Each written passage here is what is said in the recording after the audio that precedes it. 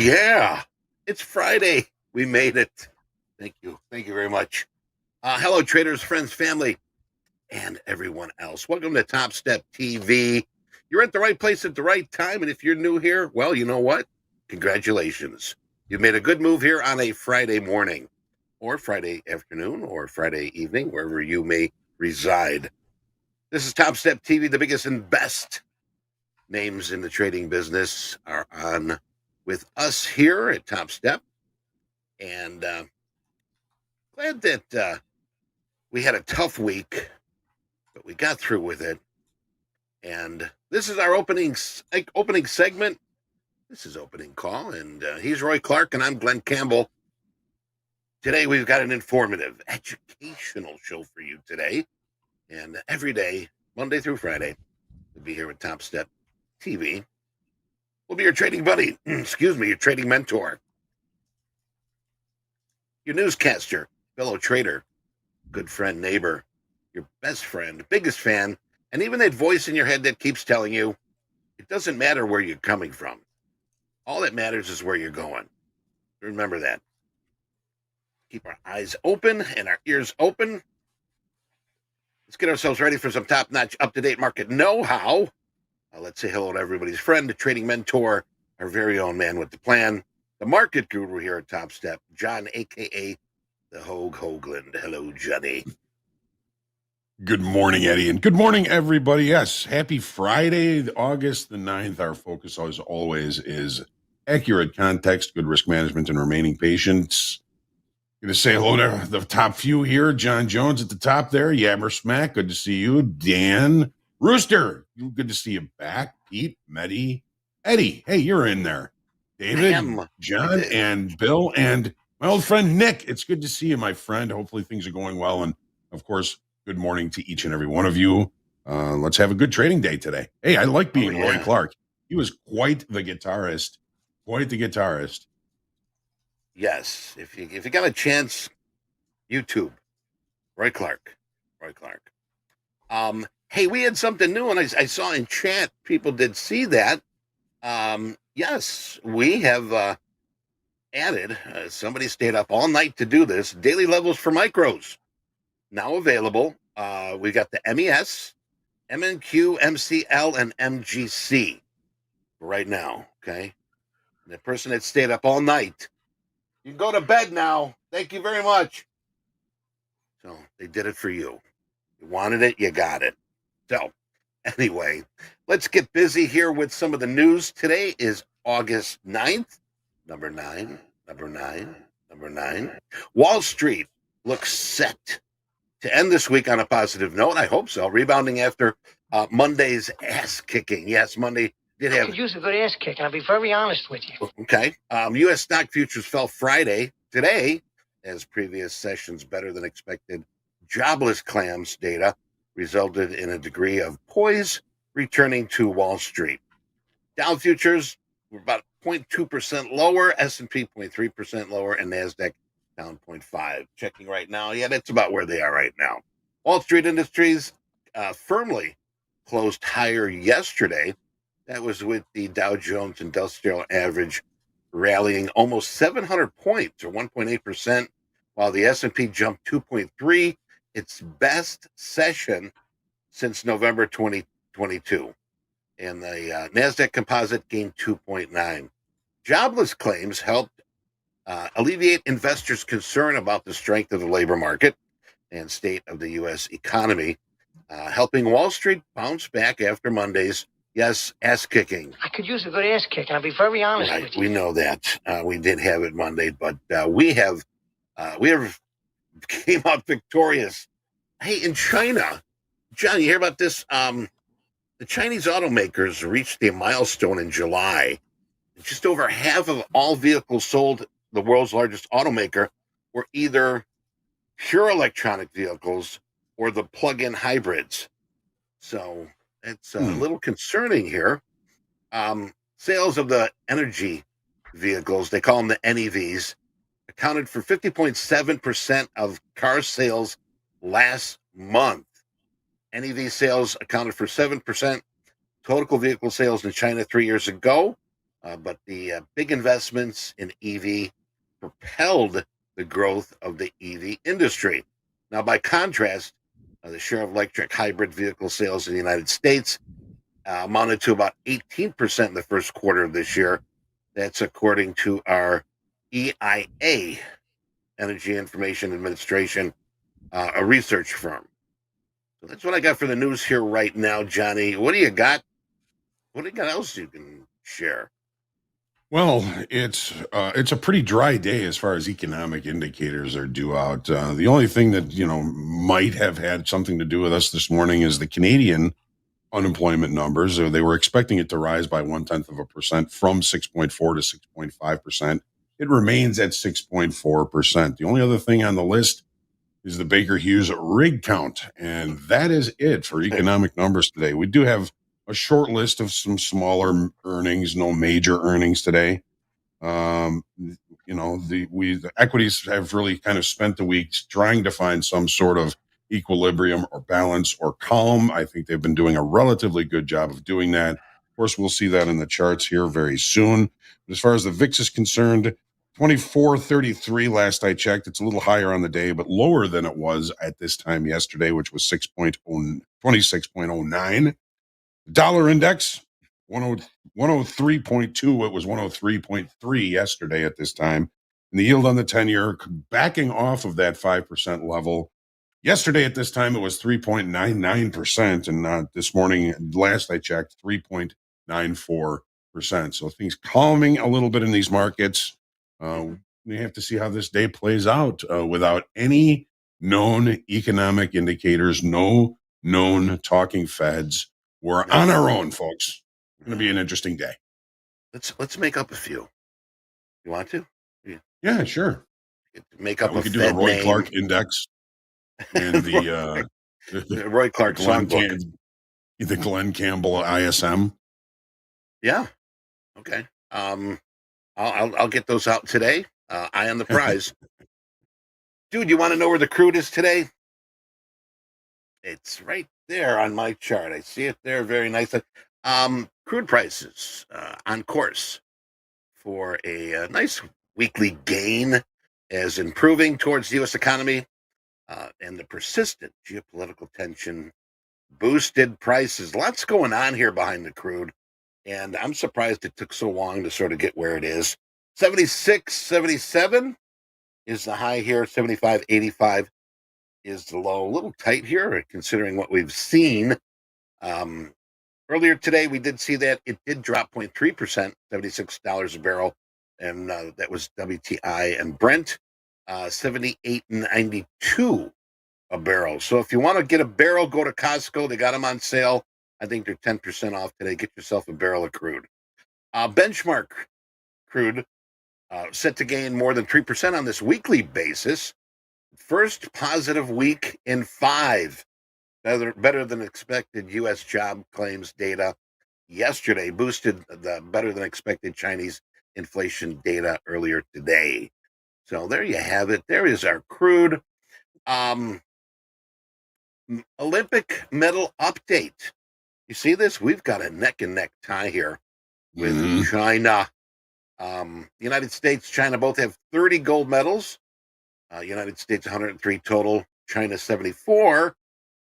Australia 18 gold, France 14, Great Britain 14, Japan 13, South Korea 13 also. And to top it out here, Netherlands doing a great job with 11. So there is our Olympic update for Friday. And now it's time for tips of the week. Tips of the week. What are tips of the week? There it is. Demo. Remember, using a demo account it's an important step in your journey, providing a safe environment to trade, practice, refine your skills. Whether you're a beginner or you're experienced, it's a great way to test out new strategies, a great way to test out new markets. And I think my next plan is I think I'm going to do the Bitcoin minis. I'd like to sort of get involved in that and see how those are. So I'm going to use my demo We really don't talk about that too much. Not too many people trade it, but that's on my bucket list for next week. So anyway, Johnny, what else you got for this thing we call the demo? Yeah, I mean, a practice account or a demo account is wildly important, especially for those new to trading, getting used to the execution, learning about charts, learning about technical analysis, learning about all that stuff. You really want to really find some sort of comfort in trading, using a demo account, especially if you're new to trading. I think everybody should have a practice account or demo account, whichever you want to call it, tomato, and use it, especially like Eddie said, looking into a new market, looking into a new tool, forward testing a strategy. It's always a good thing to do, of course, in a demo account. Great stuff. Get yourself a demo account. Get a practice account. And if you act now, yeah, all right. We're going to be going to church here, but Seaman posting here in the chat. I was watching this too. U.S. men's basketball sneak past Serbia to play France for the gold. Serbia should have won that game. If you ever check out the highlights and you like basketball, check it out. Boy, oh boy, they did sneak past them. But anyway, talking about sneaky, I'm going to get real sneaky here, and I'm going to introduce you to John Hoagland, a.k.a. Roy Clark. Roy Clark, what do you got for the charts today? All right. Well, as always, starting with the daily and the S&Ps, volume was pretty good yesterday. Actually, I seem to be missing a little bit of data on my chart here, and I apologize for that. We did see some shorts cover. We did see our first delta divergence it seems like it's been weeks. So we had delta negative as price continued to push higher yesterday. And that's going to mean one of two things. It's going to mean a new accumulation in longer time frames of longs or short covering. And by the open interest losing about 5,600 yesterday, we're looking at that as probably some short covering off of those lows in longer time frames. We've got ourselves set into a little bit of a balance here. We are in day 4, really, of the range from Monday. I'm calling the balance extremes 5360 to the upside, 5200 to the downside, and we're kind of right in the we're kind of up near the upper extreme of that. So range rules kind of do apply here. Range rules, we're looking to fade the upper extreme. We're looking to maybe think about trying to get long there. Of course, we're not suggesting anything, but this is a general kind of rule when we're in range trade. We fade the highs, we fade the lows. We look for longs against the lows. We look for shorts against the highs. A meaningful breakout of that range would mean we would go the other direction. We would go with a meaningful breakout, which we have not necessarily seen yet. Now, we don't have any important information due out today. No major earnings, no economic numbers, no nothing. This could just kind of be a day of rest. I mean, we expended a lot of energy on Monday. We've been looking for an area of balance, and I think we've kind of found one. So my expectations for today, I'm going to manage them. Anything, of course, can happen, but if we stay in range, I'll look for smaller opportunities. I think that's really what I'm trying to say there. Now, take a look at the 30-minute chart. All right. So, 5360, really the upper range of where price has been able to reach this week. 5,200, really the lower end of where price has been able to reach for at least the last 3 sessions. And we're up near the highs. Overnight inventory. Do we have any overnight inventory? Not really. Nothing to really speak of. The market is set to open in range and in value from yesterday, which usually says maybe it'll be a little better trade location as the day goes on. So with no gap, no overnight inventory, yesterday we finally held a rally. I was very impressed with that yesterday. When we looked for the past few days, Monday we put in the lows. Tuesday we tried to rally, we couldn't hold it. Wednesday we tried to rally, we couldn't hold it. Yesterday we rallied and we held it. So it's encouraging, I think, for a possible kind of, at least for the time being, low being put in. Of course, anything can happen. So I'm going to try and stay patient. We're in range. We're in value. There was a kind of a P-shaped profile yesterday in the S&Ps and in the NASDAQ. And with that loss in open interest, short covering was the call of the day yesterday, and probably some longer time frame short covering with the delta divergence that we saw in the market yesterday. If you were watching Power Hour yesterday, I was looking for that late squeeze at the end of the day, and it finally happened right after 3 o'clock, when a lot of those shorter time frame shorts just said, all right, well, we're out. We got to get out. So they got out. All right. So take a look at the NASDAQ now. All right. NASDAQ, very similar. I mean, we were looking at the deep excess that we left on Monday. We've tested into it. We're range bound. Volume was pretty good yesterday for an up day. We lost 2,600 in open interest. So again, more short covering than new longs coming in. That's what that is saying to me. We've got our balance extremes pretty much set now. I'm looking at 17,830 as the lower extreme of balance. I'm looking at 18,650. That kind of covers our upper extreme. And that 18,650 is a number I'm seeing on a lot of our team traders, our team funded traders. There are a lot of folks seem to be focusing on that 1650 level as kind of pivotal. If we get above it, they think maybe we're going to recover even more to the upside. But if we can't hold it, they're looking for a return back into the range from yesterday. Speaking of yesterday's range, here we go. So overnight inventory, maybe a little bit to the short side, maybe a little bit to the short side in the S&Ps again, but nothing really substantial to kind of look for an opportunity based off of the overnight inventory at this time. The market not opening with a gap, opening inside of range, opening inside of value. Again, usually it says to me, be patient. There may be a better trade location than right off the open. Maybe later on in the day, there would be better trade location. So I'm going to try and stay patient this morning. The market is in range. It is near the upper extreme of that area of balance that we just talked about.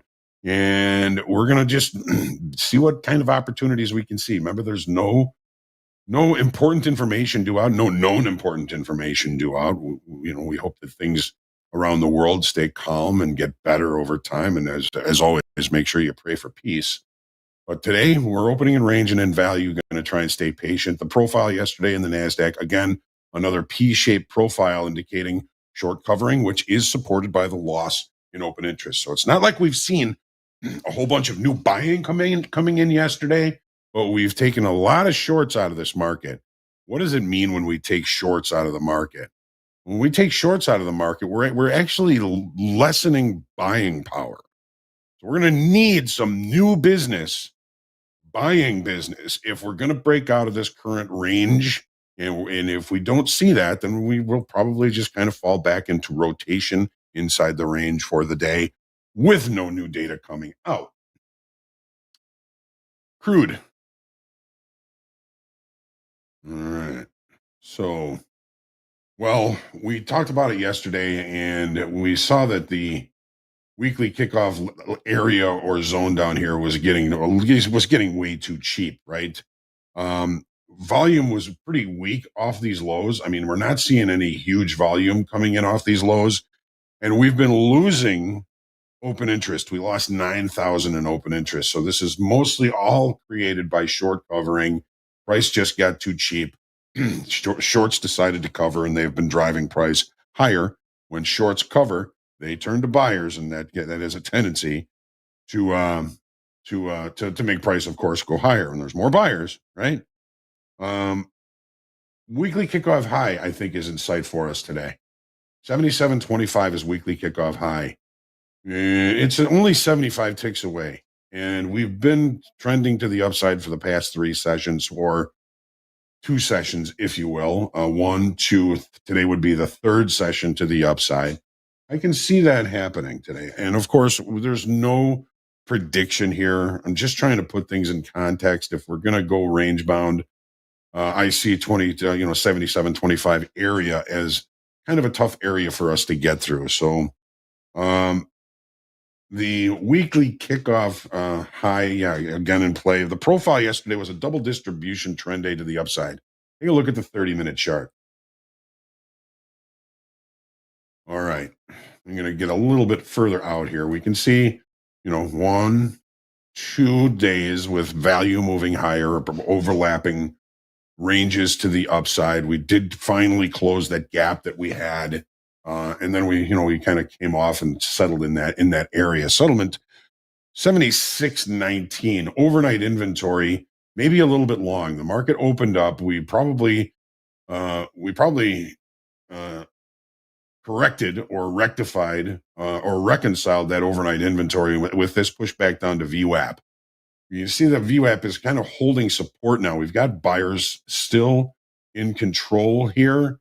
We do not have a gap. We've come into value, and it seems as though value is currently being rejected. As long as we reject value, I would be relatively confident in possibly seeing price action continue this move to the upside.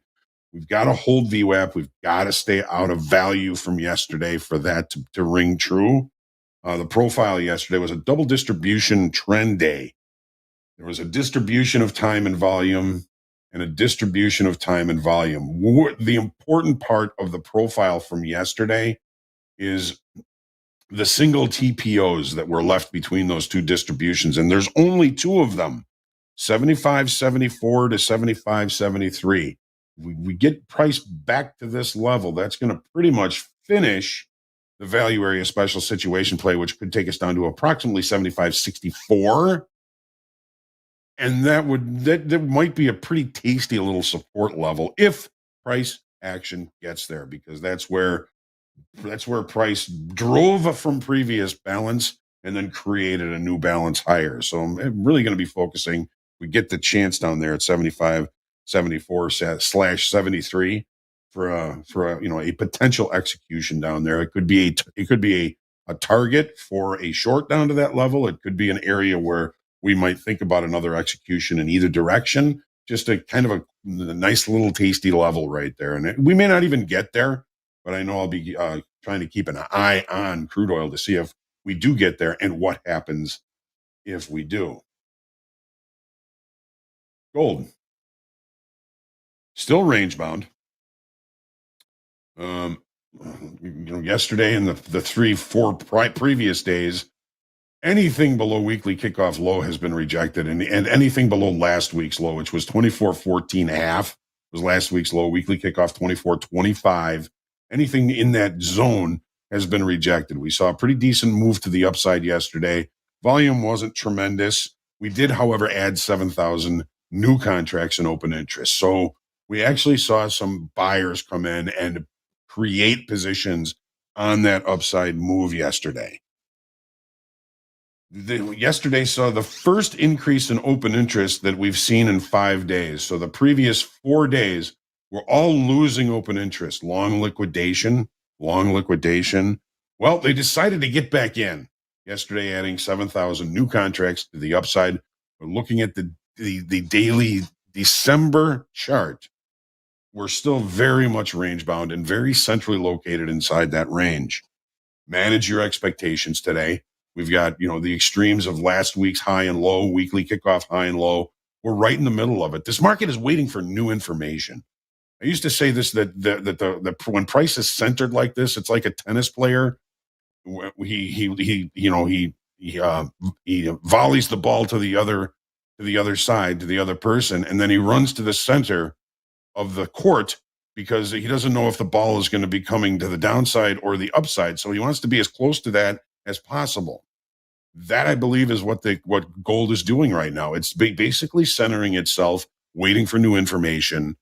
All these markets are always waiting for new information, but right now it's very centrally located. I'm a person, and when it's range bound, I don't like to, as we call it, diddle in the middle. I don't like to play in the middle, and I feel like that's what we're doing in gold right now. Here is the 30-minute chart.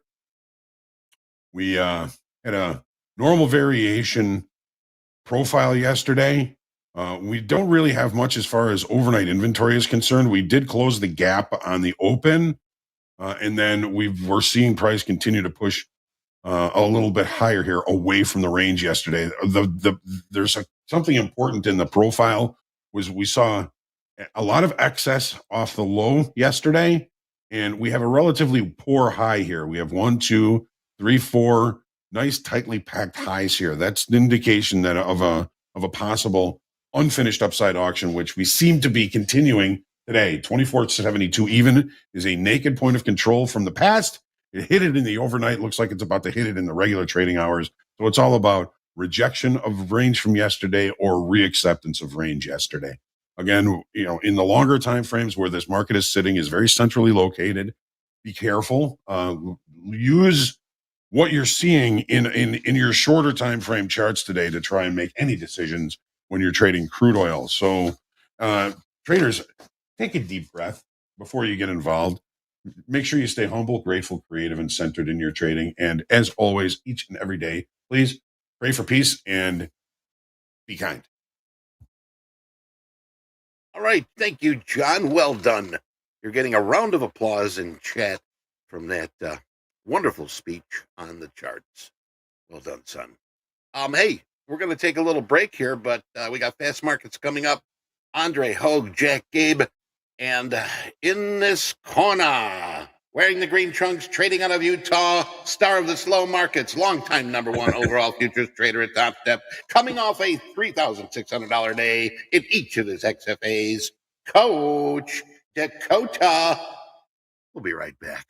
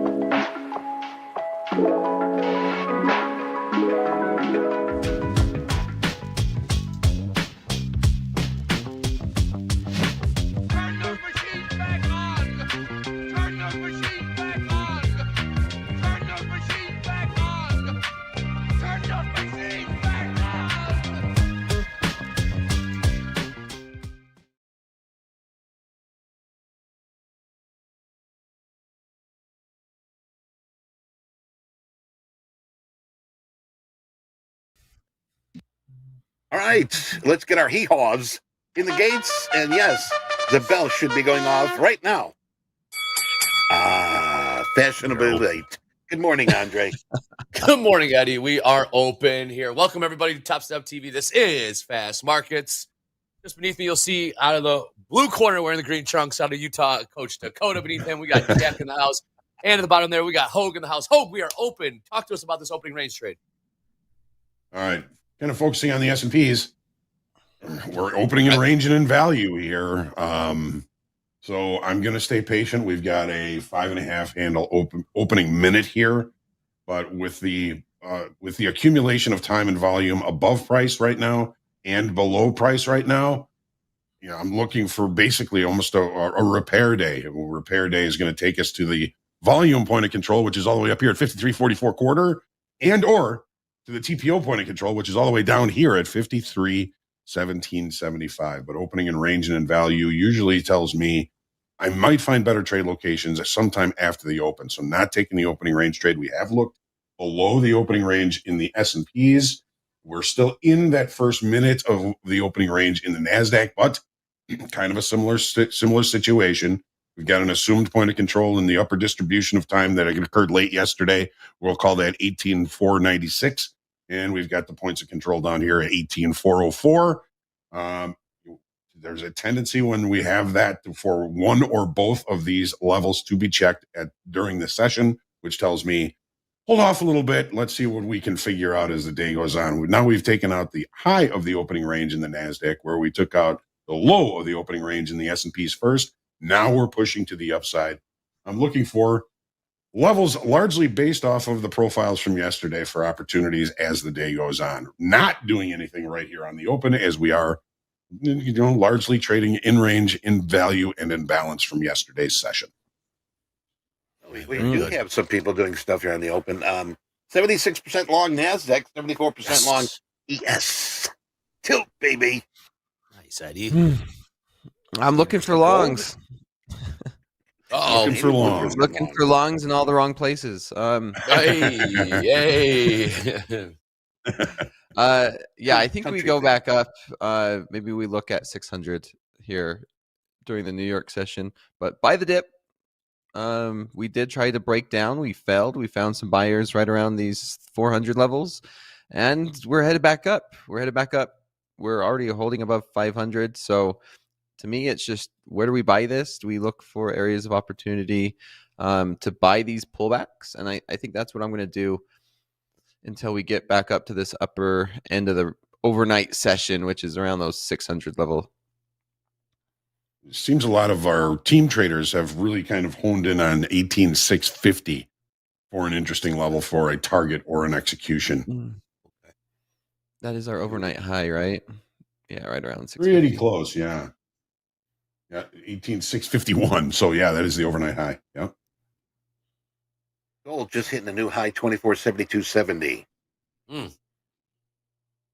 Good morning, Jack. How we doing? And he paid himself $5. Oh, how does that work? How does that He owes work? everybody else $5. Nope. What? 10. Now he has to pay all of us $5. Time out. I like that one. He's got to pay everybody. Time out. All right, Jack. We'll figure that out. This is a first. This is a first. Venmo yourself. I don't know how this one works. We'll figure it out. We'll see. I think Jack will be trading either ES. We're taking a peek at the bonds. Hey, we got Dow falling out of bed here. Last trade the Dow on 39,412. Low of the day, 39,402. Oh, it's in VMix. That's Gabe. Gabe. Okay. So Gabe has to pay for it. Maybe Gabe has to. Yes, Gabe has to cover that one. Pass JD in the chat. I want my money back. I'm not on mute. Like Eddie said, we had heavy long tilt in ES and Q. That kind of level off. We had an 80% long tilt in gold. Yeah. We had a NASDAQ's cooling off a bit.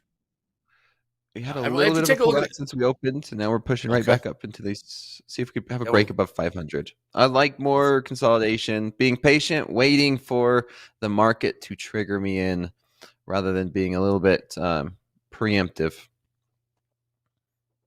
Oh, wow, it's Coach Hoop now. I see in the chat, not just Hoop anymore. It's Coach Hoop. Congratulations on that blue status, Coach Hoop. Moving on up. Yeah. Moving on up is right. So getting a little information from our good friend Anne-Marie Band. She's looking at Asian lows, 18,429 in the NASDAQ for a potential target or opportunity. 53.28 in the S&P is just below right where we are now. 328. Keep an eye on those levels. What news are you looking for today as well? There's not really much, right? I see some traders in the chat. Nothing. No news. Maybe we have a choppy day finally. Yeah. I was gonna throw it to my man Eddie. Might as well do it, Eddie. I don't see much on the calendar here. Are you seeing anything that I'm not seeing? All right, what we got today? Back to you, Andre. Thanks. we have my favorite number of the week, Baker Hughes rig count. Dusty Baker, Howard Hughes rig count. Yes. Dusty Baker, Howard Hughes. When that hits, My friend. Go! Can you hear me? Mr. Jack. There he is. It was the VMix web app. I just rejoined and it's all good. How's it going? I've Venmoed myself. Listen, Jack, welcome to Fast Markets. What will you be looking at trading today? Yesterday it was ES in Power Hour. Yeah, what about here at Fast Market? ES and NQ. What I was going to say earlier is, man, what a sick week it's been. That was crazy. You know, we're just above the weekly low right now, which is quite the accomplishment given the world was ending when we came in on Monday. It's true. I forgot about that. I know. I was talking about that last night. Like, after everything that's happened, we are right about where we opened. Go figure. So one thing I found interesting in both like the COVID sell-off and in the financial meltdown, there was a huge spike in VIX. Then it came back quite a bit, retraced about 70, 80% or something like that, and then took off to the races for real. The difference is there were like real things happening then versus this seems to be people puking. But it does show how edgy people are if this does start selling off, I would say. That was quite the move. Good point. Yeah. After all that, we're right back to where we started. All right. No one's taking a trade yet. I know Dakota's looking for moves to the upside here. Hoag, pretty quiet open, I would say. What are you seeing over there? Well, I'm just glad that I didn't get too involved too early. We've taken out both sides of the opening range in the NASDAQ and in the S&Ps, which is really what I was expecting. I'm looking at our team traders here. There's a lot of speculation that Anne-Marie is going to be right. She is saying that she's expecting monster chop today. So I think the call is to be patient, let the early balance kind of create itself, and then work those extremes for potential opportunities. You know, just looking at what the market is saying to me, using market generated information, we're inside range and value. Stay patient, let the market kind of establish a range. If we're expecting chop, if our hypothesis number one is we're expecting chop, then I got to stick to my plan for hypothesis number one, and that is to let it establish a range and focus on the extremes for potential opportunities to limit risk. Nice. I did get long. I'm long 497. Okay. Hey. All right. Looking for us to hold into these 500s and start moving towards the 600. How many times, Dakota? Long 497. Long 497. How many times? 3 micros. Nice. I've been trying to explain this week the importance of micros, and it's a beautiful thing. I'm seeing traders use them more and more, and they are trading so much better in their accounts. Yeah, it looks like we're kind of busting out above VWAP, overnight VWAP. Then NASDAQ, that's 518. S&Ps, it's 46.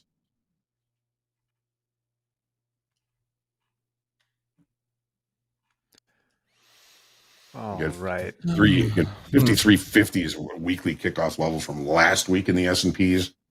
Price is really centered around that in the overnight session. So not taking it VWAP too close here so far. And coming back off of it already. Chop. Right. Hey, Hoag, when you say today's gonna be a repair day, what does that mean? It's a profile term. What was broken? Let me see if I can find a good explanation of it. Okay. So this is the crude profile from yesterday. Okay. Now, this is a double distribution trend day because there was an area of balance early. I mean, the low was 75.07. Then we left the initial balance high at 75.69, and we left two single TPOs. Okay, so there's a distribution of time and volume, an area of excess, and then a new area of time and volume, or an accumulation of time and volume. So what happens is crude oil opened outside of that area. Okay, so we look at the upper distribution. The point of control is 76.12.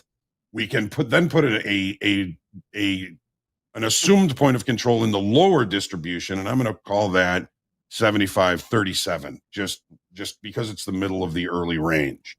When we open between those, the market tends to repair one or both of those points of control or assumed points of control. It either goes to the upper and the lower, or one or the other. We opened outside of it. The market has come down, checked into the upper point of control, and if we do get down to these single TPOs, because we opened outside of it, this might become a pretty decent support level. I'm watching to see if we get an opportunity down at that level.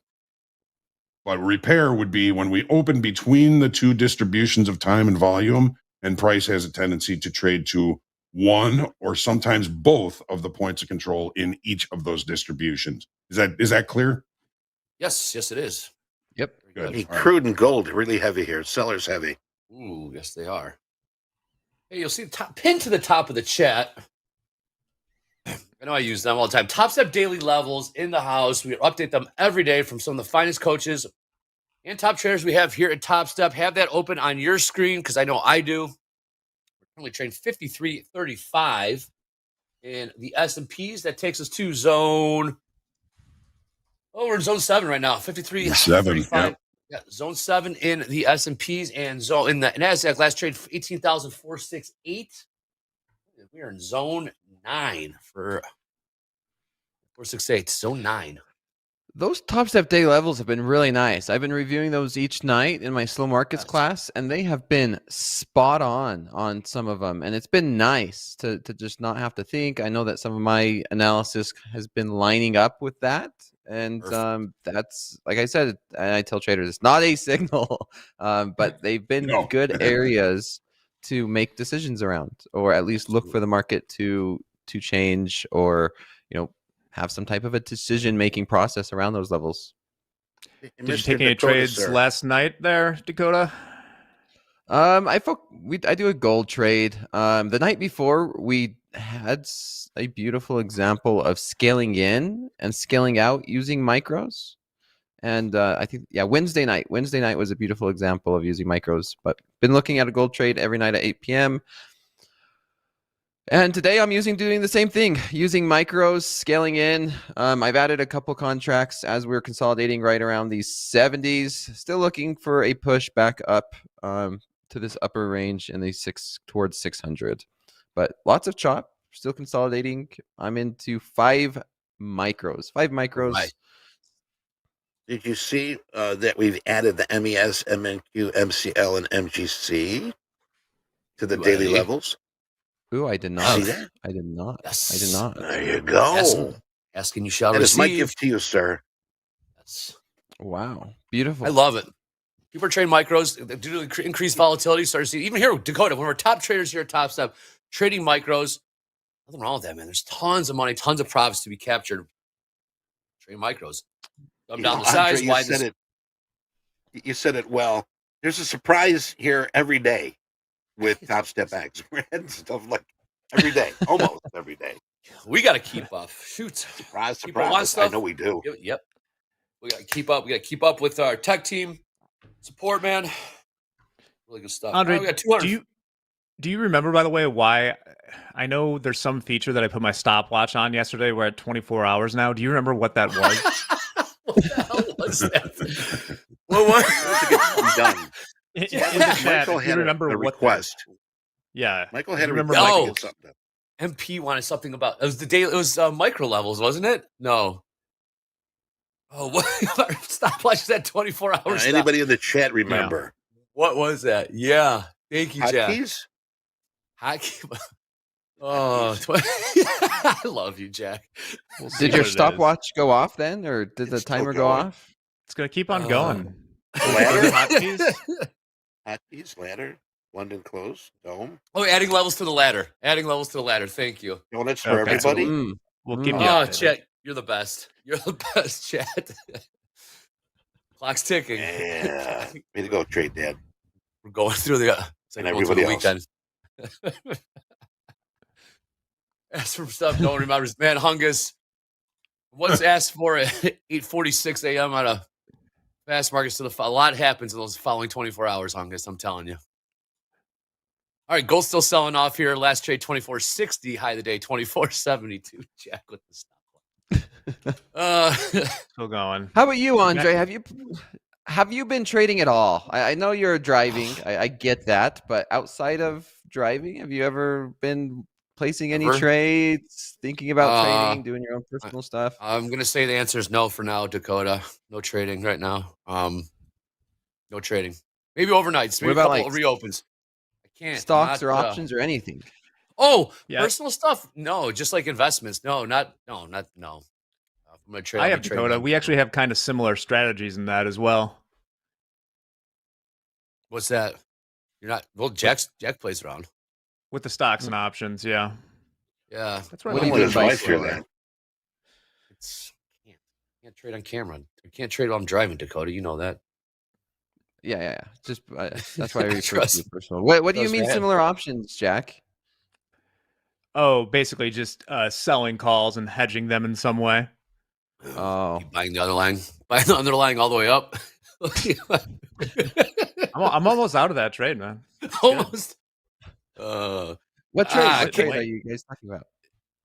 I was doing GameStop stuff and ended up with a lot of GameStop one night. But like yeah. that all calmed down and we're good. Just waiting until October 18th and I'll be out of Oh it. boy.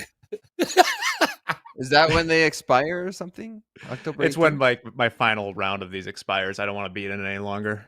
My final round of them. It started It's been going on May. for months. Yeah, this is. Money never Hey, guys. sleeps, Ray. Hey guys, I got some updates coming in. Thank you. What's up, JD?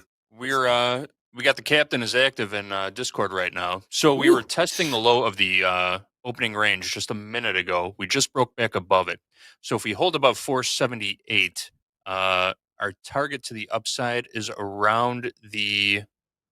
Let me see if I'm reading this correctly. 478, retest of 527. Keep in mind, we are in a range right now. We're ranging until we're not ranging anymore. So if we fail below opening range, right now, let's say below 430, we're going to look for a test of 326 after that. Is that making sense to everybody? I think so. And One more what do you time, mean what by was the that? captain? So staying Maybe. above the opening range low, which we have 478. at 451. Above 451. 451, retest to 527, which is the so far our regular trading hours high right now. Actually 28.75. Captain's level was 27. Hit it almost to the tick again. So we're trading above there right now. If we do happen to breach that floor again, we're looking for a test to 326. What's the captain? Is that like a Discord person? What is it, Captain JD? He was on yesterday. We've been asked not to use the real name anymore, but if we said his name, you would know it for sure. I promise you that. A secret Paul person. Tudor Okay. Jones. He is now a Ooh. secret. Okay. The secret weapon. You've got a secret weapon for these levels. You can call him that. We all Definitely do. call him. Call them that. They'll call We them all that. Yes. He is the secret weapon. Okay.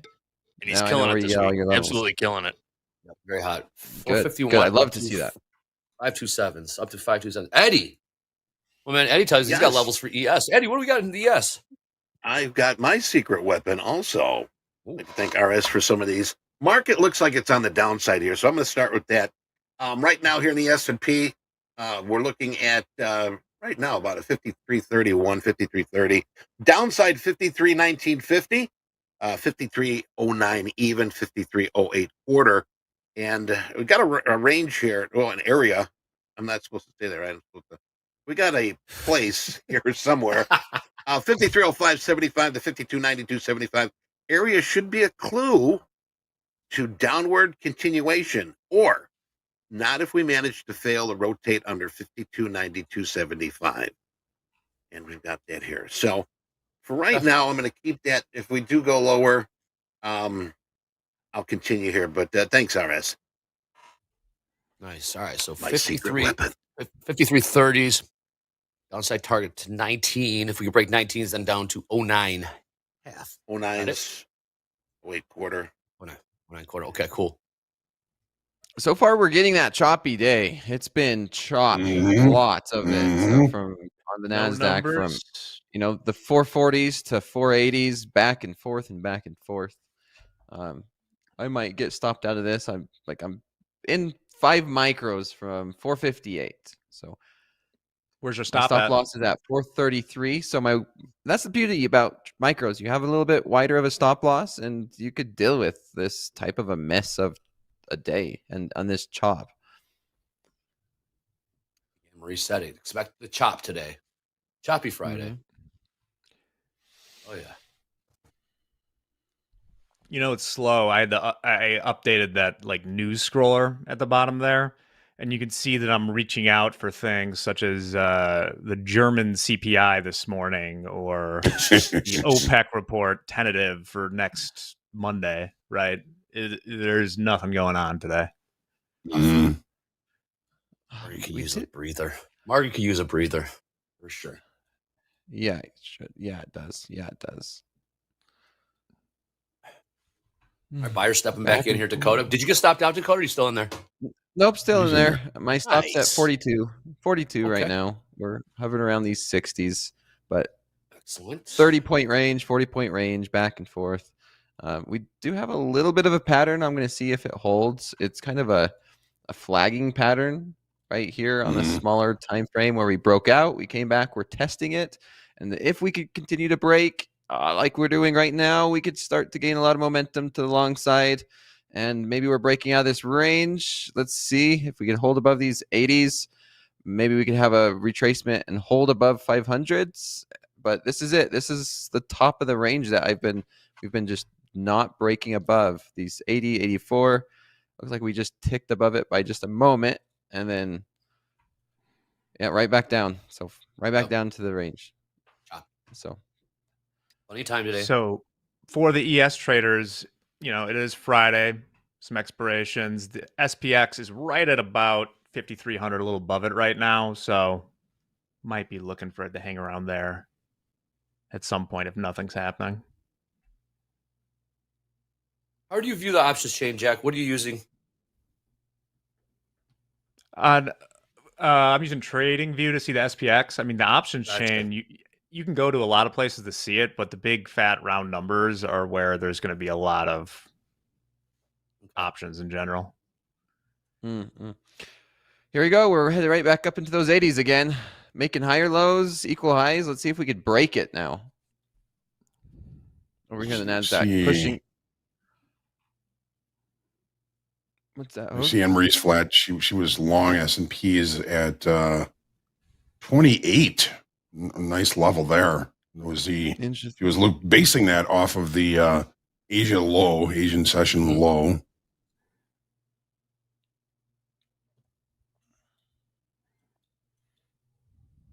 Nice little starter there, Anne-Marie. Absolutely. Start to a Friday. Like Dakota said, what a week. Or like Jack said, what a week. World was ending on Monday, Sunday night. Here we are on Friday. Things have seemed to calm down. We're gonna survive. This looks the worst at the bottom. It does. It does. We're gonna survive, guys. See it out. All right, here we go again. Testing the up. We're kind of trying to push through it. Right back up into these 80s, and immediately we just reject. Let's see if we could hold it. If we could hold it and we break up to the long side, we could gain right now. Let's see it. Now we're starting to break up, breaking up. There we go. Let's see if we could hold. if it's just going to fake us out.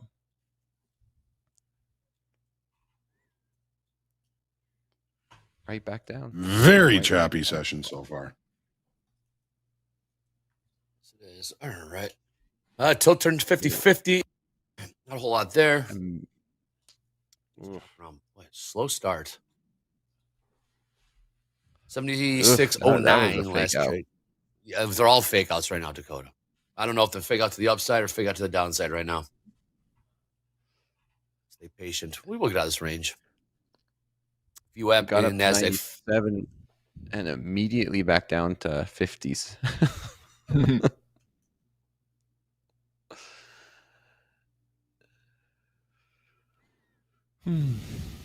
So that was minus $400 for me in my live account so far.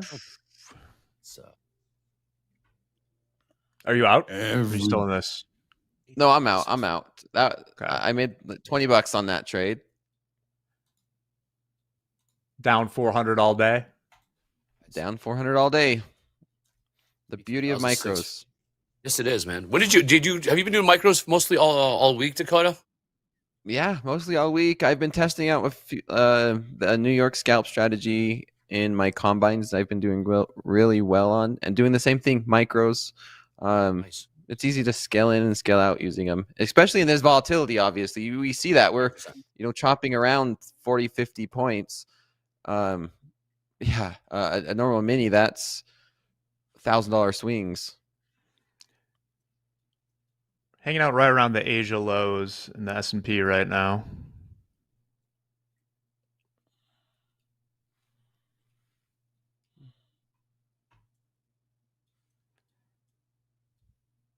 Hey, Dakota, you said the New York scalp strategy? What, just based off the New York session? What's New York scalp strategy?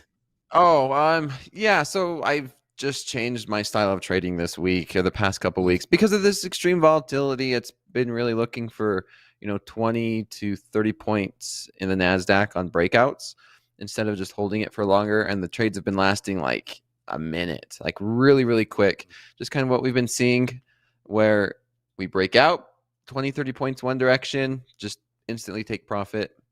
It's not a strategy I like, but it's what the market has called for in the way that I have been trading personally. Is just nice 20-point moves in either direction. See money take money type, or see profit take profit type of an idea.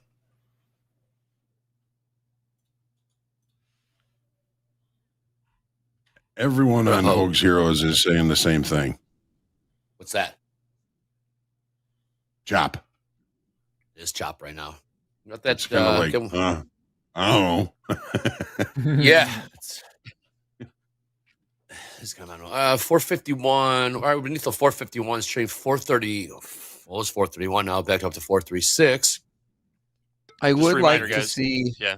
Just if we do break down 240s, 240s in the NASDAQ. 240s, yep. So our guy, the captain, says hanging out below 430, we target 326. Just a reminder. 326, cool. Yeah, that's the zone. 326 to 350, 320 to 350 is about that zone.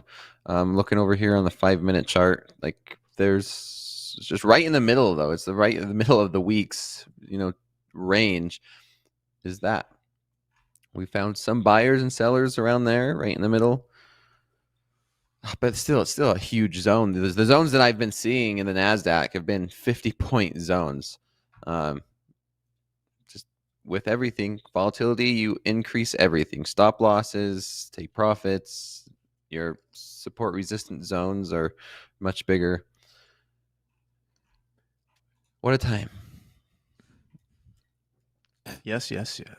All right. And Kevin says we break beneath 430 if we can hang out beneath 430. Just because we dip beneath 430, like right here, but we would target 326 if we can. Yeah, see the buyer step in. Someone says, when you say target, you mean target to go long or short it? And I'm assuming looking for take profits down there. I mean, it depends on which way you like. I'm not going to be shorting this market. I'm going to just wait to see if we could get down there. But yeah, a lot of times where I like, if I'm going to wait till we get to 240, and then we sell off to 240. And of course, you could go back and say, "Dang, I really wish I would have just went short and targeted where I was going." But when I just don't feel confident about shorts in this type of a market, I just staying away from them. We're beneath those 430s. Nice risk management there, Dakota. Nikkei's flushing. Nikkei's been a wild ride. Nikkei. Every night. Old Nikkei. Oh, the party my. started this week. It's like 3% moves like every hour. It seems like. All right, so we've achieved repair in the NASDAQ. Okay. Open between the distributions. We traded to an assumed point of control up here. We just traded to the point of control down here. Point of control down at the low here is 404. 404. Right to it as well, the TPO point of control from yesterday.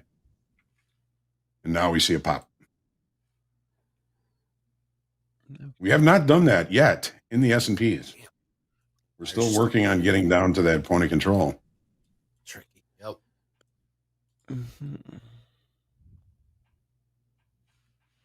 Let's see. We closed yesterday on the NASDAQ right around what time? What price did we close? What was our settlement price in the NASDAQ? 18,525 and a quarter. 525. Okay, so we're about 100 points off of that to the downside. Yeah. Chop. Anne-Marie called it right off the bat. Nothing but 50-50 across the board on the tilt. Nothing doing there. Golden range. Golden at $16 range. That's trade 24.66. Either day 24.72, so about $6 off the highs there. Crude seeing some sellers. Crude 80 cent range right now. Last trade $76. 6 cents. Slow of the day $75.85. Now everything's choppy. Choppy in range right now. It does. What do you say if you don't say in range? What do we say if it's trading in a range? What's another word for that? Balance. I would say balance. Yeah, the way it's trading, I want to focus on the extremes. Thank you. You don't want to use the word. Yes. Yeah, I let the word slip a little while ago. So. Yeah, it's not trending. We're gonna have to scrub. We're gonna have to scrub that from earlier. I did say the word. Copy. 20 years. It's 20 years. I have to unlearn I'm 20 years. 43. Okay. Long 43, and I'm just going to take 20, 30 points on this one. Smart. Getting out here in the 70s. Good out. We just got an update from the captain. We got a temporary ceiling here at 473. Okay, 473. So ceiling. That was it. Temporary 30 points. Ceiling, 473. Smart, nice Dakota. So now I'm only down $200, 230. All right. Update P&L. Minus 230 for Dakota. Nice job. Way to adapt. Small. Keep it small. When we were making new all-time highs for like that 2 or 3 weeks straight, it's the same guy trading 30 lot minis, going to sleep on them. Now trading micros just to adapt to what the market's giving you. It's incredible. It's awesome. It's awesome to see. When you put it in that perspective, yeah, that's we're talking about two sides of an extreme there. 100%. But, different times, different market conditions, exactly. Account balances, all that fun stuff. Things change. Man. It's trading. Roller coaster of being a trader. Back to VWAP. Back to VWAP is right. There's that ceiling at 473 right here, 480. These are all zones. Of course, these numbers are not precise. No such thing as an exact number. Not finite, as Hoag says, but in range. Or in zones, I should say. No more word range. No more yes. word range. Zones. Zones. We're seeing it's just rifling through the S&P dome. It's 3,000 on the bid down at 5,250. 5,250. Okay. We're back up at that resistance area that we've been just sailing off from, right in these 80s. We just can't break through that one. I'm so interested in these mind games with whoever has a 3,000 lot sitting Yes. 100 points below here. 100 points Whole lower, week. right? All week. Probably some guy bragging to his girlfriend, like, yeah, I trade size. I have 3,000. Look, it's right there. You can see it. Open your dome. Yep. See, babe, that's me. So it's 3,000 lots below the market? It's way below the market. It's at 53,250. Yeah, it's 52.50 is where that 3,000 lot bid is. Somebody's trying to impress their girlfriend. Yeah. Oh, no, Hungus, that's not me. Breaking, testing the 500s here in the NASDAQ. Okay, maybe here's a question, because I've heard this. I've always wondered this. Do you feel like there is contractors or companies or somebody out there who puts positions on like well below the market and with major size in this type of a market condition, this crazy volatility, to see if they can catch an extreme move, or like if something dramatic does happen, it helps to prevent the market from falling too fast? Who knows what these are called? Something?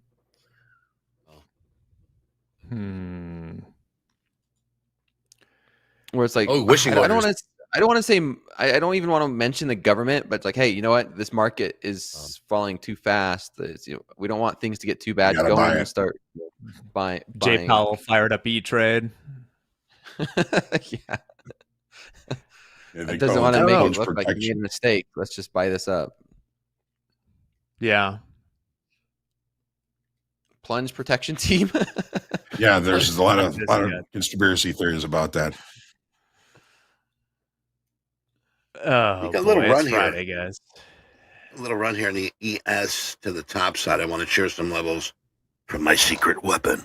Right now, we're looking at a 53.41, 53.48 to 53.49 half area. Write that down. 53.51.75, 53.53, and I don't stutter. Yesterday's close, failure to rotate back there to correct on inventory suggests a weak market. Anything above that, we're looking at a 53.61, 53.64, and a 53.72. The fridge. That's what I got right now. 53.72. Back to Okay. you, kids. Yep. We can trade the All extremes. right, I'm long the 93. Long 93. Right. I'm going to see if we can get this push above 500. One micro. Big wall at 500. One micro.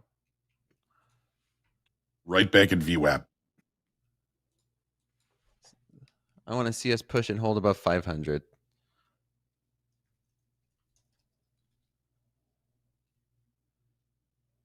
I'll probably try and get into 3 micros. I like it's just 3 micros seems to be the sweet number for me. Sweet spot. Yep, it allows me to just get in at 3 locations, whether, of course I'm not going to time the market perfectly all the time, but as I see the market, just 1, 2, 3, sometimes 5, depending on how well the trade's setting up.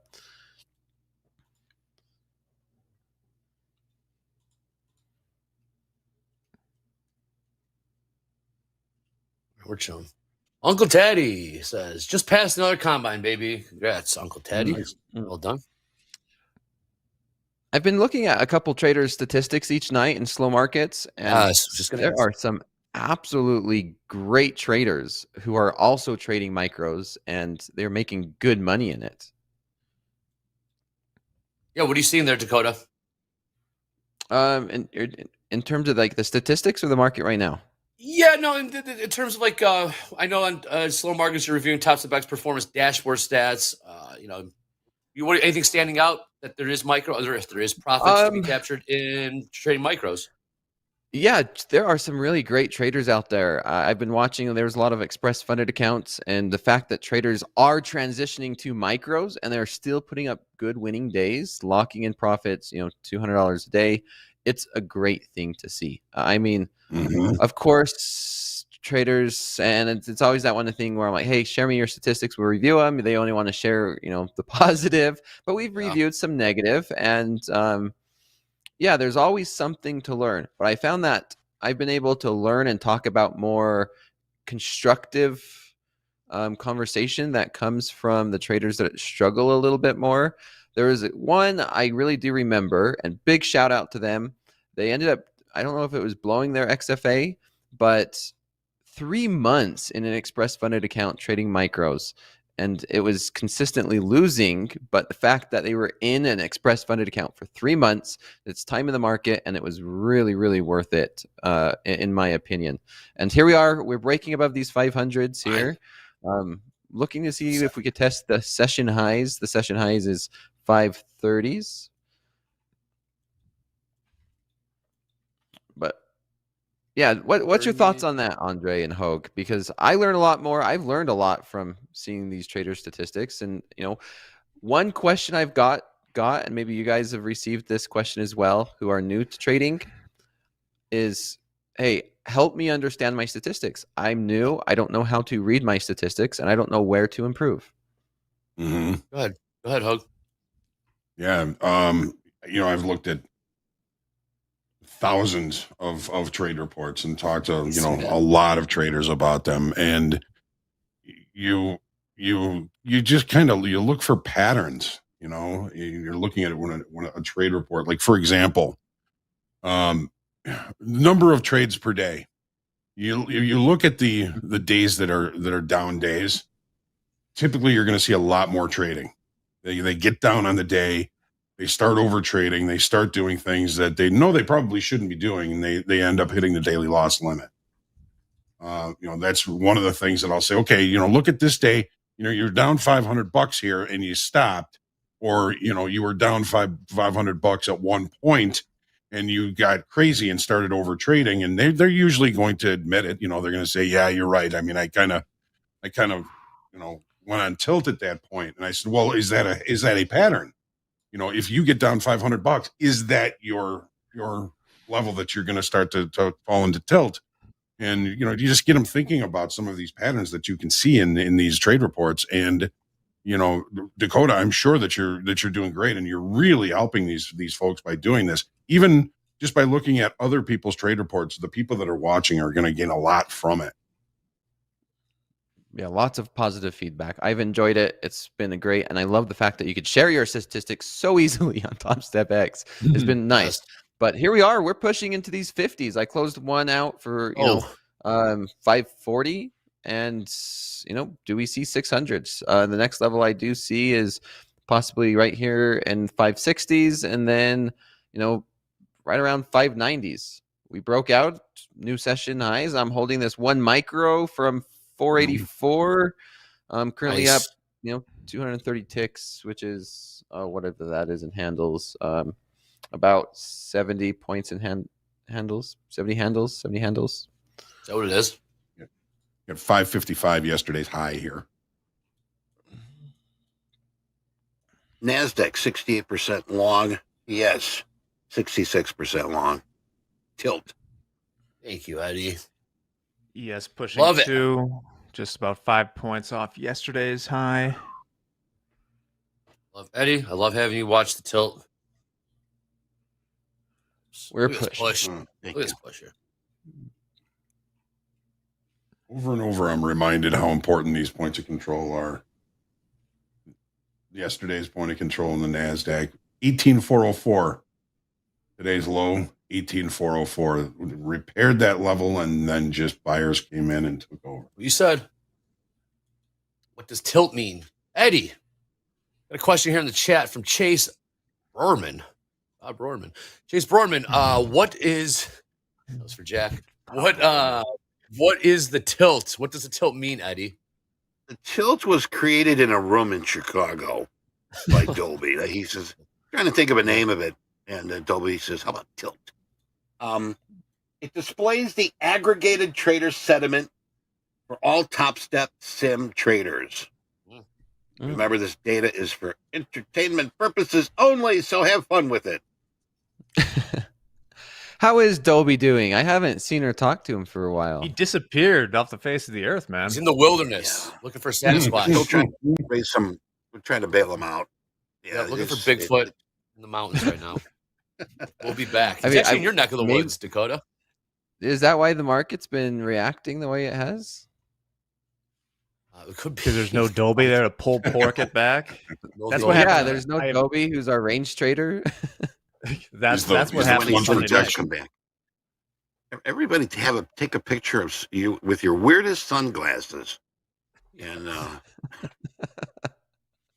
because I sort of miss those. He's in my neck of the woods. Did he come to like Idaho, Wyoming? He's in the somewhere? Rocky Mountains. He believes in the Rocky Mountains. You're in I the could Wasatch. What are those mountains by you? The Wasatch? What are those Wasatch? What are those called? Yeah. Those Yeah, Wasatch. We have a Wasatch Wasatch. mountain range. He's looking for Sasquatch. looking for Sasquatch. Not sure if he found them yet or not, but I think he'll report back on Monday. He is I I back can Back totally on picture. I can totally picture Dolby just renting like a boathouse and floating out to the middle of the lake and playing the drums by himself for 2 weeks straight. Just vibing out for 2 weeks. Jack. Hey, JD, there's that voice. That's like most Yeah, you wanna- unmistakable Chicago accent you get here. Brought to you from Cicero. No, I'm kidding. Go ahead, JD. What do we got? I didn't grow up in Cicero, but I'll tell you, it's a goddamn great place to visit. Here are your hot streaks for today. Oh, we're getting looped. Funded trader hot streaks. Here they are. Got a lot of new players on the hot streaks list today. 4 traders on this list from yesterday suffered drawdowns. So, Fan, Virgil, Todd, and Matthew, thank you for contributing. They all took drawdowns yesterday to end their respective hot streaks, but they all went on good runs. Anyway, here is our new list for today. Now sitting in first place is Brian. Brian's on a nice run trading micro gold and micro NASDAQ. 23 days worth $1,500. Dilesh is the only trader still standing after yesterday. Dilesh made a total profit of $4 yesterday trading the MNQ to hold on. Again, the only trader to survive yesterday's price action. Dilesh, nice job. All right. So say hello to Abel, Carson, and Jonathan next. Abel picked up $300 trading the MNQ. Carson made $250 trading the ES, and Jonathan took home $446 trading the NASDAQ. Welcome to the show, all you newcomers. Yes. Beautiful. 23 All right, trading next up, days. 23 trading days. Next up, here are yesterday's live funded P&Ls. Big numbers. Liam's having a great week. Put together another big day trade in the NASDAQ. $34,600 for Liam. Nicole put up $10,000 trading the NASDAQ. Ryan also trading the NASDAQ, close to $4,500. Tariq carved up the Dow for a cool $4,100. And Chu was trading the micro NASDAQ for a $2,600 profit yesterday. Nice numbers. Trading just micro NASDAQ. Nice job. All right, we're breaking these segments up a little bit, so I'll be back in a little while with XFA P&Ls and some payout numbers, and then a little later on, we'll get to the leaderboard. Yeah, I see those. Thank you, JD. Can't wait for that payout. The total payout number. Oof, man, it's been stat. big. I've heard it's been really big lately. JD, real quick, what was it yesterday? We were almost $1 million. All right, you kept saying higher and higher and higher. I think we were up. Yesterday's $900 or total was like over 9. It was 970. I think. Yeah, man. Yeah. Wow. 70. That's 970,000, right? 970,000, close to a cool million in payouts yesterday. Yeah, the funding team was funding and risk team were working overtime. They had a bit of a backlog, so they just hammered out as many payouts as they could yesterday. Today's number not quite as impressive, just because they got through so many yesterday, or the day before, I should say. So consider that when you're thinking of your over under for today. Thank you, We JD. need to do an over and under for a month, and or like when will we reach over that 1 million mark? I would dare say it's going to be before the end of the year. It's coming. Whenever Chung decides. Exactly. Jack. How do you do it, Jack? How do you do it?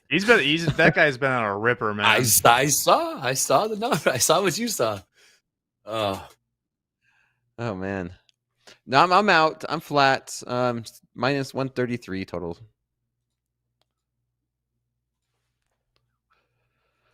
We're right back down towards the 500, fighting some support here, right at 512, 58 zone. 65% long ES. That's about all we're seeing here on the tilt. 55. Yeah. 6.5. 6.5. Okay. 6.5. Nothing really doing. We did see what we were in the 70s right there on the open. Nothing really came of it. Did sell off a little bit, but you see Dakota's made some money to the upside. Everything's trading in balance right now. And Reese said, be careful of the chop. Yeah, you saw Dakota change up his trading strategy. See profit, take profit. The days of Dakota, days of hitting home runs. Those long. Well, I mean, these are home runs in a normal day. These were my home You're right. runs. You're right. You're right. I got 20 points.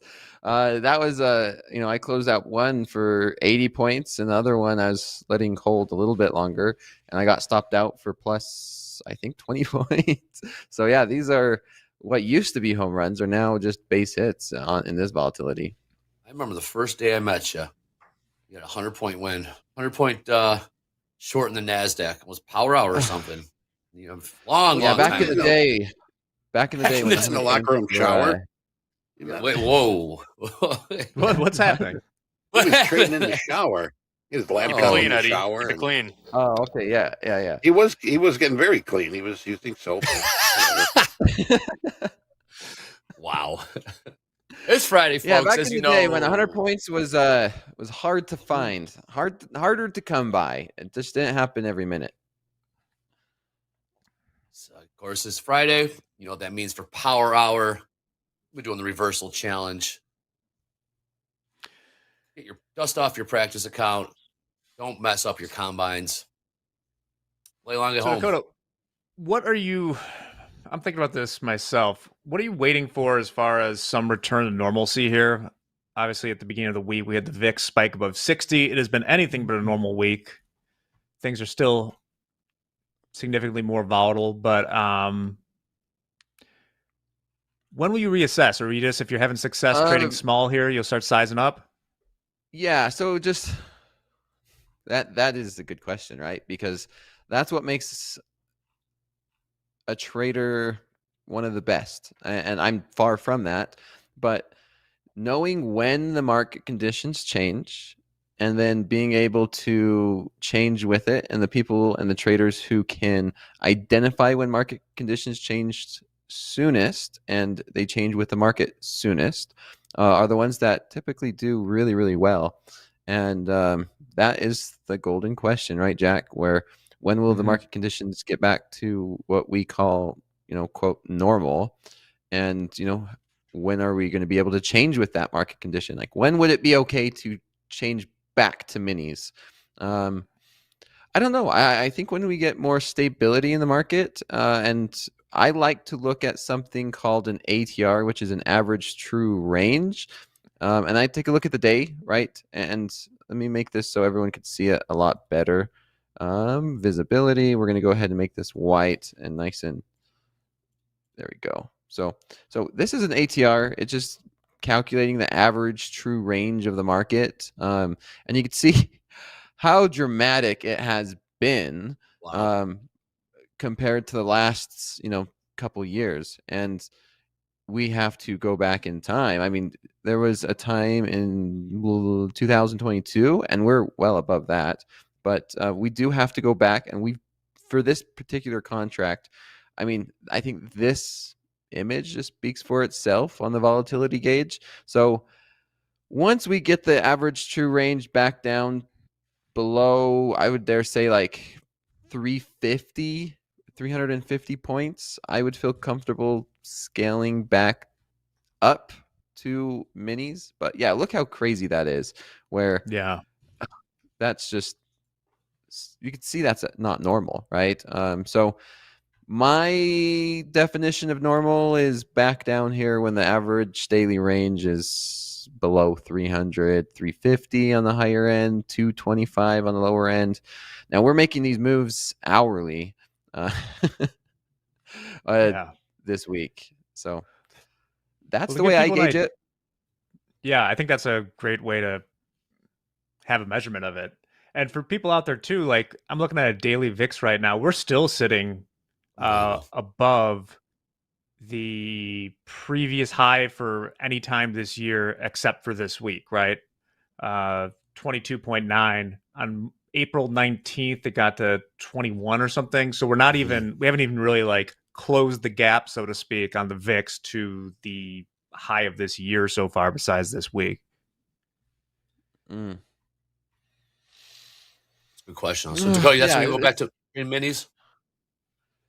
Yeah, that's probably when I would decide to now it makes sense to trade minis, or I just continue to grow my account balance, and for example, if my account balance starts to get bigger and bigger, instead of trading 30 minis like I was, maybe I'm trading 3 minis, and that's or 5 minis, and that to me would be the same as 30 minis if I'm trading like 3 to 5 minis in this type of a market condition.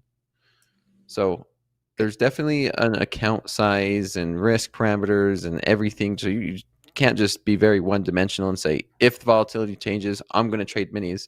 Because it depends on the size of the account you're trading and your risk appetite, how much you're willing to risk. If you're willing to risk just $500, then in no way should you be trading a mini. But then if you're going to be risking $6,000, $7,000, $8,000 per trade, then 4 or 5 minis in this type of a market condition, that will be about the right size. Here in chat, Coach Paul talking about crude gaining momentum. We are seeing crude back on the horse. Horse to the upside, yep.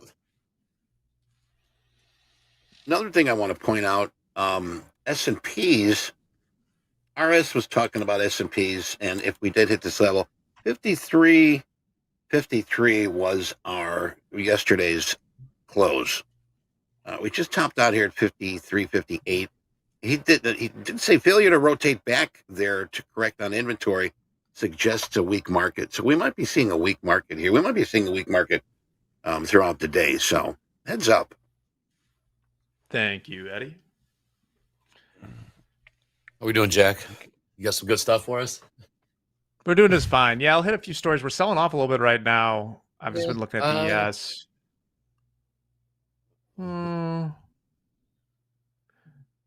Well, if things pick up, let me know. But for now, let's just hit a few news stories. Let me open them up here. We'll do. All right. First off, I saw this graphic the other day that I found super interesting. It is the legislators by age group percentage of total of selected OECD countries. So, Gabe, we can throw that up here. I hope we have it. What a beautiful chart. So this kind of shows exactly how old our legislators are in the U.S. compared to everywhere else in the world. In the average, one of these OECD countries, 20% are so-called boomers. In the United States, it's 45%, higher than Japan, higher than France, higher than Greece. That is something that's obviously going to change for reasons that are just true to humans in general in the next decade. But yeah, the gerontocracy is alive and well. And I love the boomers too. My parents are boomers. Next up, we have a post from Brett Steenbarger. I love this saying here that attention is a limited resource. So pay attention to where you pay attention. Got to tell myself this all the time. I feel like I can be concentrating, but I'm all over the place. We'll be talking soon. Brett Steenbarger is coming back to TopstepTV in the near future. Eddie will give that in the plugs. And lastly, Eddie sent me something else here. David Was it about cat perfume? Oh, no. No, we can get some of that too.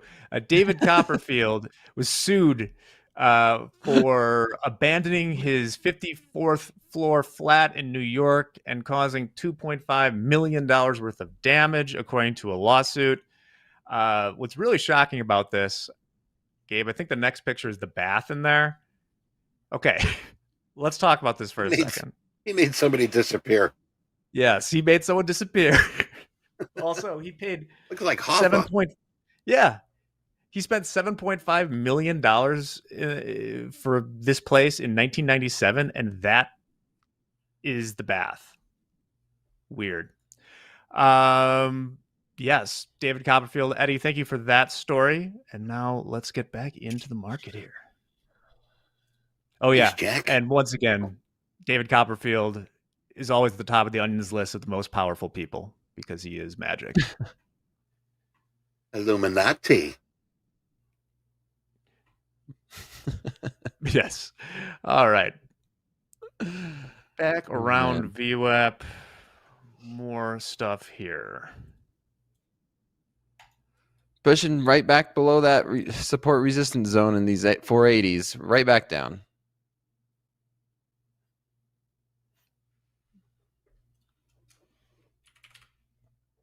That's what I was talking about. It was a mundane bathtub for a $7.5 million place. That looks like a place I rented in college. Yeah, a couple of events to look at in the markets here. We see crude back on the bid here. We did have a failed downside auction. Didn't quite get to that level that I was looking for with those single TPOs. When we left that failed downside auction, it was really early in the half-hour period. You would really have to preempt that one, but preempting it would have been relatively cheap, and it's certainly paying now. Somebody in the chat was talking about if the gold was a potential failed upside auction. It was not, because at the time it had a weak high. So the E period high was one tick from the C period high. So when we see double tops like that, that tends to be an unfinished upside auction, and you can see the market is continuing to push to the upside now. So hopefully you didn't take that short, because it did come back inside the initial balance. It looked like it may be kind of an auction fade, but I did put in the chat to him that it was there was a poor high or a weak high on that. So I was looking for some more potential upside continuation on that. And S&Ps and the NASDAQ are setting up for normal trading days. What is a normal trading day? I know what you mean by that. I know Day. what you mean by that, John.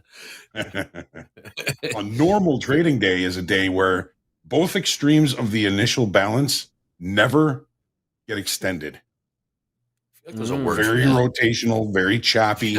That's what it is setting up for. I feel like there's a word for what you're describing. A one Don't word. say it, Andre. Don't say it. No. Zone. Yeah, it's in zone. Just Dakota? calling them like I see them. I don't know what you guys are talking about, so I'm out of that. All good. Inside joke. All good. Take a look. All right, can we get a P&L update there, Dakota? I think pretty accurate. So I made a mistake, and that was I went to Mike. So this happens, I was just explaining to everybody in slow markets last night. Double check what contract you're on. Make sure you're on micros, not minis. So I just went to place a one contract on a micro, and it was a mini, and I took a loss. So minus $640. Okay. 640. Thank you. Gold pushing higher here. As John said, it is not a failed upside auction. New highs, 24.73 and 40 cents. Last trade, 24.72 and 60 cents. $2 off the highs, but just put in recent new highs.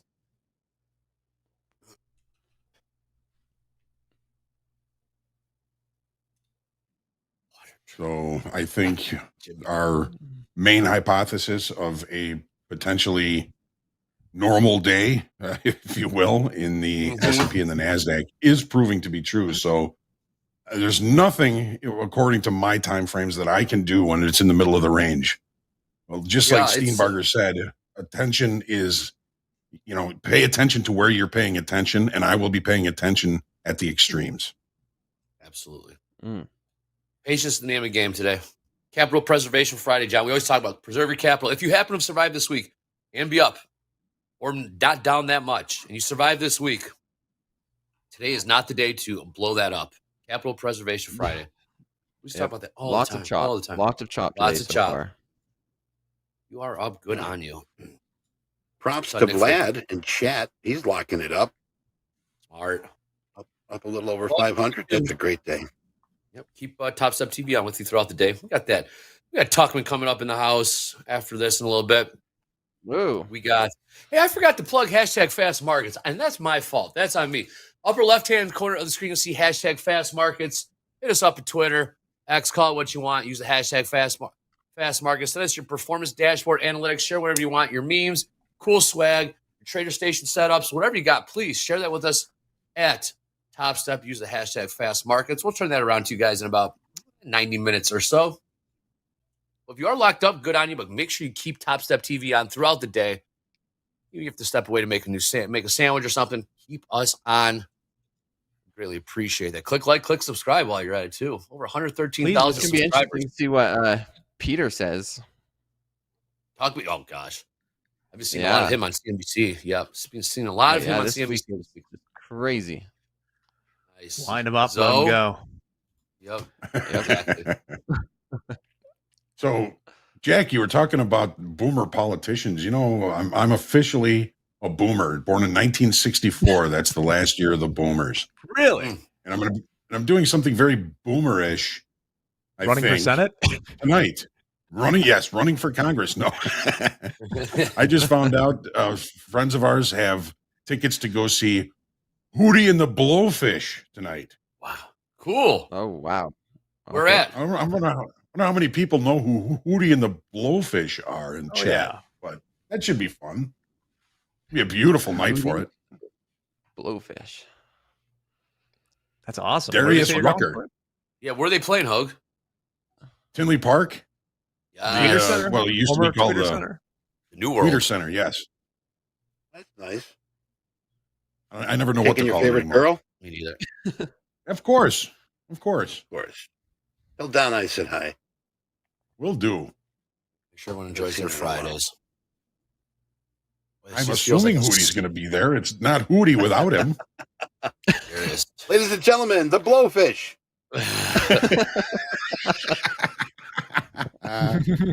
The crowd would be so pissed. That would be livid. Who's this guy? They get a stand-in called Cootie. Yeah. Cootie and the Blowfish. Wait a minute. This feels like a Friday summer trade today, fellas. This is what a Friday summer. Finally, first normal summer trade in a long time. We got used this week to these 800-point moving days. Crazy. Nature is healing. Nature is healing. We'll ask Adobe how nature is when he gets back. Let him know what he missed. Yep. Yes. All right, last trade in. We're at VWAP here in the S&Ps, 53.42. I got VWAP at 53.43. Captain had some levels we were going to break out. We did not break out. That tends to happen. Crude. Hey, all right. Hoag failed down. I mean, after the fact now, but failed downside auction in crude, perhaps. Yes. Okay, is it? Okay. Bounced off the 75.85. Now trading $76.52. I mean, crude's been selling off for the past month or so, and I still haven't seen it hit the gas tank. The gas stations around my area still have not moved as far as crude has been going down. Never does, Dakota. Really never. What's a gallon? What's a gallon cost out by you, Dakota, for the cheap stuff? Like 370s. How about there in Chicago? 519 where I'm at. Oh, yeah. My guy's crazy though. You live near like the single most maybe expensive gas station in the world too, though. Yeah, he's crazy. He's absolutely crazy. We have to use premium gas too, so we're still paying up around $5 out here in the burbs. You got a Ferrari, Hoag? No, it's a Volvo. Volvo, but it runs like crap on bad gas. Makes sense. That makes sense.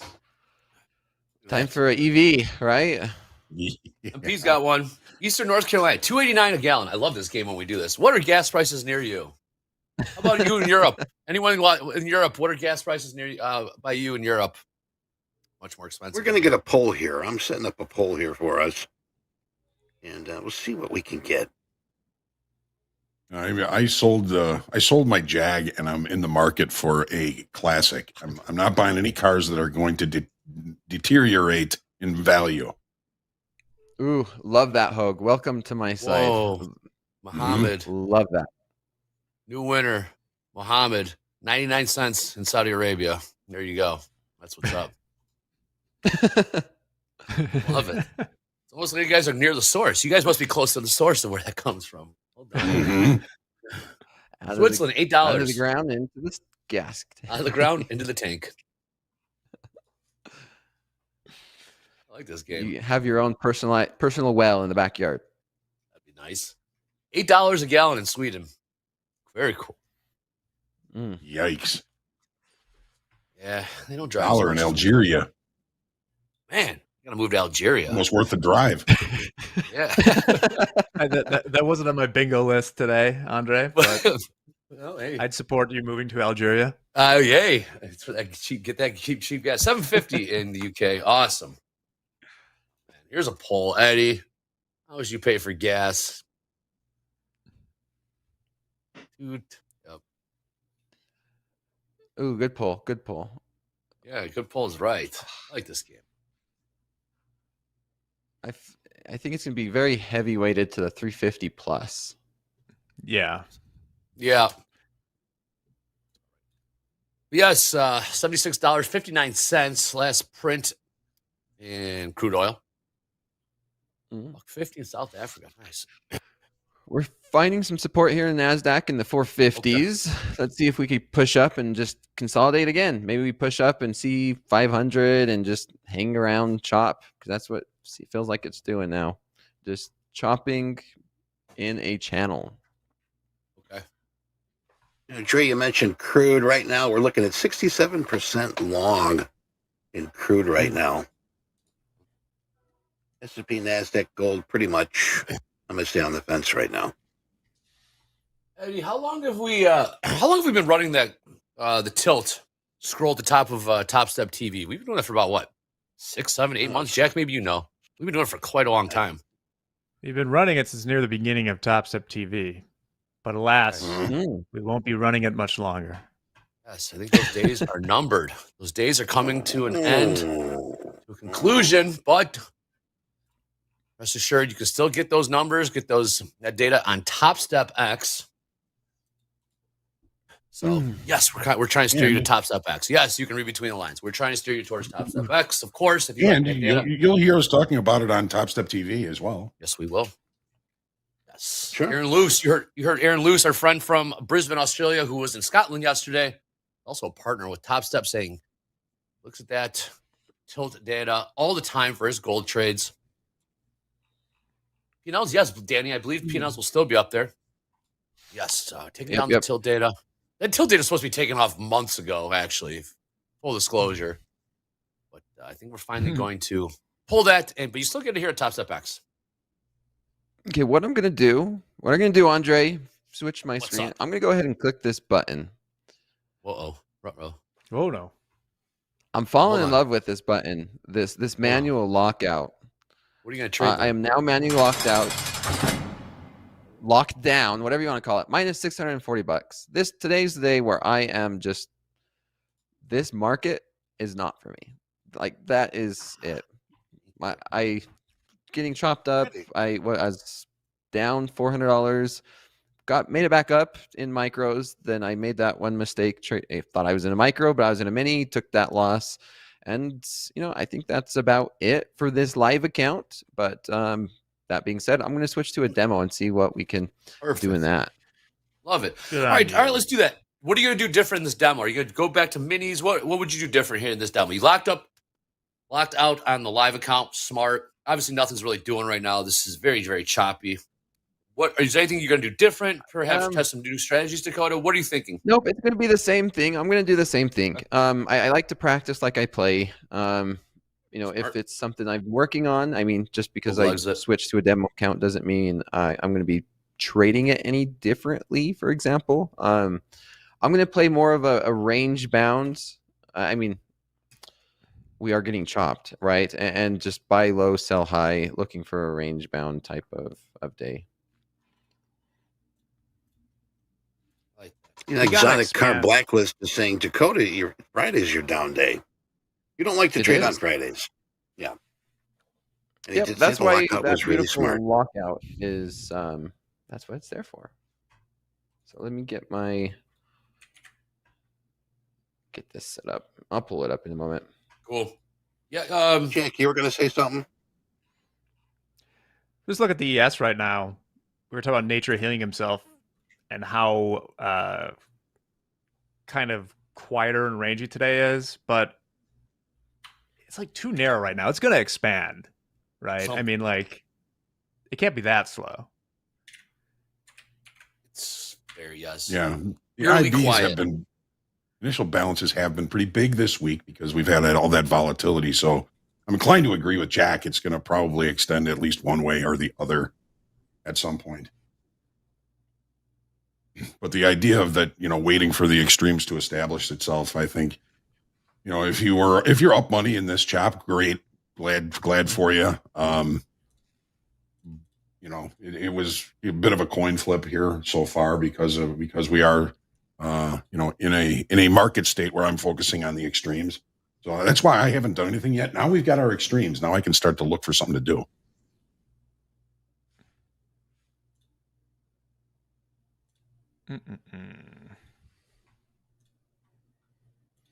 All right. Well, I did get an update. We we're taking the tilt down, but we're replacing it with payout numbers. One's favorite stat here. Topstep, yes. So you can see those payouts scrolling across the top in real time. I saw a bit of a pop there. 18,500. That seems to be the line in the sand, the wall in NASDAQ. We see it's pretty much what VWAP is too. Hey, Gabe, if you're ready for demo, who's actually become our demo pro here. Gabe, if you're ready, let's jump on in and do it. A little behind schedule, but not too bad. Still got some more payout numbers coming through. Yeah, let's go ahead, Gabe. What's up, man? What's going on, everybody? How are we doing? Chill day. Fantastic. Chill day. All right. We've got some exciting news for you guys. As you heard this morning, just wanted to point out, we now have our Topstep daily levels in TopstepX, and a matter of fact, have added them to the micros or the ES, NQ, CL, and GC. You have the 4 markets that we've got those Topstep daily levels. Thanks, Eddie. Appreciate you, bro. The physical button? So let's go over to indicators up at the top here of our charts, and we're just going to search for Topstep. You're going to see the Topstep daily levels. So I am on the micro NASDAQ currently, so I'm going to go ahead and click on that to enable. They will appear on your chart. And then now, in order to customize them, I can go up to the top and put my mouse directly over the Topstep levels. And I can go to the settings or the little gear icon.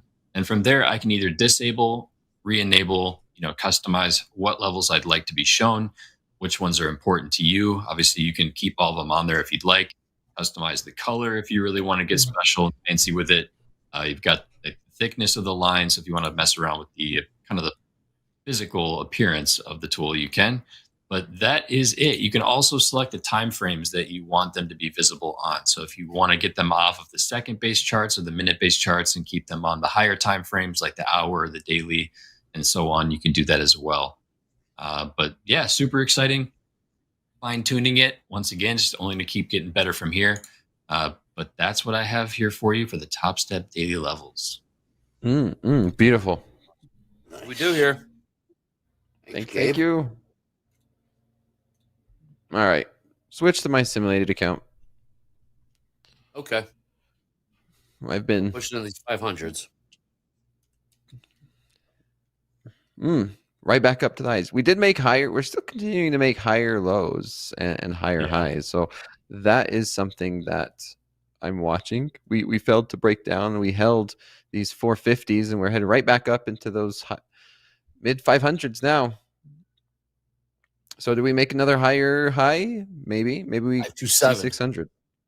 Yeah, 650 overnight highs. That is the big level that we said coming into the morning here.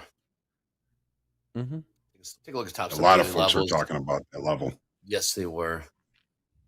All right, Hoag, I got a question for you for these levels. Obviously, we pulled these levels before the opening bell, and I would say over the course of the day, as market generate information comes into the market and price changes, news changes, economic data changes.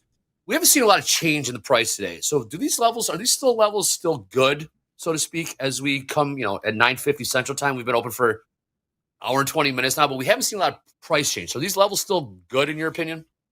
Yeah, they're still good. I mean, like the TopStep daily levels and weekly levels, they're not going to change throughout the day. Even like the value area, high and low, and the point of control. Those are numbers that are based on yesterday's data.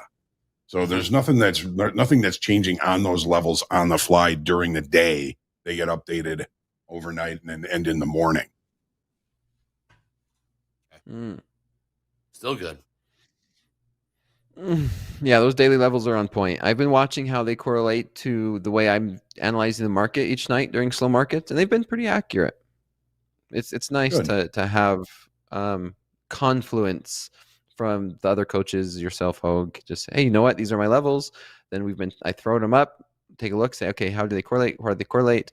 And a couple of times I'm like, dang, that one's spot on, exactly the level that I was looking at, plus or minus a little bit, right? Because it's a zone. Yeah. So that's been really nice to see. And for new traders, it's great.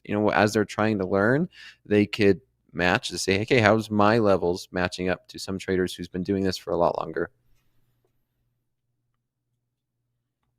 Well, glad that when you do see that confluence, it gives you a little bit more confidence to take the trade. Yeah. Glad Here we you're are, liking them. right? Am I liking the levels? I said I'm glad you're liking them. Oh yeah, thanks. We got nothing on tilt. Where did he go? Nothing on tilt. Friday. Are you guys doing the reversal challenge later on? Yes. Dakota, would you like to try it sometime? Would you like to come on? Or are you going to be playing golf? Or are you playing golf? Yes. It depends. That's always my best answer. Is it depends. Yeah, I don't mind trying it. It'd have to be something where it's scheduled. Yeah, for sure. Come on, bring on new challengers. Hoag's been doing it for a couple weeks now. Wild Hoag, isn't I can imagine in this volatility, it's probably been pretty dang fun. Yeah. Hoag, what do we think about the reversal challenge? Exactly. I won the first week. I got smoked the second week. I was about break even last week. Nice. I think a lot of it depends on. I mean, if you get a late directional move, it's going to be a lot easier because you just go with the move and sit. But when it's choppy, the second time I found myself buying highs and selling lows like I used to do. This last time I was a little bit more patient. I didn't trade as much, and my results were a little bit better. So I'm going to try and get into a directional move and stick with it. Like that. Okay. That's what I did the first week, and it worked pretty well. That's what I'm going to do then. You just reverse 5 micros, right? Like you could just buy 10 and then sell 10, buy 10, sell 10. Yeah, just 5 micros though. Yeah, you always have a 5 lot on. NASDAQ. All the time. Now you're doing it. Do they have to be market orders? You can't just do 10 at bid, 10 at ask, 10 at bid. Nope. After you get into a 5 contract. I would say, yeah, you could do that. Yeah. I mean, as long as you're always in a position one way or the other. Yeah. You're just reversing, staying in 5 micros. Correct. Yep. All times.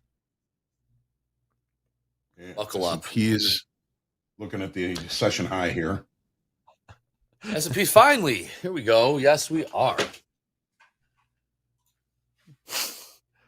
Someone said there is a reverse button only. Well, yeah, I think there's a big difference between the reverse button and doing reversing at the ask, because I think the commissions and the spread is what builds up. Huh? It will make a difference.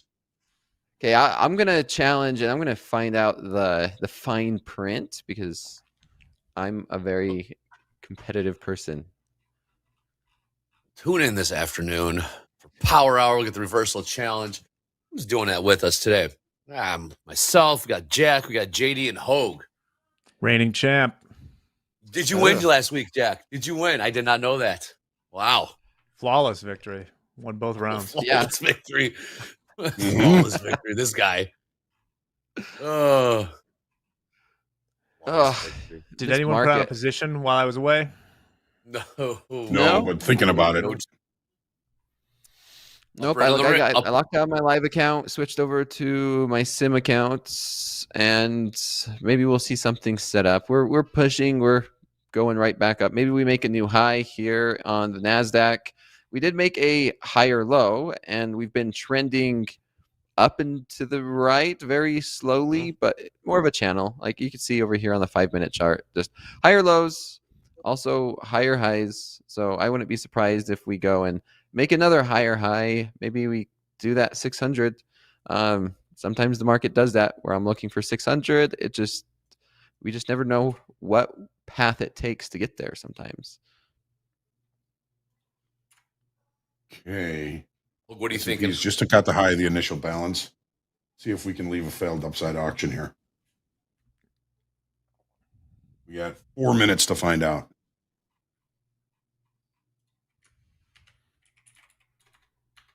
Yep. 10 o'clock Central. Okay. 11 o'clock Eastern. Push into new session highs. Yep, here we go. Pushing. I'm Again. Yes. Both in. I'm looking at NASDAQ, so they're both pushing. So much. They finally woke up. Let's take a look at some levels here while these guys hawk some trades. 360 last trade. This is choppy, and it feels like it's a lot slower, but we still have to realize over the past 5 minutes, that's still a 50-point rally. Like, that's still huge. And so just because we're chopping around and it feels like a slower Friday compared to what we just went through the past 4 days, this is still huge moves. The average ATR on the minute looks like it's still holding above 1020. So that last minute, 540 to 560, 20 points in a minute. So this market is still extremely volatile, even though it feels very different than what we've been in. We've just been some of that might be the lack of liquidity. It's been very illiquid all week. Yeah, every night when I look at the DOM too, it's just nothing. Yep. Well, levels to the upside here: 53.61, 64.50, 72 even, and top side we're looking at 54.17 to 54.45. Nice. Yep. What do we got? 53.61 where we're at. Go ahead, Eddie. Yeah. Check this out. Check it out. So we just put in a high at 61.5, right? Yesterday's high. What did we just run to? Naked point of control from the second. To the tick. And that's what these levels are about. From the second. Cheap trade. Oh, I'm sorry. I had that on the wrong screen. Here it is.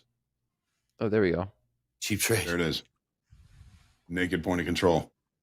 What was the low in the NASDAQ today? 383. Naked point of control from yesterday. To the tick. Is that 383? Yep. For you? No, that's the level. Regular trading hour session. 404. Okay. Regular trading hour session. Okay. Cheap trades, Hoag. Cheap trades. Yep. Sell those 61s, man. Sell those 61s in the S&Ps. And we got 1 minute here. Let's see if we get a failed upside auction here. Looks like we are going to. Maybe. Got to be patient though. I need to start getting a lot of shirts made with some of the stuff we say on here. That would be great. Cheap trades or cheap like my trades and all the fun stuff that we come up with. We should get one that says your point of control is naked. Point of control is naked. All roads. Don't use the R word. The other R word, folks. It's a fresh one. Yeah, there we go. That was a beautiful trade right there, Hoag. Yep. And I'm trying to be patient, waiting for the failed upside auction. I've got an offer in 56 quarter. See if we can get back up there and get me in to keep it cheap. Yeah, that was a 50-point banger, 40-point. Yes, it was. Just like that. George, yes, you will buy short now. Short. All right. Put the I stop like above Brian's the t-shirt. Your point of line. control is showing. Pretty good. That's pretty good. What are you short, Hoag? man. Yeah, Hoag. 53, 56 quarter. In which? Fair. Yes. S&Ps, just one lot. Okay. Just one. Great. Yeah, cheap trade. I like Where's, it from its cheapness. I don't like it for the way the market's been reacting because I Yep, think we either. break up from here. Yep. My preferred was to take it when it first showed up, and the first time it touches something like that, I feel like is a higher probability. You think it's going to I grow was legs? just waiting to see when the next 30-minute bar opened up, and it opened inside the initial balance, so that indicates a okay. potential That's failed good. auction, but nothing is perfect. Okay. So you look at the 30-minute bars, right? And then at the close of the 30-minute bar? Yes. Okay. Yeah, so, the previous 30-minute bar here on the chart, C period, looked above the initial balance and then opened back inside the initial balance, which is an early indication of a potential failed upside auction. Now it's taken out some of those TPOs, which is not a good sign, but it's still a valid trade until we take out the high. Nice. Cool, Cheap got it trade. Updated. Nice. Yeah. Cheap trade. Beautiful. 56. Hoag's going to see Hootie and the Blowfish today. Let's see if we get this market sold off. Sell this market off for him. Let's get some money for brews. Yes. Yeah. Beer tastes better when you're up money. Songs sound better when you're profitable. Everything's just better. Oh man. And Friday, guys, you don't have to trade. There was some traders that I was reviewing statistics on. They were having an amazing week, and it was just you don't want to ruin it by an ugly Friday. Scale down. I was going to ask you about that, Dakota, because that's the one I'm most fascinated by. Day of the week. Because personally, I think it's arbitrary, but I guess there is something to it, right? Maybe you're groggy coming into a Monday, your mental capital is spent coming as Friday approaches, like today. Have you looked at yours? I know you're a live trader. I know we have the joke, fade Dakota Fridays, but have you looked at your stats? And is it indeed, are Fridays your weakest day? My personal accounts, no. There was never. I've never seen a good enough indication saying that my correlation was dependent on an individual day. And yeah, fade Friday. It's fun. Today I screwed up and made a mistake. I'd probably be down like $200, and sure, you can still correlate it with that. Maybe it's something, and this is something in my own personal trading is like, is there something that correlates me with being on TopstepTV? And like you said, Andre, like, is this expending my mental capital being on TopstepTV in the mornings, and then on Friday, kind of the vibe, and I'm a little bit exhausted. We're thinking about the weekend. We're thinking about like Hootie and the Blowfish, and after a long week, we're fully not into trading. And then like a lot of times being done early, going to play golf, do something else, that's kind of starts to become on the back of our mind, whether we like to say that or not, because we know that after this session, or for me, I know after this session, I'm going to be gone. I'm going to be either playing golf or going doing something fun. And so I'm like, okay, am I excited to get off of TopstepTV or be done trading to go do that? And so am I rushing trades? Am I doing this? Am I doing that? And I feel like that's a very great thing to ask yourself. And maybe you could even have that during the Ask Me Anything with Brett and some of the psychology guests that we have on here. That'd be an interesting conversation to have. Like, does day of a week affect the later it gets into the week, the harder it is for traders to just maintain focus? Interesting. I was wondering about that. Douglas Parrott, nope, that's not how it is. Well, that settles it. Douglas Parrott has settled it. I'm tired from getting paid to talk about trading. Boo! Hey, you might be onto something, Douglas. I never get tired of this shit. This shit's sweet. We're starting to break up here. To me, to be honest, I don't care about whether I'm. And we are out down $290. Cheap trade. That's why I it's should cheap. have probably gotten out of that because I want the market to On a failed upside auction, I wanted to crumble pretty quickly, and I thought about taking it out, and I just let it play out. So, boo hootie. Boo hootie. Hootie, you always Decision won. fatigue. New highs here in the NASDAQ. Well, we did exactly that. We made a higher low and we just made a higher high. The next level I have in the NASDAQ is going to be 590s. 590s is where I could see it. If we break through that, then, the 630s, 640s, and maybe some of those levels that you guys were talking about earlier, that 650 comes into play. The overnight session high. Yep, Big Ben in the chat here saying 650's coming. That's the level we're talking about. Still got about 90 points to go, so there is room. If you want to get in, yeah, maybe a chance now. We could do that in a few minutes. Yes, we can.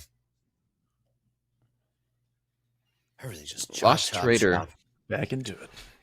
If you have a good setup that you back tested, then does the day or the week matter? Ooh, yeah, no, that's how I view it. Lost Trader is it doesn't really matter the day of the week or very often. If the setup presents itself and I'm in front of my computer watching the markets, then I take it. Do you generally trade Friday afternoons? That's the one part where I think it gets a little bit weird. Okay, well then there you go. Like noon by lunchtime, if I even do trade Friday afternoons, yeah, very rarely.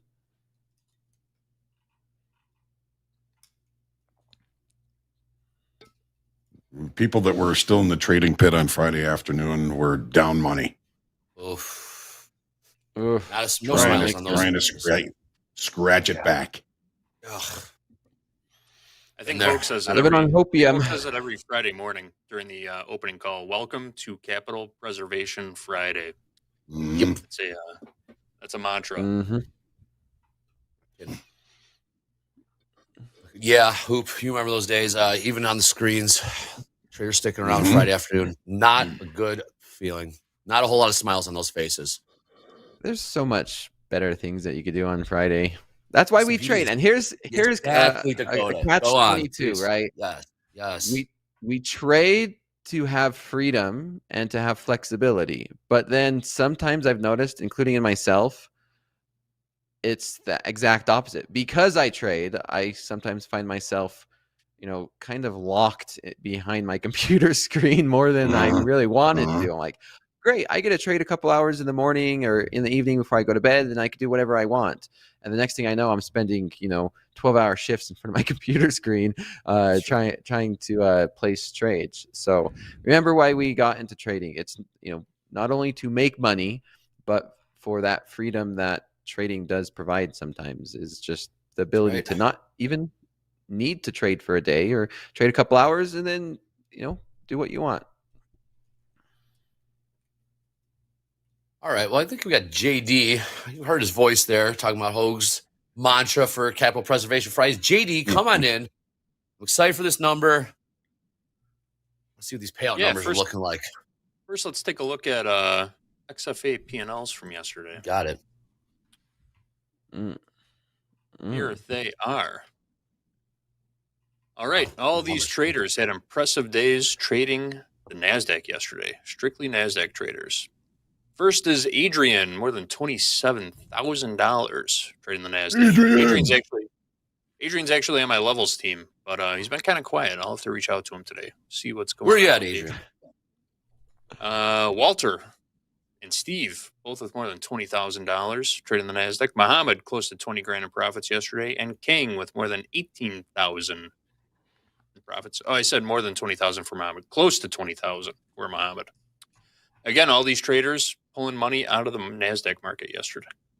Nicely done. Beautiful. NASDAQ's what's up? All right. Payouts. Do you think about an over-under?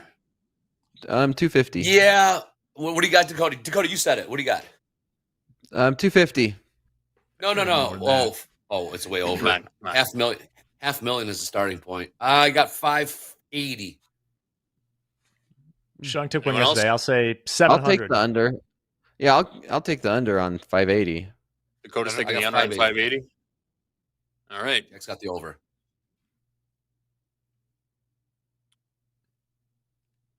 Yesterday was All right. 9. Anticipation. There they are. Here it is. All right. Oh, 651. wow. Okay. Ooh. thousand. Ooh. I Man. thought it was going to be lighter.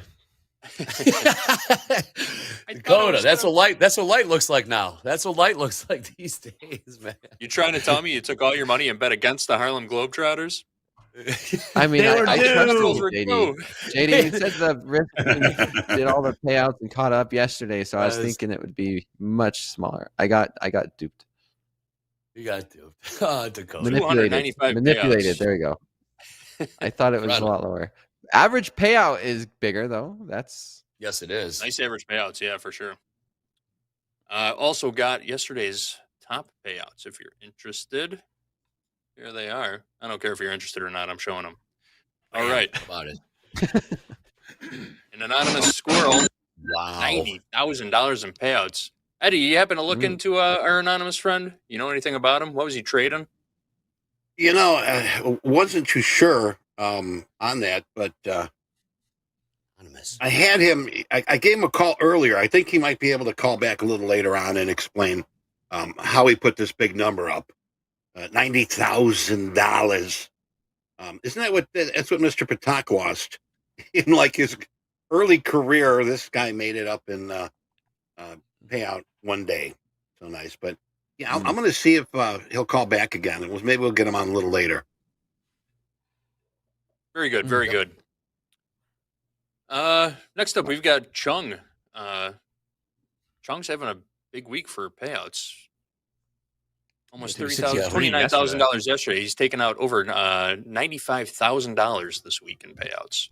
So Chung paying himself as soon as he got to the funded level, or as soon as he started being eligible for payouts. Man, did he start taking those payouts? Good for Chung.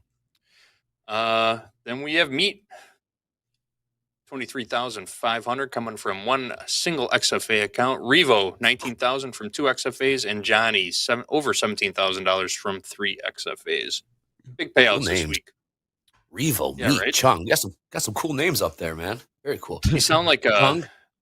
you sound like old nicknames from the trading pits. I knew a guy named Revo. I knew a guy named Meat. Did you really? Yeah. Uh-oh. I got a phone. That might be him right now. Uh-oh, Eddie. Hello? I hear your phone ringing. Hello? Hello? Yeah. Hello? Yeah. You guys called? They did call, didn't they? No. Yeah. You guys called me. I'm calling back. What'd you guys want? Well, we just wanted to ask you a couple questions on how you made that 90K. I was doing trading, man. I was trading, and I did like what Rip did. You know, I just put something on. I closed my eyes. I made like 120. Took 90 out. Gonna buy myself a Lamborghini now, and nice steak dinner. So I hope that answered your question. I guess it did. I appreciate you calling us back and giving us a little time here on TopstepTV. No problem. Have a nice weekend and don't call me again, okay? Sorry about that. Man. All right. Yeah. That guy, Eddie. There you have it. Anonymous was feisty. Steak dinner. Anonymous, my God. Do you think 90 grand would be a little happier? Maybe 90 grand. Yeah. Well, I have an well, happy. interesting story this week for my trading. I'm trading in some express funded accounts, testing out a few things. And you know how you could copy trade, right? You could copy trade 5 accounts. And so I was doing that. And, you know, I think it was Wednesday or Tuesday night I was trading. I ended up making $20,000 on my express account. And when I woke up, I thought it was copy traded. And so I'm like, wow, you know, this is what these traders are doing, you know, $100,000 in a day. But I forgot to activate the copy trading. It didn't copy it. And I was like, oh, man. So Coda. Still 20,000, nothing to cry about, but it was not copied between the 5 XFAs. One of those weeks, Dakota. One of those weeks. It is just getting used to the tools. Like I said, I'm still short relatively again new to a new platform. Ooh, I love it. Hoag. Go ahead, Hoag. Update us. Ooh, same trade. Just terrible location, but we've got a potential failed upside auction in the NASDAQ now. And I was working an offer, and I got real close to it, and it missed it, and then it started falling apart. So I jumped into it. I've got bad trade location here, 53.57, bad.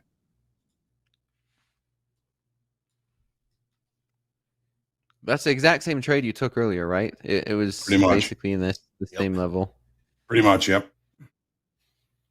But when we left that failed upside auction in the NASDAQ, which isn't proven yet, it really crumbled. So that's what I was looking for in the failed auction in the S&Ps, and that's what kind of has me looking back short again. But I just got really bad trade location. I'm not going to risk a lot on this, but if we get a nice turnaround here, this thing could kind of run back into range.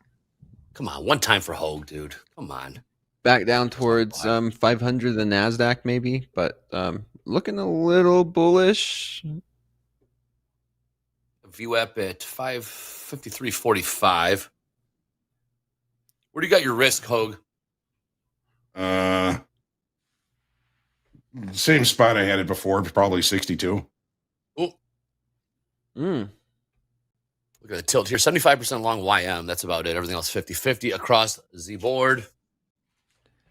Z-board, yeah. Crude, chop it in the middle. Gold, chop it in the middle. This is a Friday, Saturday, or summer Friday trade right here. It's not Good great structure at all in the NASDAQ. These are the good old days, man. I'm kidding. I think we'll all take. Yes, the volatility is difficult, but there is opportunity. Yep. Yeah, I'm not seeing anything in the NASDAQ. Let's look at crude. No. Take a look at crude, Dakota. Let me know what your thoughts on that is. It's not much better.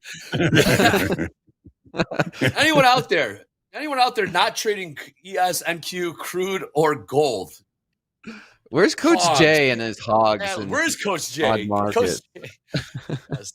Where is Coach J? Anyone seen some opportunity? Any other He's markets? on vacation. Yes, Yeah, he's Coach smart. Jay's been traveling through Florida for the last couple of days. I think he'll be back next week, though. Florida Trail. That's the place to be traveling. Remember the game Oregon Trail, Jack? Of course I do. On floppy disks. So the way I'm seeing the NASDAQ right now, though, this is starting to show. This is either going to be two things. Okay. Yeah. So one it's either going up or going to go down. I love it.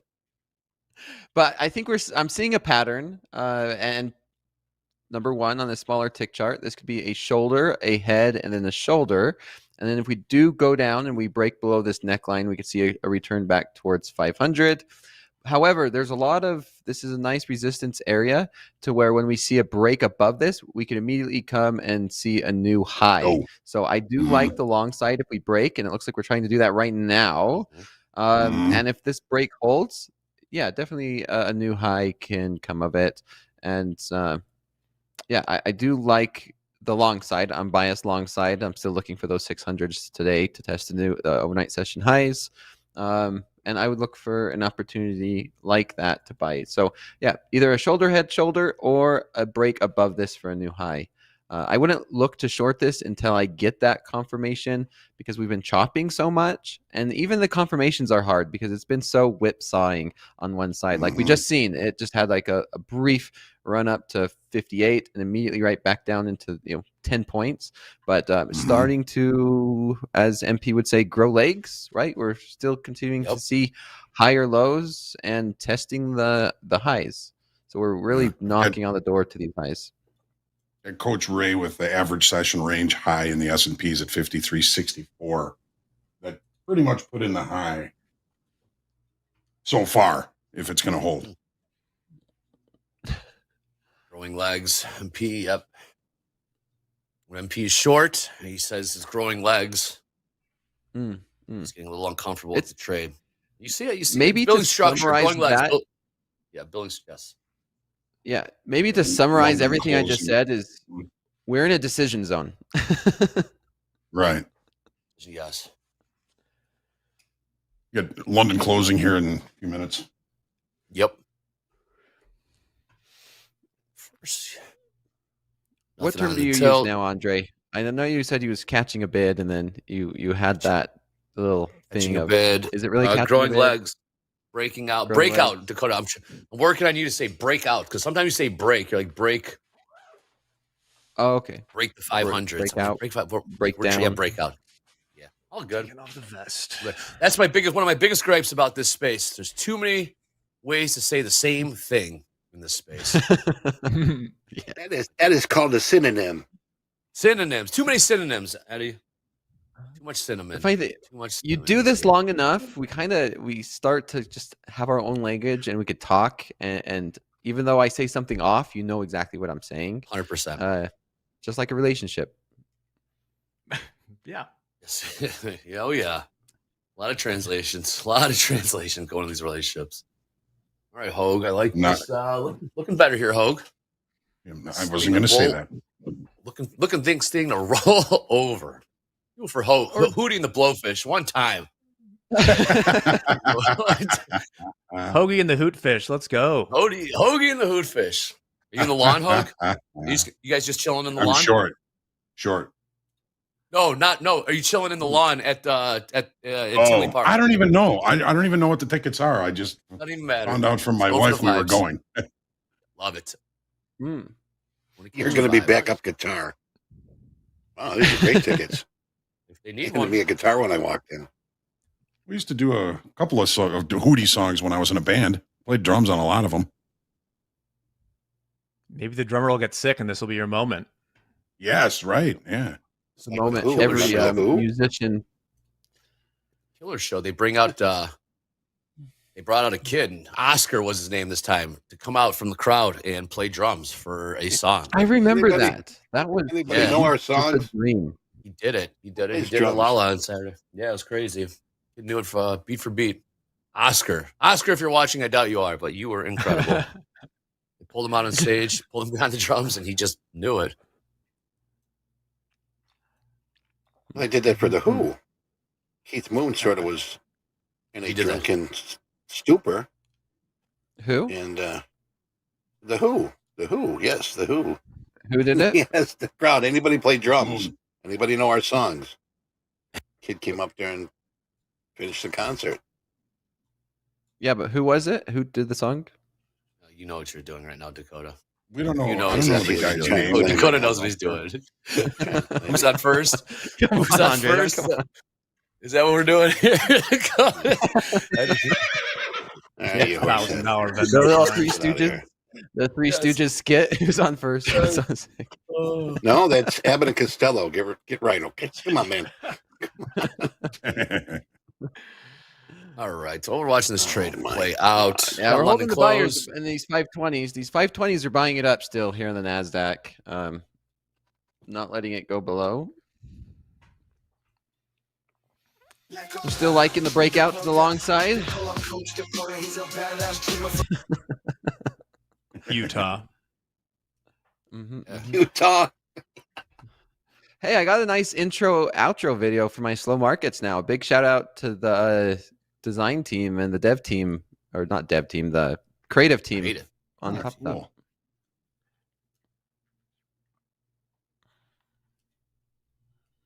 You got this, Hoag. I like it. Hey, Eddie, check Slack. Johnny, Utah. Check it. Yes, 50-50. 6-7% long YM. Of course, YM has a smaller sample size. Hey, there's a 220 lot in S&P's downside, 53.55. Well, no, look, where's the big paper orders here, man?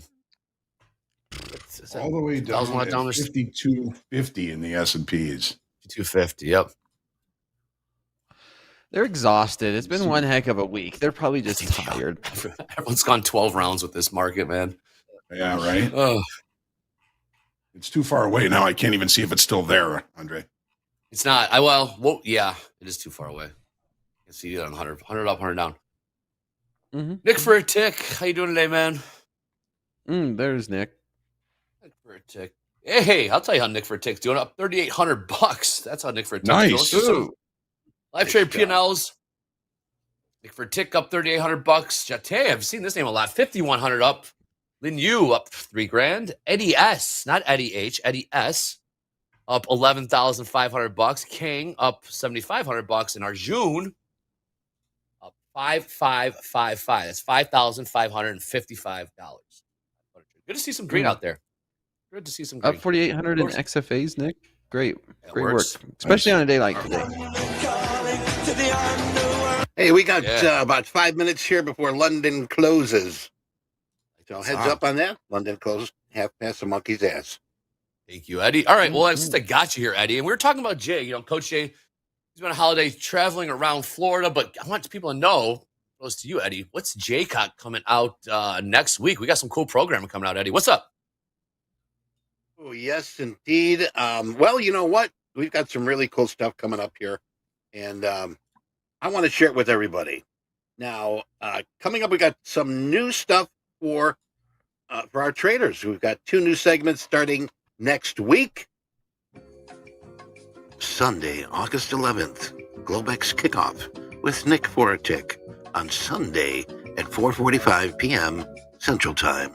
Also, Monday, August 12th, at the Buzzer with Coach Jay every Monday through Friday from 3:15 to 4:15 Central. All right, that's that. And I've got the link for something else.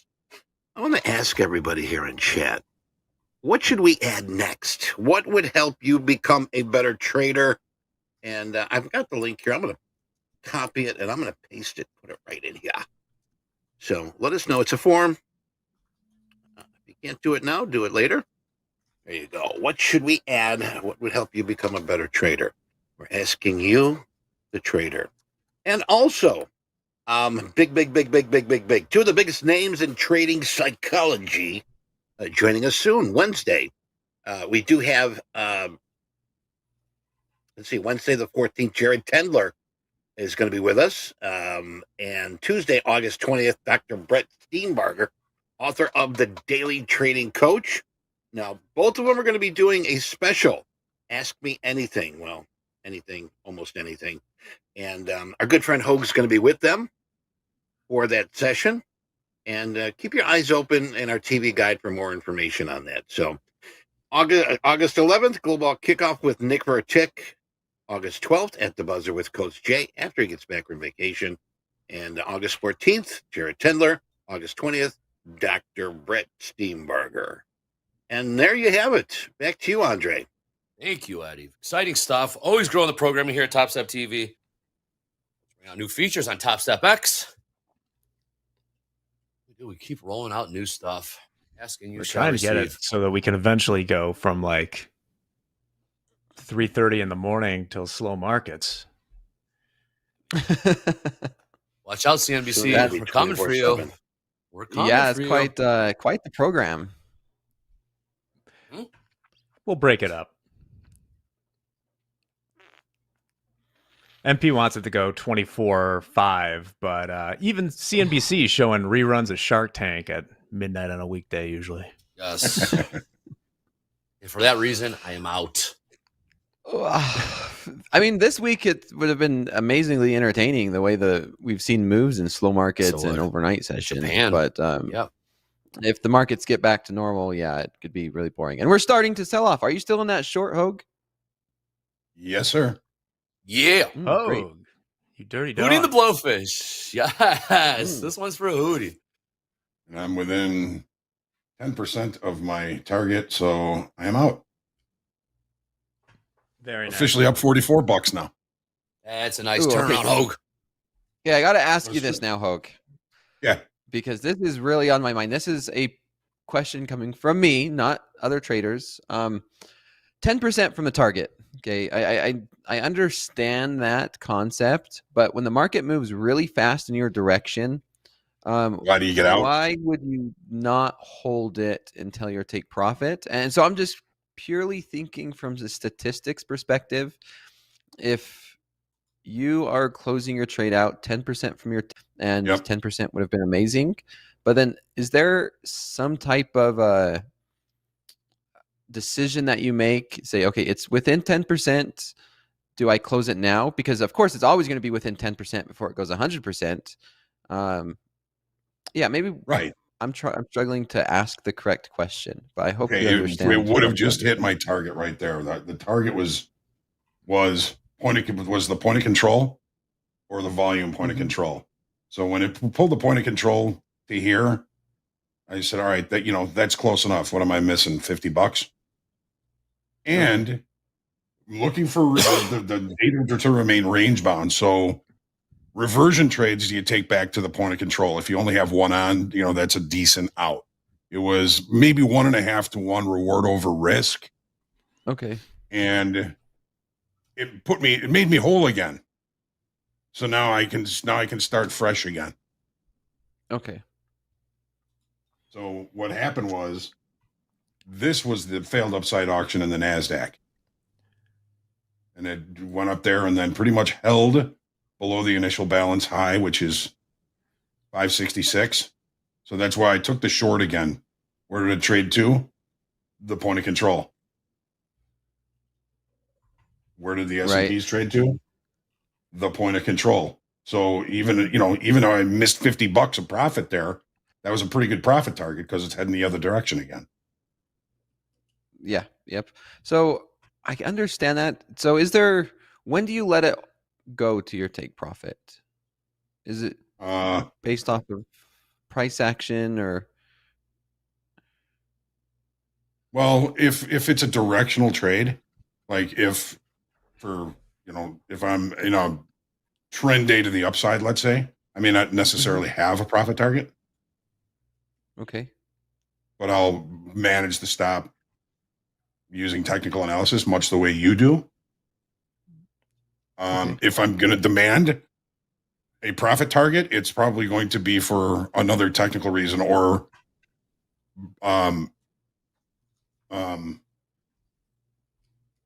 profile reason, like a naked point of control. Or, I could have probably held this and seen if I could get value area low from today on that. But that was a pretty considerable trade. That's all the way down at 53.35. So that would be a pretty big move. Another reason, we're above VWAP. The shorts, I'm going to probably take a little bit short of where I think they're going to go. And I always do that. When I'm looking at a potential profit target, let's say I was long and I was looking at this naked point of control up here, 53.61 half. I'm a point or two below that with my profit target. If it gets there, great. I know I'm not going to sell. I know I'm rarely ever, if ever, going to sell the high tech. So I'm going to take my bite out of the middle and make sure I get filled if it targets that level. Make sense?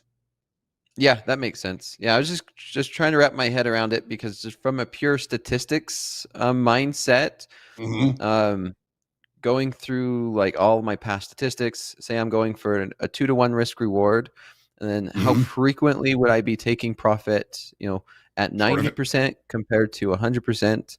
And then does that change my statistics in any way? Or if there's just something that you see in the market that says, okay, the market's just being choppy, it's above VWAP, 90%, beautiful. Get out, take your profits. Or the market's just taking too long to get there. So just trying to understand your thought process on that, because there's been so many times in my trading, I see traders, and just like, Gabe went through the other day, like, oh, it's there. And then it goes against you and it almost hits your stop loss and it goes back around and it's like, okay, it's almost there. And taking 90% could be the best decision for that. So you could just save on that mental capital as well. Yeah. One of the things that irks me the most is being a jerk for a tick. That's not the saying. That's not the saying. I know, but I'm trying to be nice. That's not the saying. 100%. That was a great cover. Great cover. Love it. Yeah. Wait a minute. What's that? Now, if it gets back up there, we can reload if we want it. Being a Nick for a tick. What's up, Nick for a tick? What's up, Nick for a We'll say it on our favorite people here. Nick for a tick. We'll leave it at that. Being a Nick for a tick. Yeah. Hey, let's make sure.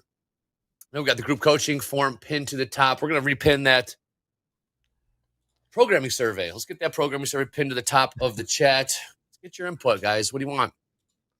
You guys know that we listen. We listen very closely, maybe too close sometimes. But when when you get MP's attention, man, wheels are in motion, and wheels are in motion fast.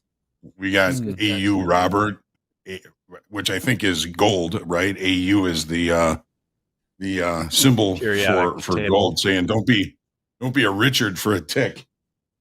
There you go. My dad. What's your dad? This is one of his floor badges. You see, his name was Richard, and his nickname was Dick. How did that come? How did Richard turn into Dick? I still don't understand. I have no idea. I have no idea either. No idea. But I was driving one day with my dad in the car, and somebody cut me off, and I was like, "Man, that guy's a dick." And I looked at my dad. I said, "No offense." He said, "None taken." What's up, Eddie? We want to get that link up there. Do we want to replace the group chat link? For now, Danielle, what do you think? Well, how are we doing on group coaching questions? If we need coaching questions, look at those going. Let me take a look. Also, quick. I just put that form up there a few minutes ago. Let me see what we got. Okay, we still have time. So Eddie, we still have time. Let's get. There we go. We got Danielle there. Perfect. We'll do that, and we'll throw up the group coaching stuff. Also, just to close out that poll, we had that poll up for 50 minutes. By the way, how much do you pay for gas? 43%. We had over 2,000 votes. Over 2,000. Wow, it's going to be the most. 43% saying paying $3.50 or higher. 29% saying $3 to $3.5. 14%, $2 to $2.5. But yes, most people paying over $3.50 a gallon. Friends in Europe paying over $7 a gallon. Yeesh. Hoop says that 3K lot is still there. Is it really? Okay. Still flexing for the girlfriend, Jack. I see. Yeah, flexing for the girls. Just another Richard flexing for the girls. I see some other people have Google like me in there. The name Dick. I love being able to say that. If I say the name Dick, comes from medieval rhyming slang for Rick. You know how those Brits love to rhyme things like that. So from Richard to Rick to Dick. Thank you, Jack. My brother's name was also Richard. This is his floor badge from many years ago, and he doesn't like when I call him Little Richard. Hey, woo! Let's go ahead and lock in the name dick.com, and we'll have some fun with that one. Anyone who's listening in the background with a Topstep credit card, let's get that domain. The name Dick. I kind of feel kind of weird locking up that website. Yeah, we'll just have a bunch of names on there, famous Richards who go by Dick. It'll just be names, nothing else. All right, who wants to see the leaderboard? We are right back at 500 in the NASDAQ. Man, there's a magnet to these. VWAP. Yeah, go ahead.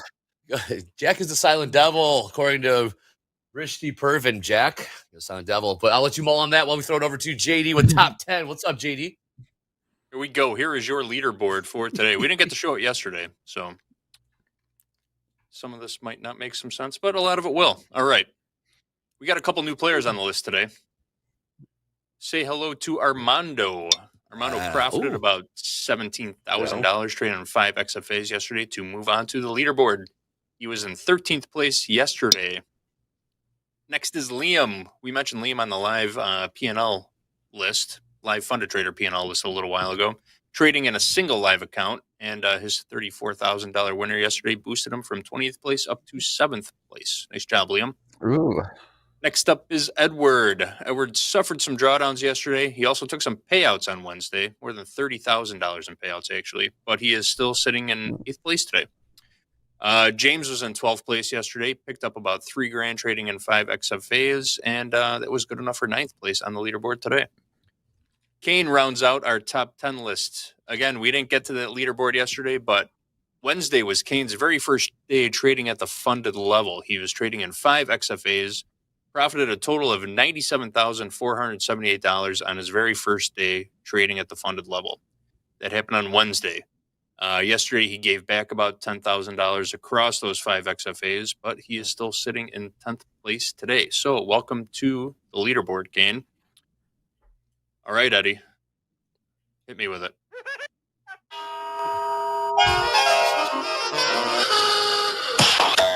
Oh.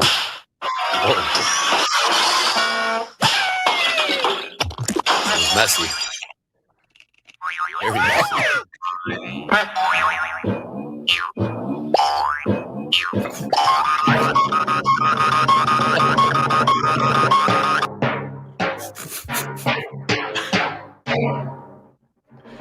Yeah. Man. How about that, JD? Nice job, Eddie. All right, starting at the bottom. Justin dropped about 16 grand trading in 5 XFAs. He still moved up a rung on the ladder, though. Justin was in 6th place yesterday. Brian lost 5 grand trading in a single live funded account, still held on to 4th place for another day. Next up is Drayton. Drayton made about $1,000 trading in 3 XFAs, slid back into 3rd place. He was in 5th place yesterday. Chung's becoming a very popular name around here. He took some drawdowns and a whole bunch of payouts this week. We're waiting for those numbers to catch up on our data dashboards. That number should be a little higher than 216. But he is in 2nd place today. That should all update by Monday, hopefully. Taking payouts, and I think he also transferred a little dough into his live funded account. So that number should be much higher. And then Rafa. Everybody knows Rafa. Rafa Nadal? Yep. Rafa suffered a $10,000 drawdown in his live funded account, but he's still sitting comfortably in 1st place for today. That is your Topstep funded trader leaderboard for Friday, August the 9th. Hanging in there. Big numbers. Love to see it. It's only going to grow. Yeah. Love to see it. This is Rafa Nadal. No, I don't think it's Rafa Nadal. Nadal's a 2 handicap, so he's a man of many talents. His account balances are quite large. Rafa Nadal's. It's probably about how much it costs. That account balance, what the cost for that watch on his wrist when he plays. Anyways, yeah, all right, guys. This is a summer Friday trade. No two ways about it. Gold kind of catching a bid. Popped about $2. Last 5 minutes, last trade, 24.70. Nothing doing on tilt. In the ranges. Got to trade the extremes here. Nice trade there, Hoag. Yep. Sold the high. Sorry, sold around the highs. You had no push to the upside. There's no volume in there. Just took my bite out of the middle. Yeah, might as well. That's all you could do. I mean, still a good trade, though, in this volatility. Thank you. Well, what's up? Former question that you're going to hate. And this does appear on the exam. Lots of stuff like this. Which of the following are true? And Eddie, if you want to toss up the poll, just be like answers, question mark, A, B, C, D. Which of the following are true if both prices and open interest are rising? 1, shorts are covering. 2, longs are buying. 3, longs are selling. 4, shorts are selling. And your answers are below. It's either A, so 1 and 2 are true, B, 1 and 3, C, 2 and 4, or D, 3 and 4. Which so of the prices are rising and interests are rising. We know shorts Open are covering. interest, So so I'm not allowed to answer. Number 1 is true. So I think that I'm going to eliminate it. Yeah, 1 is definitely true. So No, Dakota it's either A or B. and Andre, before you move, well, no. Wait, shorts aren't covering. No, shorts are covering. That's not. Shorts covering Longs are takes buying. the open interest out. Oh, okay. What? Oh, it's initiate. Yeah, it's no covering takes. Okay, Yeah, I got open my answer. position. It's 2 and 4. Yeah, it's 2 and 4. Let's see. Yep. C. Open interest. Okay. Hoag, hold on. Hoag talk. Nope. Hoag doesn't like it. No? Fuse, I hate this question. I hate the answers. Okay. Longs are buying. Prices are rising. Open interest is rising. Who's in control of the market? Longs. So A then, right? Shorts covering would be removing open interest. Yeah. So it's open interest. Open interest. Longs are selling. If I don't know, man. You got me. giving- I got to read this book. This stupid Now book. I got to read this damn I'm book. all confused. I'm what? So I got to read what this damn adds- book. Where's the poll? Okay. Get the poll. Give your final answer, and then I will. Guy. walk Right. you One through is it. or two's got to be one of them. Two's got to be. Yeah, one of these 2 answers. is 100% one of them. The question is it going to be A or C? And I would take A lot of A's and C's here in chat. I would take A. I would take Where's A. the poll? Well, we just said A. one is not true. If shorts are covering, they're removing open interest, so open interest isn't rising. Shorts We are need selling. new positions. There are two that's of the these same here thing. that Okay, result yeah. in new So 2 positions. and 4. Longs are buying, and shorts 4 are is selling. C. I didn't like Hoag's face when I said C. All right, let's see the answer. You kind of All right. Hoag, you messed held our me. hand to the finish line right there. Both, Yeah. huh? Yeah. Yeah. That's the answer here. They only gave these options. I do think it oversimplify, a little bit, but yeah, longs are Oh, buying, yeah. short selling. Those are the things that add open interest. And the two, if longs are selling, they're covering, they're removing open interest. If shorts are covering, they're removing open interest. It's just there's more buyers buying if prices are rising. That's Right. the only difference. Yes. That's the trick Mhm, right there. Gotcha. That's what got me. Okay. Oh, you I knew was that one stuck from on the get? prices rising. Oh, knew that one from Yeah, the get. I mean, I was really leaning on if there was only one answer, it would be longs buying. Yes. Well, given there were the two answer, answers. yes, Well, yes, anything- but given the answers, we're all in pairs. Right. Yes. That is how we series 3. Creating That's how we positions. Well, here's the thing: is we all were able to we were all able to talk through that, and I think it's like we got a better understanding going through what we just went through, rather than just coming in and say, "Answers this." Yes. I like this. Right. I like So if that Right, ever exactly. comes up on when I go take the test, I will remember that moment. Mm-hmm. That's what we're here for. This is what we're here for. All right. How are we doing here? Yeah, we got about 7 minutes left here on Fast Markets. Hey, one more time. We got a bunch of you guys watching. Over, 4,000 or so? Click like, click subscribe. Over 113,000 subscribers here on Topstep TV. Race to 200,000 is on. Jack, we're coming up on 1 year of doing this. Remember we were doing dry runs right about now for a year ago? Yeah, right. Yeah, Hoag, remember that? I do, because I For 2 spilled months. I Like spilled dry a run for cup 2 of months. water on my personal laptop and destroyed it. Yes, you did. Hey, crude gold right now, 72% long in a tilt. Oh, Watching So- crude too. Crude approaching some highs. NASDAQ held the support trend line that we've seen since this morning. We've been seeing higher lows, and sure enough, we did hold that.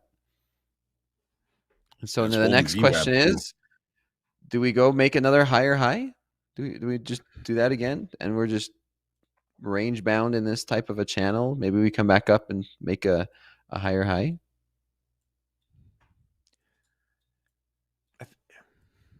It's possible. It's just we're so in the middle right now that mhm. Yeah. like, what am I risking on that? Well, if we would have been able to get into a long closer to this trend line, that was a cheap trade.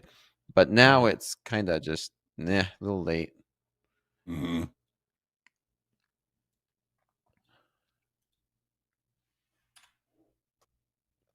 All right, let's take a look here. We got hashtag Fast Markets coming up. Gabe, let me know how we're doing on that. We are coming up on time. Fast Markets. Don't forget. Hey, I'm going to do the schedule real quick. Check out the new graphic. Jack, if we got that new Hey, Jack stepped off. For what? No, I awesome. didn't step out. I was getting. Somebody asked about what is the. The book. Yeah. This is mine. one such book. Yeah, there's mine. There's mine right here. Very handy, right there. Here we go. You guys have holes through your book. Your book has a hole in it. Through the magic. Where's yours, Dakota? All right, I'll Shoot, get it. really? The green. I didn't notice that. Don't notice. Yes, we do.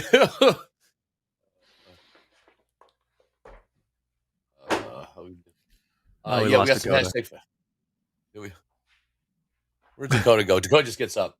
You want to go get a book, I think. Oh, Get his book. There's my book. Right.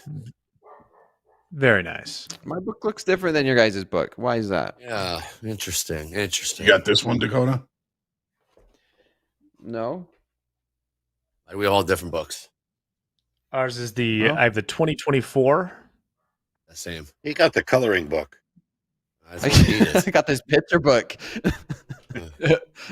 Ticker book. I'm supposed to draw trend lines and color in. Here's J Pal's picture. Gonna draw, color his tie. Daddy Powell. Yeah, hey, we got the schedule coming up. Okay, keep in mind, next guest after this of Power Players, Peter Tuckman, most photographed trader on Wall Street. Joining to give us a recap of this week's macro news. He's got over 35 years of experience trading on the floor of the NYSE. There's a schedule. We got fast markets. Oh, look, opening call. We've already done that. Check that off the box. Check that off the list. Look at how beautiful Fast that markets. is. MP has never seen it yet. I got it. He was asking about crossing it off and bolding things. Yeah, MP is right there. Fast It's markets. a fine Power piece of players. machinery here as a schedule. Power plays. Shoulder tap, group coaching, Hogan Labs, Strategy Lab, Anna Marie saw her in the chat. Power Hour. Don't forget, reversal challenge in the house. Stay tuned for that. It will be a practice account. Do not really trade like that. We don't really trade that. It's simply just some Friday fun we like to close out the week with here on Top Step. Oh, hell no. Hell yeah, Chris Tucker. Hell yes. Hell yes. I'm going to finish the power or the fast markets off with a long. I'm long one micro in my XFAs. I gotta send a shout out to my guy on Hoag's Heroes, Ray, who pointed out that the average session range pretty much put in the high of the S&Ps today. Thank you, Ray. It's Ray. Ray was an original. Is that Coach Ray? Yeah. Yeah, he was original on the reversal challenge. Oh, yeah, he's not going to be there today. No. Scheduling. We're getting that breakout on the NASDAQ. Here we go. There we go. All right, well, while we do that, I'm going to throw it to my man, Gabe. Gabe, what do we got for hashtag fast markets? We'll run through those, and we got some appreciations to close out fast markets. But real quick, hashtag fast markets. You guys are always sending fire content our way, so let's make sure to share it with the community. Gabe, what do we got, man? Yeah, let's do it. We actually have some new faces sharing today, so I'd love to see it. Oh, new blood. Absolutely. We got Alexandra coming in. Fridays are for micros. We've been talking a lot about preserving your capital. Micros are a big positive for helping reduce or manage your risk more effectively, especially in a volatile market like we're dealing with now. A little bit of green in their combine up at the top there and a realized P&L. So great work on that, Alexandra. Appreciate you sharing. Moving on, we have Enoch. Very choppy day. Perfect for that manual lockout button on those XFAs and trade some combines. Looking like a lockout in the green, up 975. Great work. Love the setup too, that Topstep green LED background going on. That's cool. If Carl Hungus, Dolby on vacation with Beyond Death. Do this, Hungus. And just so quick with it. You do this, See Hungus. it. Oh, I like A this little one. trader setup from That's a good looking Angelo. one. That's what's up. Nice and clean. A lot of screens, but hey, if it works for you, it works for you. Angelo, are you in Texas? What gave you that Be the impression, Dakota? assumption. Yeah. Okay, yeah. Wait. Or New Mexico. You've got a live bull behind you, Dakota. Yeah. Yeah, I do. I do. Bulls on parade. I got one more here from Lost Trader. Market is cooking something, but actually making me hungry though. Not gonna lie. All this Some food. lamb chops? What is that? Lamb chops? What do we got Yeah. there? Yeah. You guys had lamb? Tomahawk steaks, right? No? Yes, I had Lamb lamb last week. Went to the Greek restaurant. Had Mm. some lamb there. Delicious. Lamb is delicious. But that's it. Back to you guys. Lean. Nice. Thank you. I'm gonna go ahead. All right, guys. I was just gonna say, I'm gonna do this again. Manual lockout of my perfect. XFAs.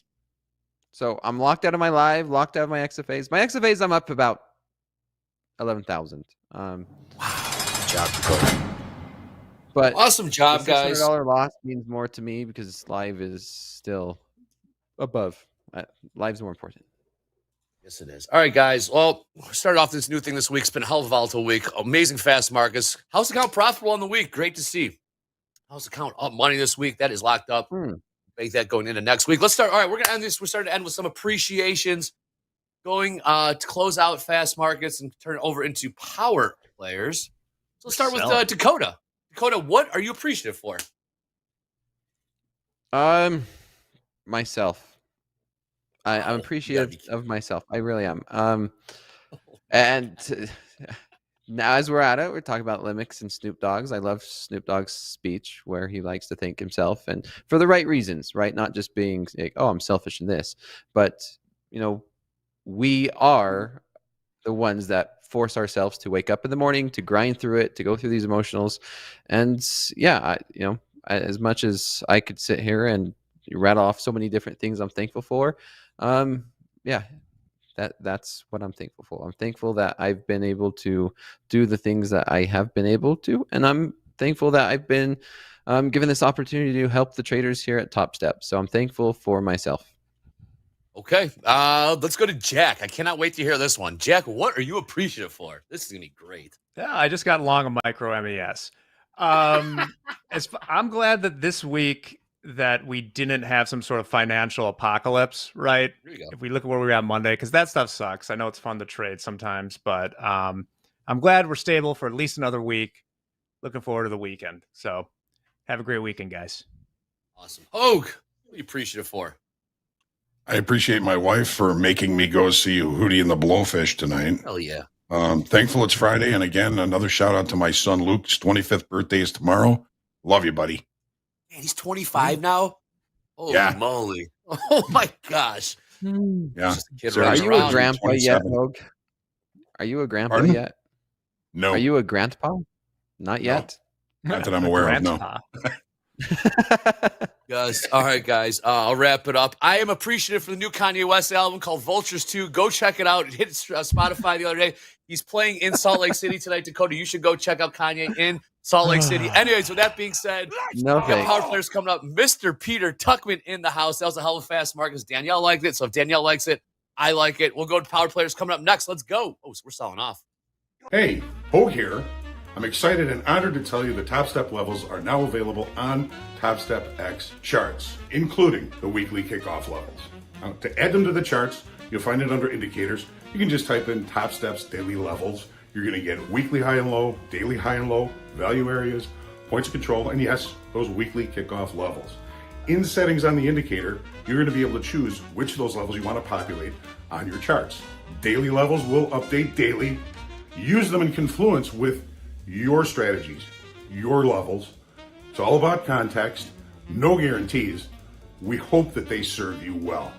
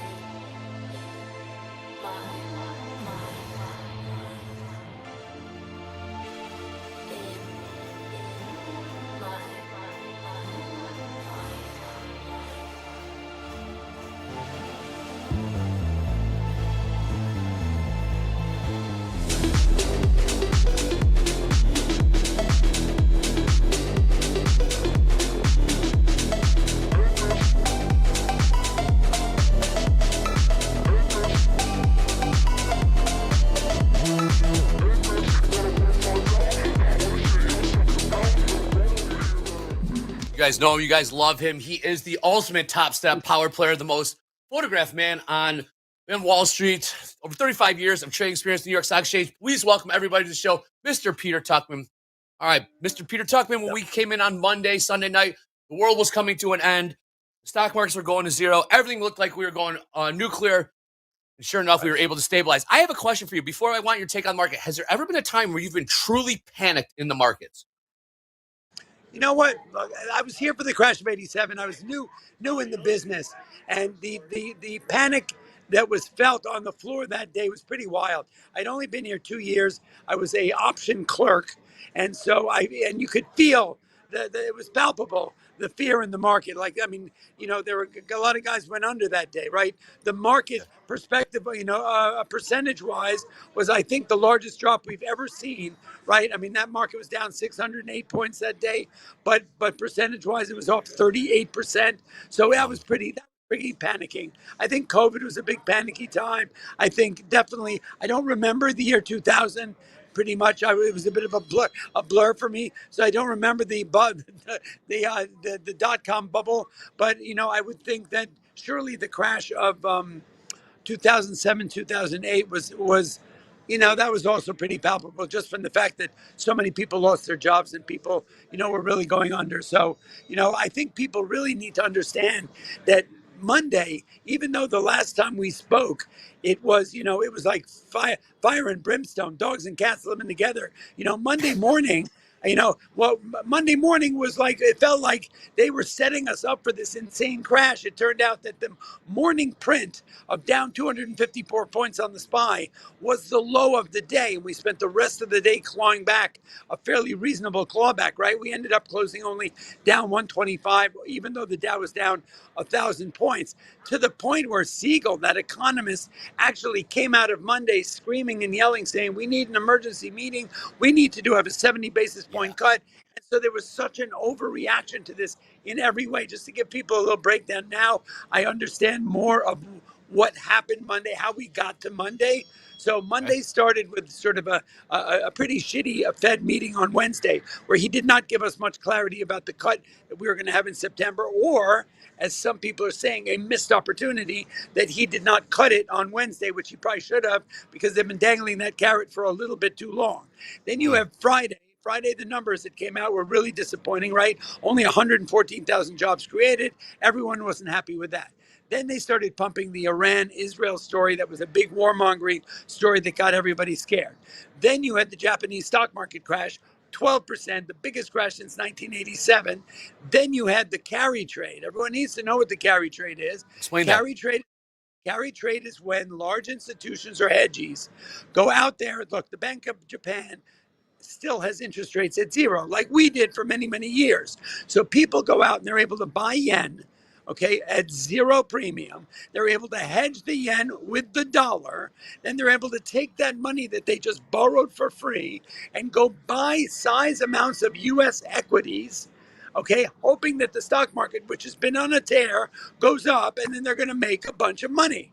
Well, what ended up happening, and that's all fine and good as long as the Japanese bank does not raise interest rates and or the market goes into complete geo-global turmoil.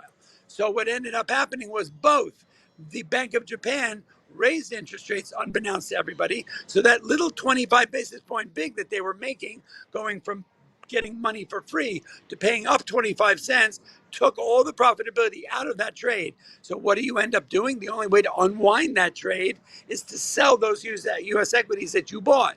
So that also contributed to Monday. So Monday was a function of all the warmongering over the weekend, bad economic data from Friday, a shitty meeting from the Wednesday before, the Japan stock market crashing, plus an unwind of the carry trade. All of that came in on a Monday morning with no clarity about a Federal Reserve cut, and you have a shitstorm. Excuse my language. That's what Monday was about. But the fact that we were able to claw back and we did not, look, you go down 1,000 points, yeah. Is it a bit of a freak out? Sure. Now, the S&P down 256 handles is fairly significant. There was nowhere to run, nowhere to hide on Monday because everything, precious metals, crypto, look, you saw that. I posted a video of me running in the Olympics, right? I mean, there was nowhere to freaking run. You got to go see that video. It's great. I actually won. will. I won in the women's 100-meter in France. But anyway, Is that's that a right? different story. Is that right? Yeah, Okay. I flew to Paris and ran in the women's 100-meter and I won the gold. But anyway, it's a different story. But so there was nowhere to run on Monday. But let's look at the rest of the week. So we end the day on Monday having clawed back half of the loss in the S&P. The Dow did close down 1,000 points. Potential scenario is, are we going? So normally, if you have a big down day, if you close at the low, we've talked about this before, you often will have a gap down the next day and maybe some kind of capitulation. We did not close at the all time. We didn't close at the low of the day. We clawed back half of those losses, so we did okay. We came in on Tuesday and we had a beautiful bullish response to some Monday's sell-off. Everybody was like, "Oh, this is not the end of the world. Dogs and cats aren't going to be living together. It's not that friggin' crazy." And we had a beautiful rally until 2 o'clock. What ended up happening at 2 o'clock was David Solomon of Goldman comes out and says, "I don't think we need interest rate cuts at all." And that started this spiral. It got everybody to reverse their trades of the rally on Tuesday. And we ended up giving back. We sold off hard on Tuesday afternoon. We sold off. We were at 125, up 125 handles in the S&P 2 o'clock on Tuesday. By the close, we were only up 40. We gave back 75 handles on the S&P. That is significant. When you have intraday reversals of that much consequence, that's something to get your attention. We come back in on Wednesday. What's the market going to do now? Continue to sell off or rally back? We had a beautiful rally back on Wednesday, once again until 2 o'clock, where some other economic data came out that disappointed people, and they reversed it, and we did the same exact thing on Wednesday, where we took the high of the day midday and we gave it all back.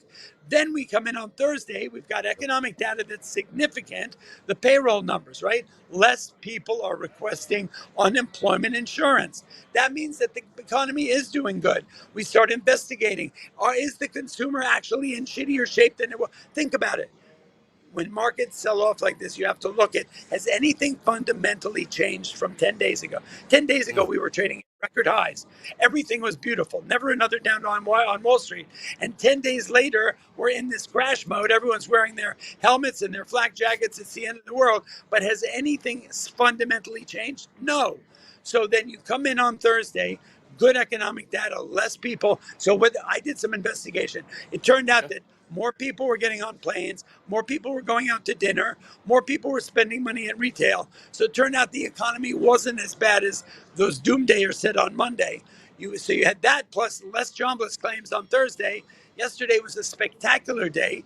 We were up all day and we closed at the high, right? So that's the week in a nutshell, right? That is one of the wildest weeks. 4 days, think about it, from absolute gloom and doom to a major reversal rally, right? The Bears went back into their friggin' hovel there. You know, they grabbed 2 bags of chips and a couple of Coca-Colas and said, "I'll see you guys in a month." You know, they went back in and they said, "I hope I get to tailgate with you guys soon again, but I guess I lost this fucking bet." So anyway, that's where. Hey, Mr. Tuckman, when you recap the week like that, are you going off? Are you reading off notes? Is this straight off the head? Is this straight off the dome? That's my head. That's my. You are the man. You are all right. Really quick before you get out of here, tell us about Wall Street Global Trading Academy, please. Aha! Taste the soup. Listen, Wednesday next. So this kind of a week is a perfect example of where you need to, first of all, trade the futures with you guys, and secondly, to learn the playbook that happens at Wall Street Global Trading Academy. Technical analysis works so beautifully. We've got trades with David Green on the NQ and the MES that worked this week. Literally, we went down to the 200-day moving average. We went down, 80 points or whatever it was, broke it by 30 cents and went back up 30 points. So technicals work. That's what we teach at Wall Street Global. On Wednesday, next week, 8 p.m., we are having a live free masterclass on technical analysis and trading the futures. You got to go to WSGTA.com and register. Go to my Instagram page. There's a link tree. You can register there. Come and join us. It's live. It's free. We'll give you some secrets of successful day trading. So, Mr. Tuckman, you are the man, the most famous person on down there on Wall Street. Hey, do people take pictures of you on the streets when you're on the streets? Hell yeah. Do they really? I love it, man. I love it. All right, thank you, Mr. Tuckman. Have a good weekend. Bye, thank you for your time. That is, check him out at Wall Street Global Trading Academy. Thank you, Mr. Tuckman. Let's get back to these markets. We are starting to see a bit of a sell-off here. in the NASDAQ. We finally broke through VWAP. Last trade, 18,000. There's my man, JD. JD, how about that? You got to follow that up, man. What's up? What a tough act to follow. I say that every time. It's very difficult coming on and speaking after Tuckman. The man's a wealth of knowledge. He speaks real fast. Pay attention when he talks because he doesn't know what he's talking about. Keep up is right. Keep up. All right, JD. You got your live account open. You've been actually doing pretty well in the live account, if I am not mistaken. What are you going to be looking to trade today? Got my live account up. I'm looking at the NASDAQ right now. I do have a short-term bias to the short side. We got that failed upside auction in the NASDAQ. We're trading back inside range, inside value from yesterday. I'm looking for a test of yesterday's volume point of control down at 18,391. Let's call it 390. First stop, I'd like to take out the overnight low, which was at 383. So those are my downside targets. I don't want to risk a lot on a short trade though, so I'm not going to be sacrificing my entry point. I want to see a little pullback, maybe risk $250 on an attempt at getting short and heading down to those levels. So if we get a little pop here, I'm going to be looking at a short trade. We do have some wiki 3-minute candles here, a lot of excess to the upside here. So it is a sort of a grind lower right now, not a whole lot of volatility. Sellers are stepping in just a little bit, but yeah, I want to see a pop and then I'll short it. So keep you posted on that. Cool. What's up, Jack? What's happening, man? Hey, what's going on, guys? I'm back. I went and got a slice of leftover pizza when Peter started talking. I'll have to go back and watch that because he's always on it.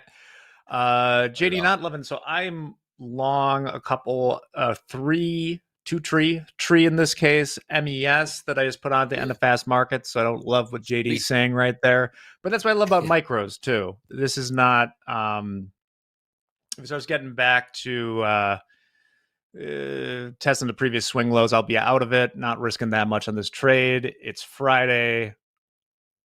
I don't see any reason to be trading this, but hey, I'm on TV. Let's do it. You're trading micros in your live account, Jack? Yes. Okay. Yeah. I have to get those activated. I don't have the micros activated in my live account. I'll have to reach out to Risk for that. So Jack, you're long a 2-lot or 3 guy? 2 or 3? A 3. I have it in there. I put up the 2-person overlay. I think I just updated that. A lot of people are out today here at Topstep, so you'll see us calling out things on air that are sometimes not on air. So that's fun. Yeah. You guys are behind the scenes. Stretched pretty thin today, guys. Friday. It is a Friday. So nice call on that short by Hoag in the S&P. So very short from like 57, I want to say. Nice trade yes, there. 57. Took it for 10 points, I believe, or thereabouts. Beautiful. Yep. Jack or JD, can you guys hear the Blue Angels flying around?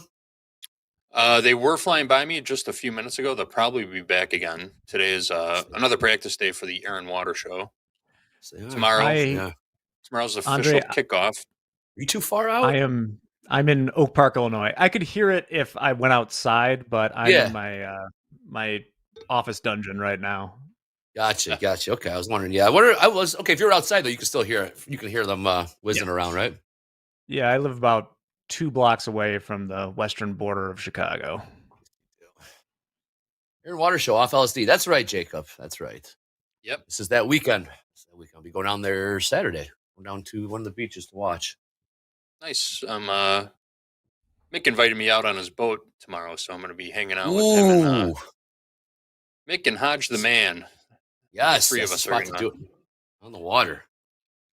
Stay out of trouble, boys. Stay out of trouble. We're hanging out in one piece. I think we're gonna anchor right at North Avenue Beach and just chill there for the morning, early afternoon. Very nice. Nice sights and sounds Bring over the there. bucket of Catch my chicken. drift. Yeah. Bucket of chicken. No, we're just gonna dive for carp and drink a lot of Miller Lights. Dive for carp. Yeah. Some nice scenery over there on North Avenue Beach around this time of year. Please enjoy. Be safe. Come back in one piece, JD. We got another big week here at Top Step TV. Don't worry about me. I swim like a fish. Yeah, Drink like one. the propellers Drink like still one get too. the swingers or the swimmers. Swingers, maybe them too. I was thinking about the playground there, Andre. So I said swingers instead of swimmers. Swimmer.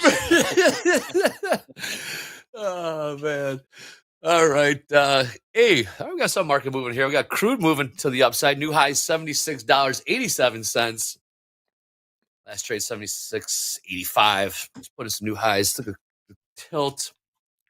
64% long. So hopefully catching some profits on the move to the upside there. My man Jack, long tree micros. I gotta say, really encouraged by the ES. Oh, okay, no, ES. You don't mess with. MES, yeah. MES. Thank you. Not the big dogs. No reason to. We are. It's been great to see the shift into micros, based on this volatility. Like Tuckman was saying, it was the end of the world, and Jack was saying this as well. End of the world on Sundays, going into Monday. Here we are, back to where it all started. We did stabilize. Just on CNBC, they're saying it's the worst behind us. A lot of people seem to think so. There's the Feds. Jack, if the Fed cuts 50 basis points, I mean, I don't know. What do you think? You think 50 basis points is really on the table? I think so. But for the meeting, no, they were saying, like, the day it happened, there's one professor from Wharton especially that came out and was like, we need 75 points now. Yes. They've since backed off that claim. People were a little bit over the gun there. Let's see what the Fed Watch is saying right now for September. Okay. Oh, this is great. It's like the tilt. We got 50-50 between, or 46.5% for a quarter point and 53.5 for a half. They're walking a fine line here of, obviously since Monday, the markets have taken off like they were shot out of a cannon, and they want to they don't want to validate this market pricing so much. Jerome Powell does not want to see the NASDAQ go to 25,000 right now while they're cutting rates. So delicate balance. I think that Fed Watch is about right. I wouldn't be surprised by a quarter or a half. There won't be any emergency unless something crazy happens between now and then. Yep. Wait, why do you say that? Powell doesn't want to see the NASDAQ go where? Like to the moon right now. I mean, why? It's just what was it that they said about irrational exuberance? It's because forming bubbles. I mean, they're focused on inflation and the employment rate, right? Mm. Employment's been a little soft. Inflation has been coming in, and that's sort of like a barge, so to speak. Once it starts moving, the momentum should keep carrying it. That's what people were saying, that maybe they made a mistake by not doing it. But yeah, they don't want to see a bubble forming. It's not in their mandate, but not something they want either. Something they low-key keep an eye on? It messes up the plumbing. It leads to, you don't want to see the VIX at 60, right? You don't.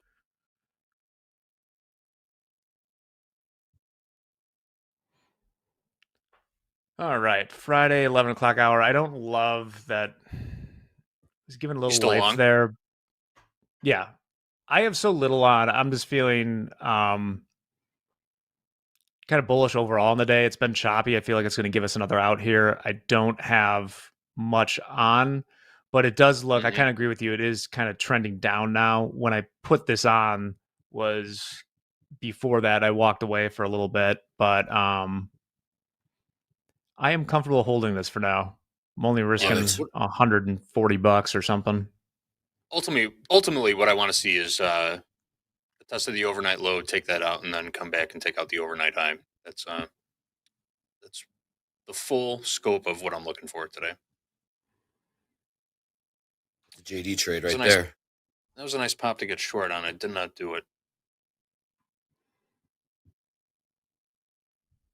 But we could still range. We could still range for a little bit longer. Yeah. Our word, JD. No, our word.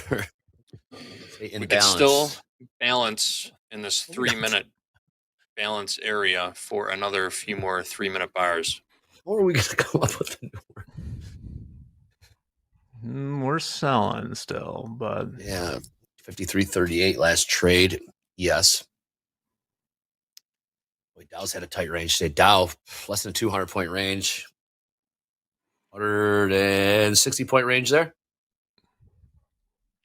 Yes, Danielle says, JD, get a couple pics of you guys on the boat for TV, please. You guys better. I want to see you coming What up with happens on the boat stays on the boat. Stays on the boat. So, yeah, we'll get some pictures for sure.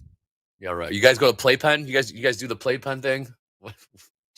I think Mick has a plan. We're going to anchor at North Avenue Beach. He wants to get there early, so we'll be on the boat at like 8:30, 9 o'clock. I think the show starts at 10:30, so he wants a front row seat. So we'll be out there early, anchored up. Keep an eye out for you guys. Is this tomorrow Saturday? I'll keep an eye out for you guys. There's a Saturday boats out there. Yeah. Just swim out and meet us. Swim out there. Yeah. You guys, wait for me. Don't lose a leg. Yeah. I can hear him whizzing around right now. 1 second. Let's trade it. Oh, I should be able to talk better now. Andre, I had a hope my mom isn't watching. I had a brand of off-brand Zin in my upper lip. There's an off-brand. There's a million off-brands. Is there a really? Shortage? No, it was just too big. It was like I had a cotton ball up there. But now I'm good. Are you a 3, 6, or 9 guy, Jack? Oh, I prefer not to say. Okay, we'll keep that to 6. Yeah, that's standard, right? That's pretty much. Zin is not a Zin. A little lip pillow. Nothing wrong with a little lip pillow. Hey, Key, that crude. Go ahead. It's not good for talking on air, though. No. It's okay. Keeps you, a little poppy sharp. And coming. Yeah. You still in there, Jack? I'm being here for a long time. I like it. Conviction in the trade. Hopefully get some volume to push it higher. We do have oil keeps creeping higher. Tiptoeing higher. There goes to new high. $76.97. Closing in on $77 even. About 2 cents away from that. So long 74% crude tilt. Oh, nice catch, Eddie. Jumping on it. I see in the tilt a lot of people trying to get short. I see like when it's selling off, those numbers go up. If you pull out, I'm still in like the see money, take money there, where if you pull out to like the day, here, even if I could do it right here, what am I doing? I mean, we're still quite a bit down off those highs, right? So is this the end, sort of like this downtrend we had? I feel more comfortable in general being long if I'm sitting in something for a while, which with these 3 MES, I will probably do. Okay. Yeah, what's your price there, Jack? Oh, I got you right here. 43. Yeah, I got it up there. Okay, cool. And left over from the end of fast markets. Excellent. You're that sucker into hey, us here on reversal challenge today, right? Yes. Oh yeah. Yes, we are. We will be using combines for that, or practice accounts. We are not trading. No. Although, as I said, if I had traded last week, if I had done NQs instead of MNQs and copy traded 5 accounts, I would have made $50,000. Jeez, yes, did you crush it? Let's go. No. Did you crush reversal challenge? No, I made like $1,000, but I'm just. That's good. It was a tight rate. Really good. It was moving. Jack made like 950. I made 8 1/4, and then nice, JD. I think Hoag made $100. Hoag made $100. Ray took a hit. Ray's taken a hit a few times on the reversal challenge. Actually, the first time he was nipping at my heels. He did well. Yeah. Nice shot. I had my trading combine account open this morning. I wanted to piggyback some of my team's daily levels or trading levels, but then I put a micro on just to get into like sort of a zone. I was buying into a zone, and then I remembered that we have the reversal challenge this afternoon, so I just cleared everything out. I'm down $3 on my XFA right now. just because I wanted to keep the slate my clean for God. this afternoon. I love it. Good. Do what's best for the TV. Got to do what's best for TV, JD. I love it, man. Yes, please. Y'all suck. Tune in this afternoon. We got Power Hour coming out. The Reversal Challenge, complete practice account, simulated trading. None of it's real. No real money at stake. You two can play at home. Don't mess up your combines. Find a practice or demo account. Play along with us. It's a lot of fun. We like to have fun on these Fridays. Eddie, they say the sound effects are hilarious, Miles says. What do you think about that, Eddie? Thanks, Miles. Check is in the mail. Hey, Anonymous was really, for being up 90 grand, Anonymous was really feisty, Eddie. I don't know. Well, you know what? I think, it's Friday, and you know what? I'll text him a little later and see what's going on. But he'll be back again. Okay, good. Good. Yeah. We were hoping that Anonymous is back because it was Friday. Maybe we were bothering him on a Friday or her. They had the they had the witness protection program voice on them, so I don't. Yeah, it's. We'll hear back from Anonymous shortly. All right, Jack. Into the 45s now. We're up to VWAP. VWAP. I got VWAP at 45 right here. We're at VWAP. Yep. I want to see GD, how we react coming on up to VWAP here. Coming up to 500s, 18,500 in the NQ. We're pushing through VWAP now into the 46s in the ES. Man, they're whizzing around, folks. You gonna sell the pop, JD? Got a 500. If we can push just a little bit above VWAP, I don't like selling underneath. If I'm shorting, I like shorting above VWAP. Does that make sense to you? Yes. We had a 450 lot just traded out at 353.46, 47, I should say. Paper got gobbled up 500 times on the offer. Taking a look at what some of these top step levels are here. Got settlement. Top of this bar. You're saying something, Eddie? No, I was going to say you're doing the S&Ps, right? I hope I'm doing the MES. Well, actually, right now it's in my favor, so I hope it's. Okay. You know what's a dangerous thing, Andre, is that on my screen here, I have ladders for both the ES and the MES because I like looking at the dome to trade, and I can't see it if I have the MES up, or at least not what the ES is doing. Correct. So that's there. So aren't the prices pretty similar? They're very similar, but one's 10 times bigger. So if I'm trying to throw That's on true. 5 MES. Watch that. The only way you can tell is by looking at your unrealized P&L. Yeah, it's like, oh, that's bouncing. Yeah, it's moving a lot faster. I did that recently in the ZBs trying to trade a spread where I was like, wow, this is going up. Like, it was trying to trade like a 10s, 30s or something like that. And I reversed which one I put it in. And I ended up like twice as many ZBs to ZN. And it worked out in my favor. But I was like, holy S, this is going well. So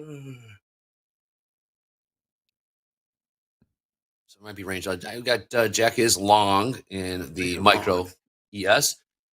JD looking for perhaps selling a pop, but like you said, he wants to see NQ get above VWAP. JD, what do you got VWAP at? I got it at 505, 18,505. Yeah. Okay, cool.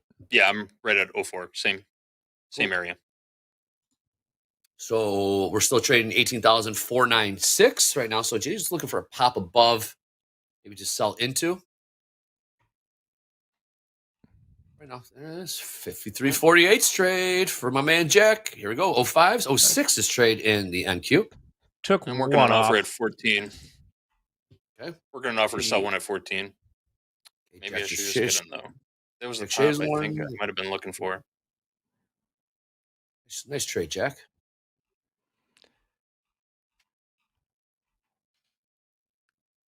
How close did it get to hitting your stop, Jack? You did have to take close. Not very close. Okay. I was gonna maybe add more as I'm scaling into this because it was just.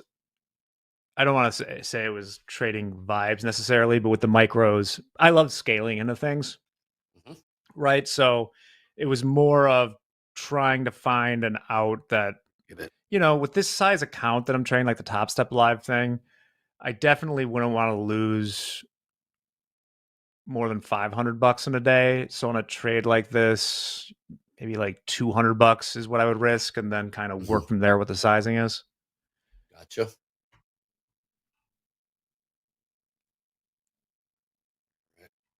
It was a little too conservative with my entry there. I was just going to throw it to you. You were working 14s, offer at 14. That's right. Yeah. I mean, I see the logic. Just because I don't want to risk a whole lot when we're still grinding higher. We're indeed grinding higher. We are above VWAP in the ES. Above VWAP in the Dow as well. Crude pulled back about 9 cents off the highs. Again, high of the day, $76.98. Last trade, $76.89. All right. ES trying to figure out what to do with VWAP. And NQ is going to try and make another college try. Grow legs, as MP says. Is going to grow legs into VWAP. Last trade, 497. VWAP at 505. We got some buyers coming in here. Bounced right off of settlement there in that candle in the ES. Mm-hmm. Somebody asked like the correct way to scale. Like everything else in trading, you can't get a straight answer. It's a matter of like how you want to do it. But like for instance, for me, it's, you pick your levels and then figure out what you need to get like an average price there is what I'll usually do. So like, kind of like with Hoag with the 90 rule, if you wanted to trade, you might want to do 10%, or I kind of just like stack them down there, right? So that if they got all of them, I would have my level on.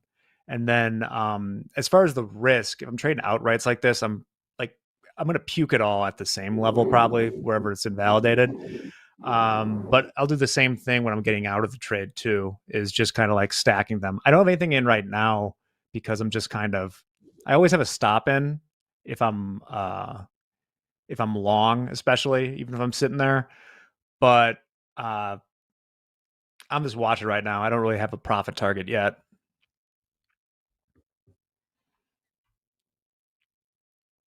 Hey, JD, question for you.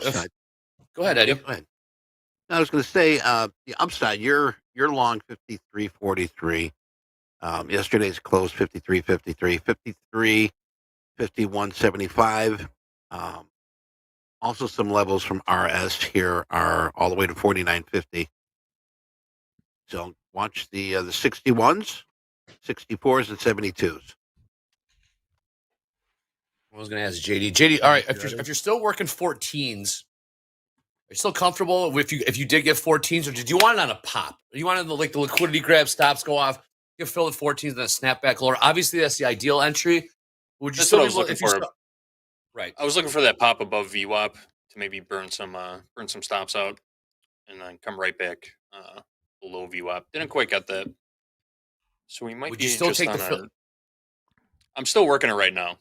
Okay, cool. My question is, would you still take the fill if we grind it higher to 14s instead of a quick pop? I will you still take the fill. You will. Okay. Yeah, very good. I was thinking about $250 a risk, but I'll probably tighten that up to $150 a risk on this.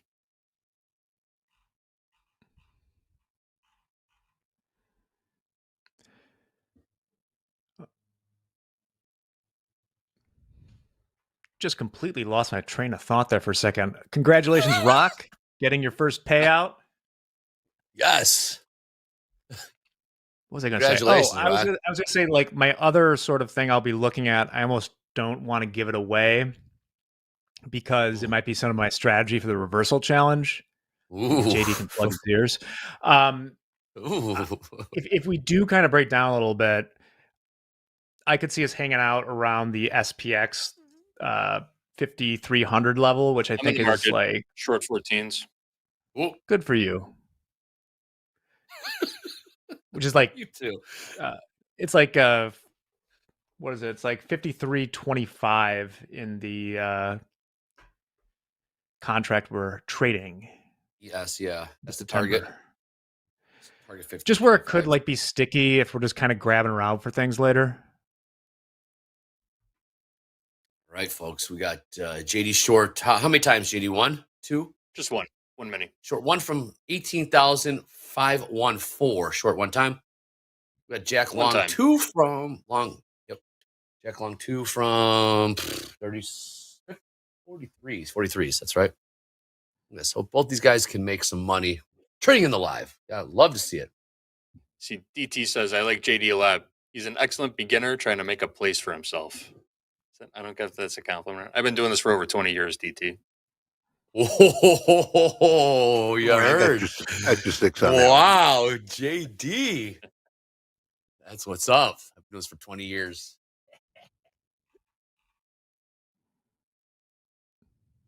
I'm sorry. JD, you were short 2 NASDAQ at where?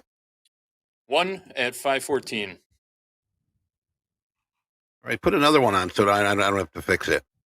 I'm just kidding. You got it, Eddie.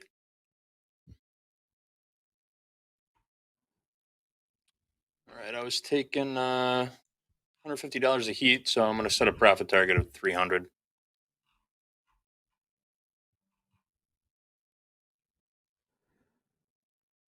Back to settlement. Are you in the NQ or ES there, JD? NQ. And moving my stop down to break even. You guys are watching Pro Traders here at work. Pro Traders here at work during the lunchtime trade hour. Got a lot of experience here. Yeah, not as much experience as the Hoag or the Tuckmans or the David Greens or the Eddie Horns of the world. But we're coming up. We're coming up for them. Filled up 300. Profit target hit. JD. I'm up 300. Ching. Damn, JD. I've been doing this for 20 years. How about that? That's what 20 years of experience looks like, JD. Should have had a pair on so I could keep a runner. I still like to be short. That. Live account positive, JD? Live account, I'm up 800 on my live account. My man. Oh. My man. Okay. Somebody's buying lunch. Yeah. Oh, those beers are going to taste much better tomorrow on that boat. Lock it up. Lock it up. Look at this. Both these guys. One guy long, one guy short, both in the money. Obviously, if you guys like what you're seeing, click like, click subscribe. We're a little light on the likes. Are we not doing a good job? Come on. We're watching a lot. I think people get like complacent with the likes. Like, I haven't liked it yet. Let me go like it. Well, Jack, you gotta like it, man. You gotta like it. Not that I don't even know if they really do anything for the IG algos. No, But probably it's that a last vanity like thing. was me. Thank you. It's a vanity thing. Got to see 1,000 likes. We don't know. Okay. Almost there. All right. JD, nice in and out. Conviction. I asked him, will you still take the 14s? Will you still take the 14s if we grind higher? He took the 14s. Grind higher. What'd you cover, JD? 94s? 95s? Yes. Nice. Jack came in with a 3 lot. Shaved 1 for profit. 2 more on the money. It was 99. 99. Nice cover. Nice cover. Our live traders are profitable today here on Topstep TV.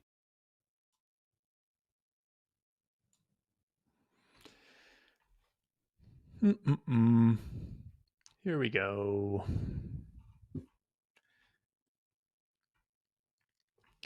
Yep.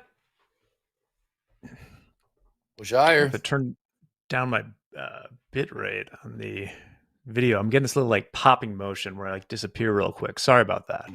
You're good. Oh, I saw that. Yeah. A Malort shot with you.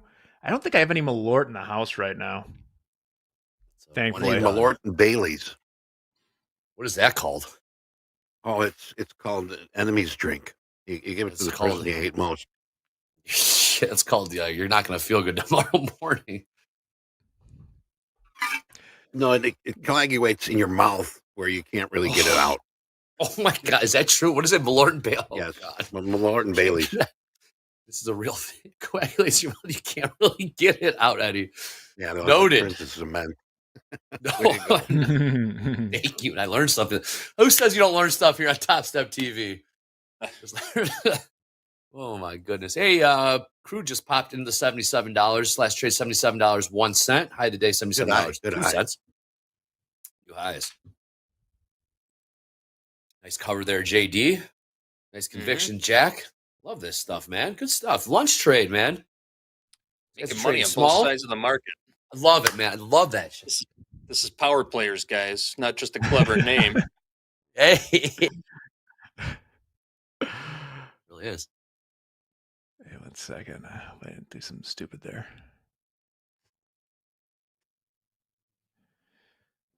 Uh-oh. Tashara wants to know if I could speak on why I like shorts in the NASDAQ right now. So we had a failed auction to the upside, failed upside auction. We moved back inside range, inside value from yesterday. So I'm looking for an ultimate test of yesterday's volume point of control in the NASDAQ at around 18,390. I'd love to see us take out the overnight low at 18,383 before moving back higher to take out the overnight high going into the end of the day. That is my strategy right now, and I'm sticking to it. All right. Good on you, that, Eddie. How about that, Eddie? These guys are cracking. An enemy special, man. That's gonna be a good one. Well, Carl Hungus said it's like a shot of cottage cheese, which it is. Yeah. There's 1,000 ways to fart in the bag, right, Hungus? Wow. I got to try that tonight. That sounds pretty cool. Brown paper or plastic? Hey. Paper or plastic? Paper or plastic. You got gold catching a bid here. Last trade. We're seeing about crude, 75% long. 75% long in crude. Gold. What do we got on gold tilt there, Eddie? I don't have it at Looking hand at right 62% long. Really not decisive yet. I like $4. Crude. Crude's looking healthy here. Stairway to heaven on my 15-minute. Huh? Eddie, Eddie, I got a question for you. You've been in the markets a long time. When was the last time you were panicked? When was is that right? 85. When was the last time you were panicked in the markets? I asked Tuckman this. He said 87. That seems to be the common answer. Obviously, 08, COVID. When was the last time you felt actual real panic? When you were on the floor. When was the last time you felt panic? And what did panic feel like or look like on the floor? Well, the thing is, I used to really sweat it out when I was a ARB clerk because there's no room for error when the FOMC is going to be released. And the thing is, we didn't have computers in front of us. We were watching the Reuters board. And everybody's, sweaty palms pacing back and forth, coming down to it, coming down to it, coming down to it. 1 o'clock would hit, and there'd be silence. But the thing is, you've got like 5, 6, 7, 8 houses that are on the phones with their traders, ready to just slam orders down your throat. And I think Johnny Hoagland can sort of back me up on this. And as soon as the shit hit the fan, it was like, hey, sell 200. Hey, 85 bid on 10. Hey, I need to sell 17 all at once. And I mean, that was the biggest panic I had. Another time was when in the Deutschmark, Manny Hanny had this clerk come over from the Board of Trade. And you know how Michael talks about 100 lot versus 1,000 lot. 100 lot, the CME was a signal in your head. Closed fist to your forehead. That was 100 lot. I think in the Board of Trade, 100 lot was arms crossed. But in the CME, arms crossed was 1,000 lot. So I'm sitting there picking up an order, and this new guy, Manny Hanny, to me on the CME floor, he put in a buy 2,000 Deutschmark, which they did before. It wasn't out of the ordinary. And turned to my broker. I'm like, okay, buy 2,000. I look at JP Morgan phone clerk. I go, you give me an offer. Give me an offer. Looked at Goldman. Give me an offer. Give me an offer. So these guys, buy 200, buy 500, buy 300, give me another 200. And I'm reporting this back to the guy. Hey, you got 400. You got 700. You got 1,200. And he's looking at me like a deer in headlights. Are you talking to me? Oh, shit. Oh, bleep. Yep. 200 versus a 2,000 lot. And the thing is, I had the Morgan broker who was filling. he's like, yeah, that guy put in 2,000 lots. So I had people behind me, but yeah, you feel like a snot on a wall in a bathroom stall at that point. And $64,000 later, which was cool though. But the Goldman guys, Goldman desk, Morgan desk, they gave some of it back. They're like, oh man, there was an error. Okay, you know what? I got out of these. We didn't do these. They were really cool about it. Could have been much worse. But that's some steam time, real hot steam time where you're like, oh my god. Wow.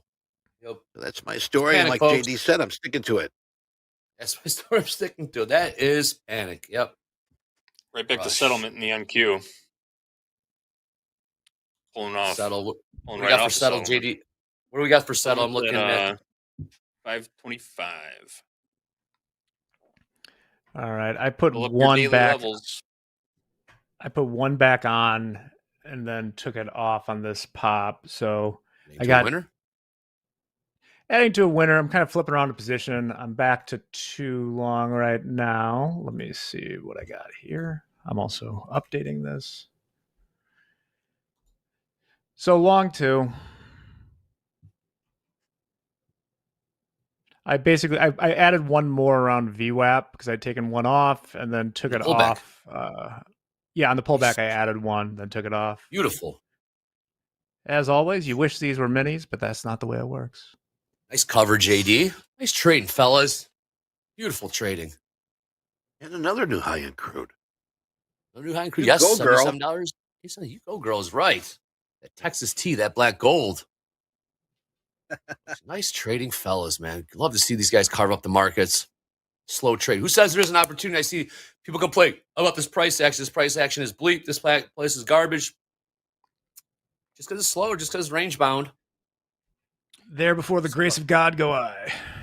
Yep. David Walsh. David Walsh wants to know where my stop is on the short. I already took profit on the short. Where was rewind it, a few minutes. Where was your stop? Though? I got in at 14, so my stop was 22.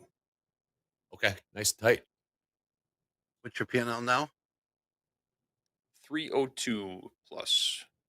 Good job, fellas.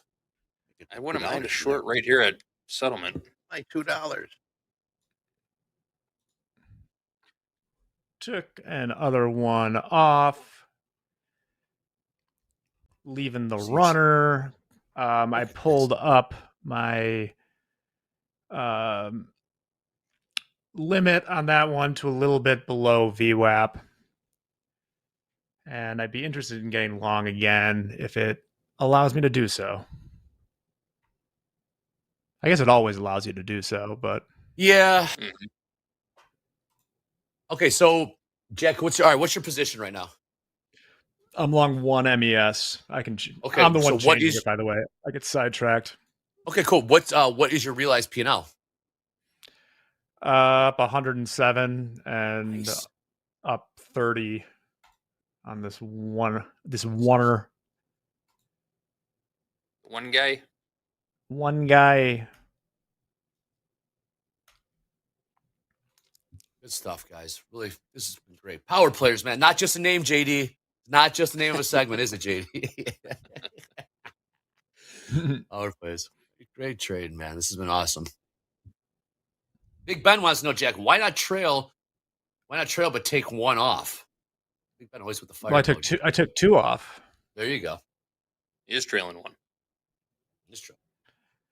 Yeah, I mean, like, granted, this is kind of just dipping a toe back in. This is really small size. I would say, like, everyone could trade like their own thing, but this is a little bit chicken shit on my part, even given the volatility of the week. But it's Friday.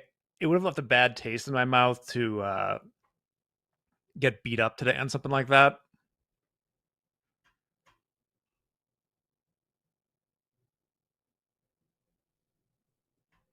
What are you typing, Andre?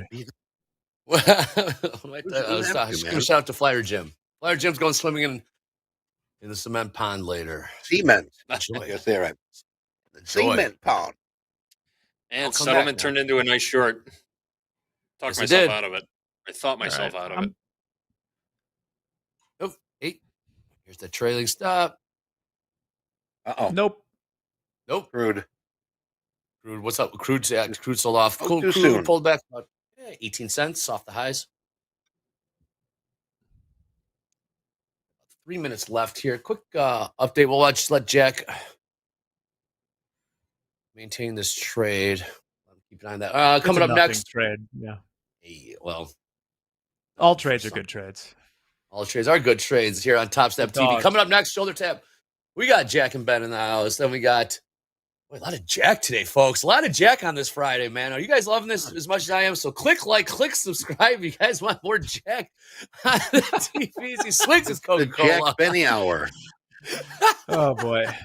If you guys can't get enough Jack, like I can, please click please click subscribe. Then we got. If you guys want more JD, we got more JD coming for you with group coaching. Like I said, he's been doing this for 20 years. Then we got Hoag, Gabe, and Anne Marie for Strategy Lab with Anne Marie. And if you want more Andre, you got more Andre coming up in Power Players with these two guys, including Hoag for the Reversal Challenge for Power Hour. This has been a hell of a Friday. We're crushing it today, guys. This has been very, very enjoyable. If you guys want more of these, you got more of these fellas. You got them coming up. It's a Jack. Oh my gosh, Jack. Keep it clean, guys. It's 30 Rock. It's from 30 Rock. Yes, Jack. It's a jack off. It's a Jack. Jeez. The name Dick. Yes, there's a lot going on. Nice trade, fellas. So yes, you want more of these guys? You guys, look at Jack. Look at that smile. He's so happy with himself right now. I'm delirious. I'm gonna be out so much today, but I love it. Let's do it. Oh, so good. All right, what do we got? We got shoulder tap coming up next. More Jack coming up. Then we got more JD coming up for group coaching. I'll see you guys back in Power Hour Strategy Lab in between that. Whew, nice trading, fellas. That was pro type shit. Let's go. We got shoulder tap coming up next. Let's go. Oh my God.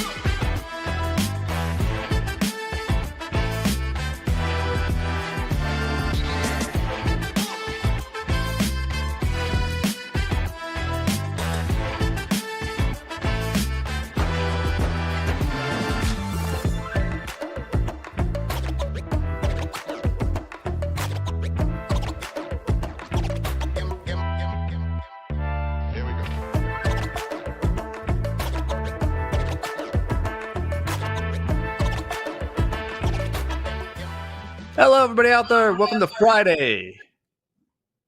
And did somebody have I heard an echo there for a second. Welcome to Shoulder Tap.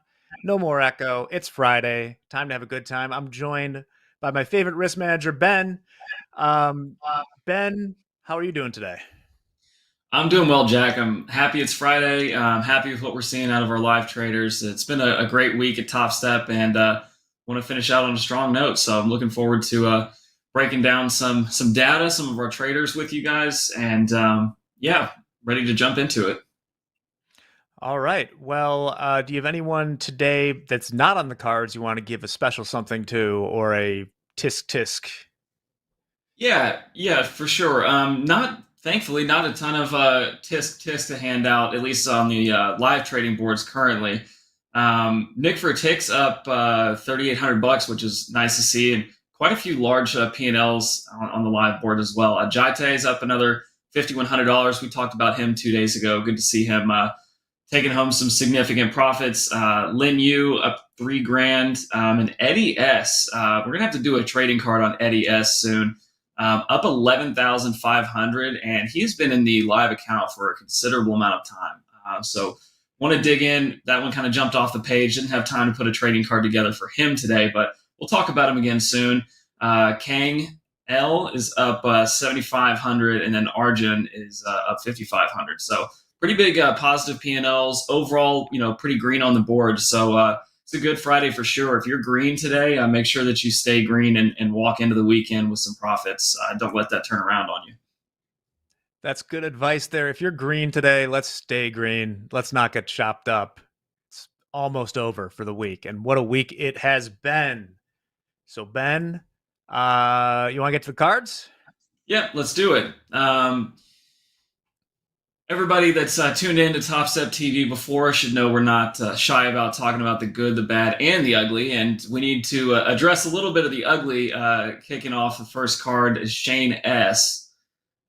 Shane's someone who traded very well, traded very big size in the XFA, a couple of XFA accounts that he had, taken some payouts in those XFAs, got called into a live account, and has been on the fast track to ultimately losing the live account today. So not particularly happy, to be frank with you, Jack, about the performance from this trader. If you're looking at the trade report, one thing in particular really just jumps out at you and screams at you, and that's I forgot. That is okay. It's this one, yeah. The fact that Shane, I believe this was talked about on Monday when it actually happened. Shane was up at one point $62,000 intraday on Monday. Really, really significant intraday volatility that we saw, in the Sunday 5 p.m. Central Open into the overnight session, and ultimately the regular trading hour open. Across that period of time, overnight and into the morning, Shane was up 62,000, ended up giving all of that back and taking the daily loss limit. So that one's pretty brutal. Risk team was not happy to see that. Obviously, not a lot we can do. We do have to sleep at some point. And the overnight session, sometimes we come in and see really big P&Ls, really big positive numbers that someone's up, or sometimes, that daily loss limit. So that was unfortunate. And frankly, it's difficult to come back from that type of experience as an intraday trader. Being up 62,000 and giving all of that back can really mess with your head. Want to give a little bit of grace, but these are live funds. This is real money that Topstep is putting up for you. Shane started this account with $21,000 in a live funded account that Topstep put forward for him because we believed in his abilities, and still do to a degree, but this is a setback, and this is something that we'll consider going forward in whether or not we call Shane up to live or keep him in the program at all, for that matter. This is pretty bad trading, reckless trading. I would consider it high risk gambling rather than trading, and we got to make some adjustments. Thankfully, TopstepX has been a revolutionary platform in a lot of ways. The ability to set a personal daily loss limit and a personal daily profit target are really, really useful. I know a lot of other platforms are working on or beginning to adopt that. I know Tradeovate now has a similar feature. So utilize those things.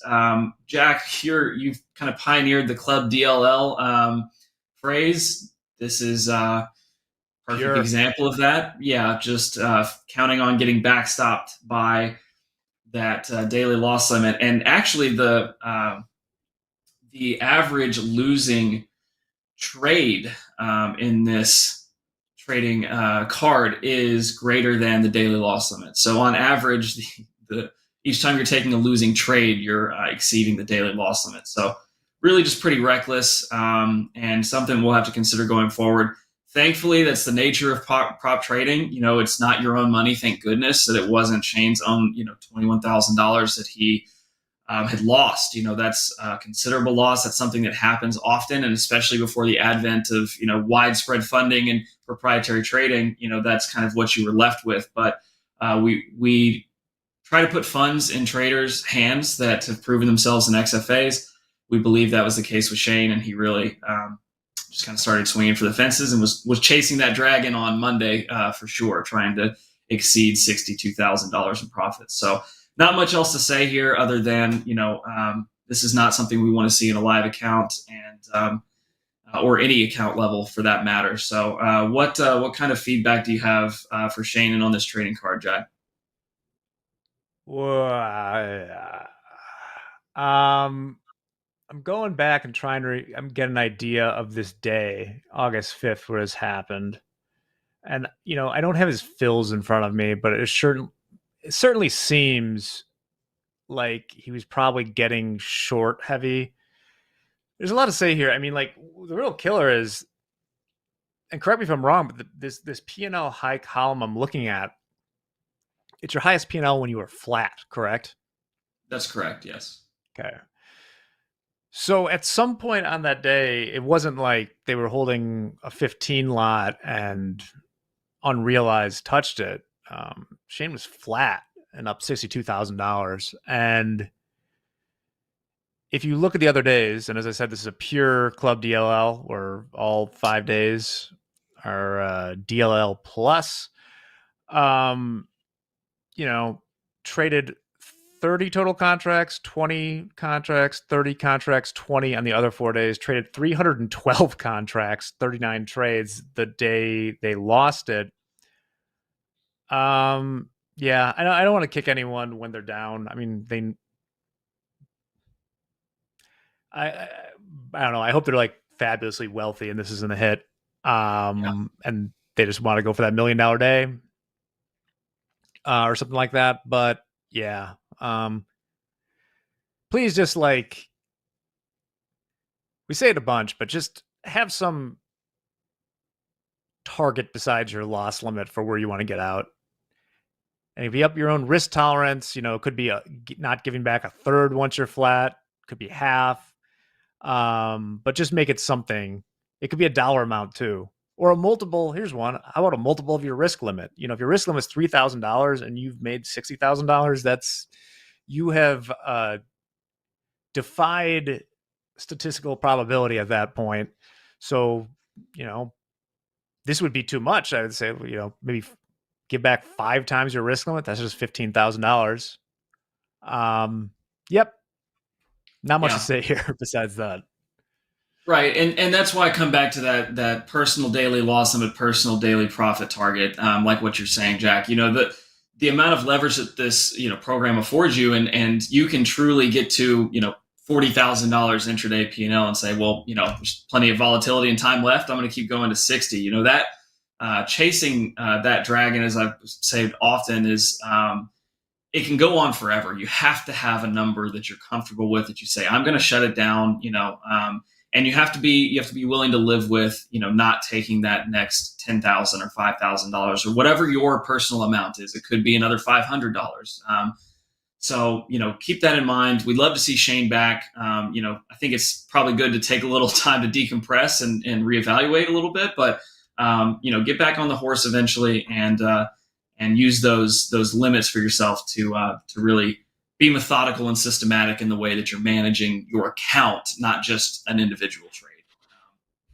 So yeah, I think we've said enough there. We can move on.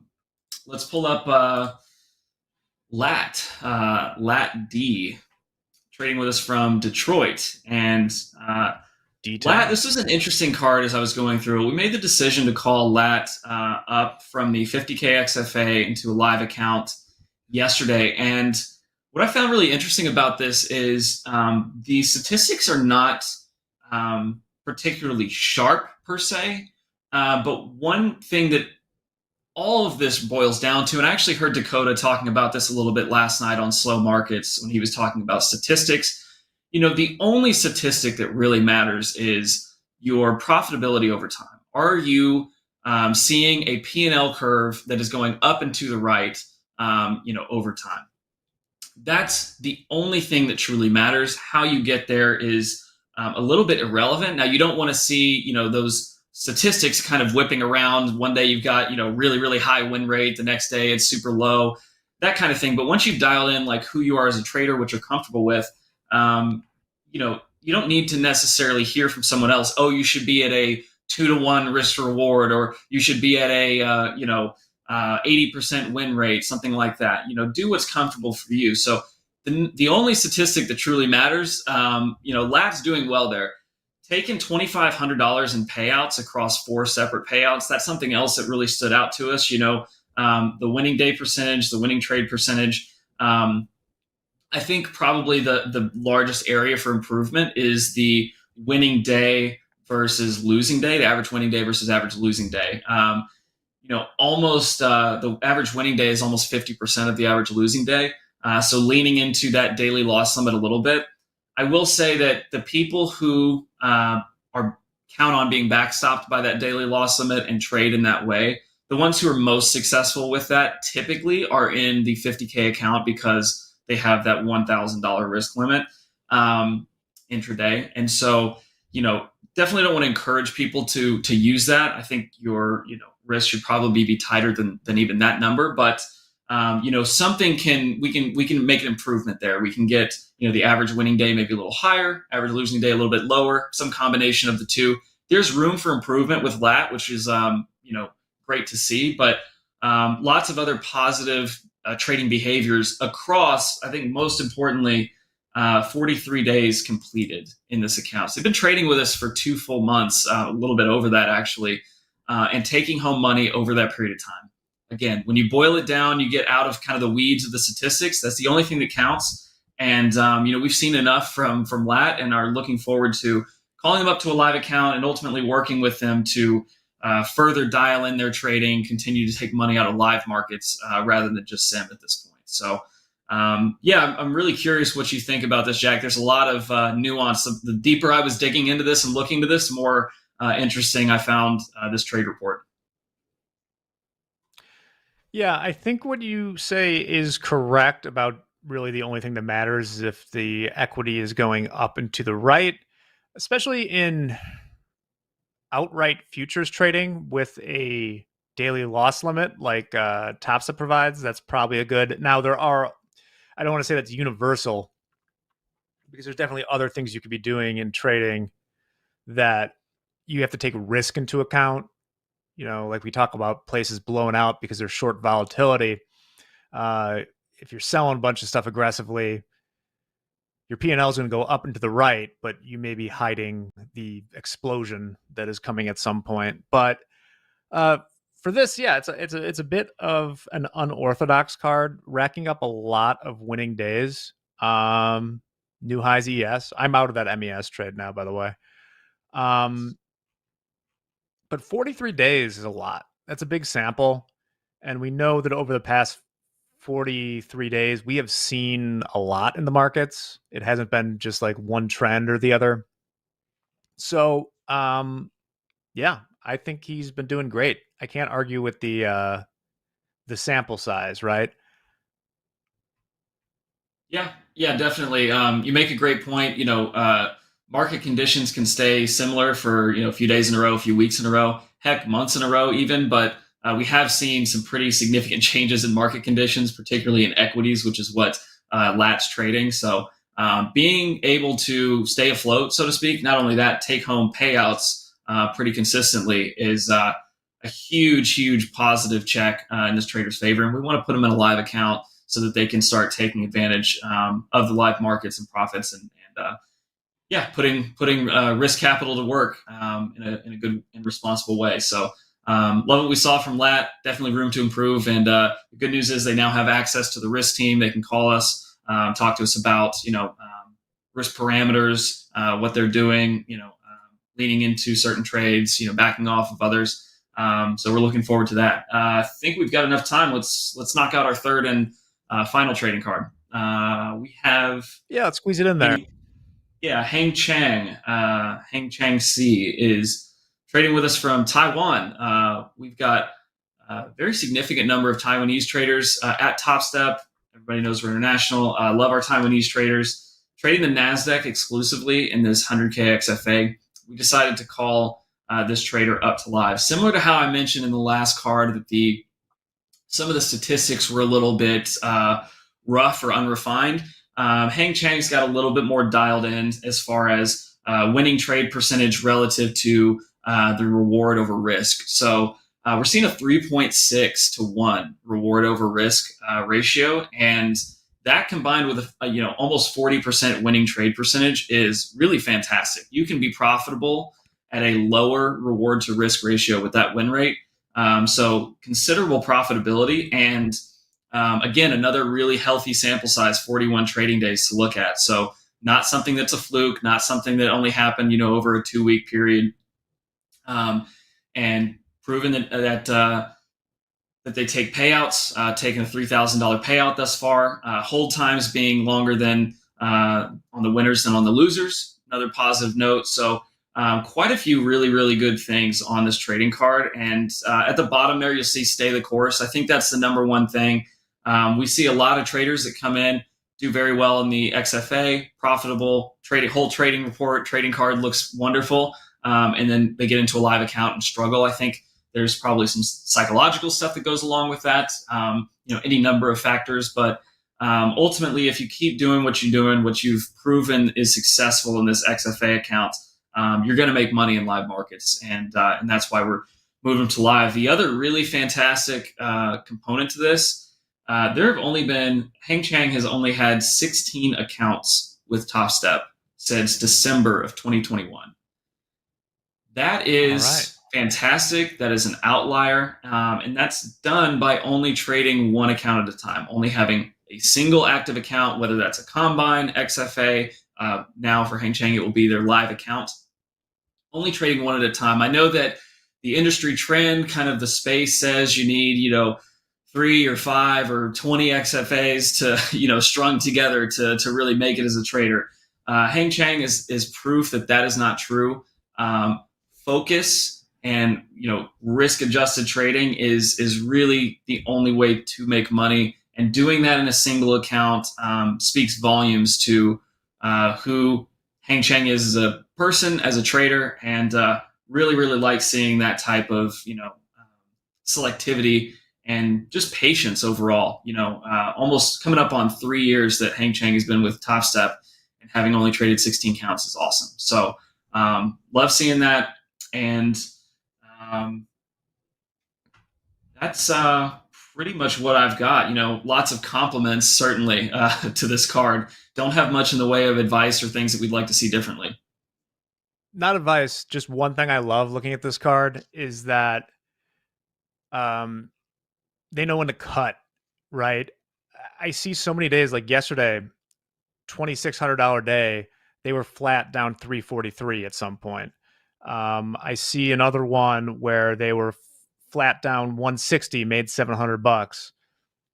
Flat down 727, made nearly $3,000. This is the benefit of not just taking every trade to Valhalla on the negative side, right? You still have ammo, and the earlier you get out, or that you are invalidated, the more chances you have to make something happen of it. And that's awesome, because I see so many where it's just, we're going to the loss limit. That is where we are going. This is great trading, not swinging for the fences, good dispersion of losing amounts and winning amounts. Great card. Go get him, Hang Chang. Yeah, feel good Friday. Seen a lot of good activity, like I mentioned at the start of the segment. Lots of good stuff in live accounts. Lots of really encouraging call-ups that were made this week. So, yeah, another great week at Topstep, and looking forward to next week. Right on. Well, Ben, thank you very much. Stick around, everybody, because we got group coaching with JD and Hoag coming up next. Then we got Hoag, Gabe, and Marie on at 1. And then reversal challenge with Andre, Jack, JD, Hoag, them Topstep boys for Power Hour at 2. I hear stocks are going to the moon right now. I had to close down for bandwidth reasons. I'm going to take a look at that. Stick around. We'll be right back with group coaching.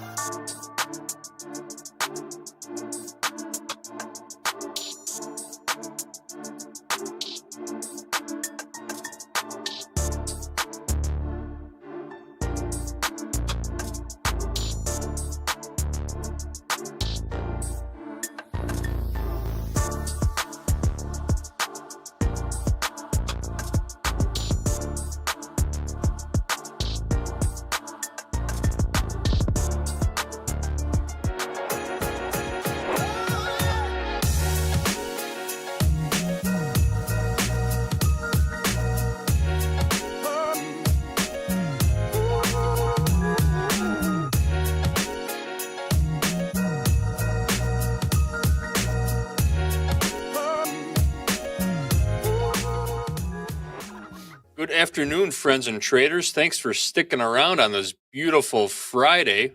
It is Friday. And guess what time it is? You made it. It's group coaching time. I'm JD behind the scenes. You're staring at John the Goat Hoagland, captain of Hoag's Heroes, your daily levels squad. I hope you were following them today. They did pretty good. Hoag, how's the afternoon treating you? You got anything else? Any more trades going on? Nah, I've been busy focusing on other things, so I haven't really had a chance to focus on trading. But I saw you've been doing very well trading, JD. I got to tell you, I respect you tremendously as a human being and as a trader. It's great to see you in action. Oh, right back at you, Hoag. Yeah, we had a nice little power players. Jack was long the ES. I got short the NASDAQ, and we both made money. Look at that rip higher, man. Yeah. The move I was looking for didn't quite finish out, and yeah, we are tapping on the ceiling. Took out the overnight high. I wanted to take out the overnight low before we took out the overnight high. It didn't quite work out like that, but nonetheless, there we are. Well, we've got your questions, folks. Thanks for submitting those. We still got the we have the programming form pinned back in the chat. We took the group coaching form down, but if you submitted a question, we'll probably get to it today. So, Hoag, without further ado, what do you say we dive right in? Let's do it. All right. First up, first question comes from Patrick. Patrick says, I think I'm over managing my trades. I adjust my risk too early and cut my winner short. I do both of these because I want to protect risk and take profit. I end up taking more paper cuts, more losing days, less winning days. I try to keep it to one trade per account. Appreciate your advice. Another timeless question. We get this one quite a bit. Cutting the winners too soon, holding on to those losers a little too long. Death by 1,000 cuts, right? Yup. And, Patrick, what you're experiencing is just simply human nature. None of us are really hardwired to trade successfully because when we have risk on, we become hopeful when it's going against us, and we become fearful when it's going our way. Cutting your risk too close, especially in winning trades, that's gonna get you taken out. I think in a lot of ways, what you're doing is similar, but a little bit different than what most people I think do. Is you get in a trade and it goes against you. You kind of hope that it's going to come back and make you whole again, or actually going to make you money. So a lot of people will move their stops further away, and that just increases the risk and increases the losses. The other side of that coin, and I think you're experiencing a lot of this, Patrick, is when we have profit in a trade.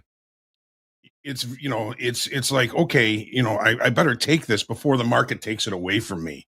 We don't let trades play out to their fullest extent or to what our expectations might be. We all feel the same way, Patrick. So my suggestion is, when you put a trade on, what your risk is. Hopefully, you're managing your risk based on technical analysis or some sort of profile or some sort of chart that if price gets to this level, this trade is no longer valid and I have to get out, and you leave your stop there. If it starts to go your way, a lot of folks like to move their stop to break even or break even plus one or minus one, whatever it is. And that if price comes back to that level, it takes you out of a trade that still is valid. It's still valid.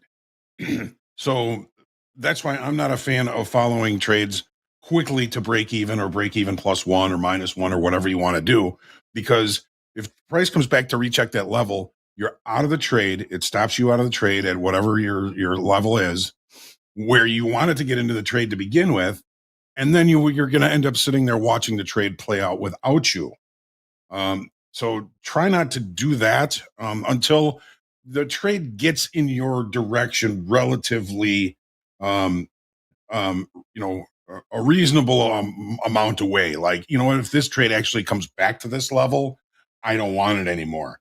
Let the trade play in your direction for a good amount of time, or let's just call it price action in your direction. It's hard to withhold, or it's hard to maintain positions when the market starts to pull back, but that pullback can give you a level with which to move your stop up to, if that level holds and you get a new kind of swing low or a swing high if you're short.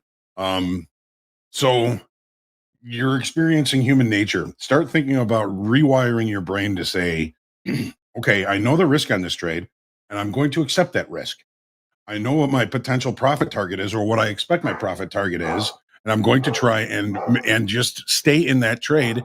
If it works out for you, wonderful. If it doesn't, start working on a strategy to begin to trail your stop. But the trailing stops are an art form, just like everything else in trading. Patrick, you're just experiencing basically human nature. Think about it, and just make some subtle changes to what you're doing. Then you may find that you're seeing some better some better results. Sorry, my dog Lacey is barking. I'll shut up for a minute. Lacey is telling us all to buy it, folks. I'm just joking. That is not trading advice in any way, shape, or form. Hoag was definitely right, though. He nailed it on the market coming back to retest prices to take you out of your trade. I find it incredible, even as long as I've been doing this, how the market just hates to let retail traders jump on board and go for the ride. They have to come back and test you and take you out and take out all those weak shorts or weak longs before it actually makes the move. So, yeah, keep that in mind. Also, if hope is part of your trading strategy, you might want to think about going back to the drawing board. All right, let's move on. Hoag is back. Close the door. All right. Legolas, clever name. Legolas wants to know, please show us the process of figuring out range days and how to trade them. Where do you keep the entries and exits? How do you figure it out? All right, fading the extremes. We've been talking about that quite a bit today because we started off the day in a nice, tight little, we're not supposed to say the R word anymore, but in a nice area of balance. What are some tips and tricks for trading balance areas? Fading extremes. That's we talked about it all morning. But what's your advice on fading extremes? Setting entry prices and exit prices when markets are moving sideways. Right. So, thank you, JD. So, Legolas, first thing you have to do is determine what the probability of a balancing day is. If the market has been in balance for a period of time, it's likely to stay in some sort of balancing range. Even like this week, this market has exerted a lot of energy, and I think there was a lot of speculation today that the day might, and I was certainly one of them speculating this, that the day might really just kind of turn into a balancing day. We talked earlier about the idea that the market could actually kind of remain inside the initial balance for the better part of the day. That has not been proven true. But the earlier you can figure out if you have a ranging day or a balancing day, the better off you're going to be. One of the things that I look at is, where does the market open with respect to the previous day's range? Did it open in range and in balance in the value area? Well, today in the S&Ps and in the NASDAQ, the market opened in range and in value, suggesting better trade locations would likely come possibly later on in the session. So what you saw me do today was I waited until the initial balance was formed. I let the range for the first hour of trade establish itself. We had an upside auction that failed. It continued and failed again. Then that's where we kind of got the short to the downside. So I took one loss on the stop out, got short again, made the money back on the next trade. And that's basically all I've done. The market did come all the way back down to value low from today. And then buyers came in and started scooping things up. And we got a little bit of a pullback. Actually, this is the swing low that we just got to, which is basically value low for the day. And then the market continued to push to the upside. Now, had the market traded both sides of the initial balance, that's going to increase the probability of a range bound or a balancing type of day. We did not take out the low of the initial balance. We only took out the high of the initial balance. So the market was willing to go that extra step to extend the range beyond the initial balance. Probably a pretty good opportunity to look for buys against the lows if you do get that chance.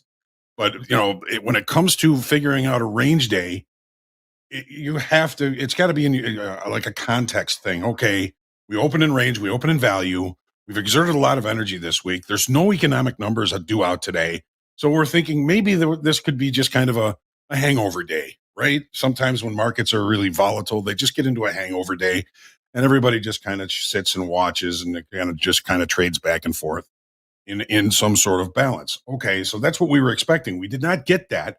We saw some range extension to the upside. We saw some range extension above the overnight high. We had some failure above yesterday's regular trading hour session high earlier. That was a decent short, but when we couldn't hold below that VWAP, there was something. The market was saying something. We weren't able to really trade to the value low from today. Maybe right to it, but we weren't able to extend the range to the downside at all. So buyers were still in control throughout the session today, and we've seen those buyers relatively successful on this move to the upside. So, Lugolas, when you're trying to figure out if it's going to be a range day, be patient. Be patient. Let the first hour of trade, let that first hour range establish itself. And if you think it's going to be a range day, watch for failed out auctions either above that range or below that range and fade the extremes. If you're going to be in a range, price is going to go from low to high to low to high to low to high. I used to love days like that. I used to call them cash register days because you know where your risk is. If the market comes to a level that makes it cheap enough for you to take the trade, you buy against the low, you sell against the high. And you can do that until it stops working. And we could have done that today until it stopped working. When we started extending the range substantially to the upside, now we're not looking for necessarily shorts. Now we may be looking for longs. But establishing the fact that you are expecting a range day is the first step. Once that first hour is established, watch the extremes, watch price action at those extremes to see if it looks like we may get a breakout continuation. Or if we get a breakout and it fails, then we can look for the market to rotate back to the downside. Nothing is 100%. The market is always changing.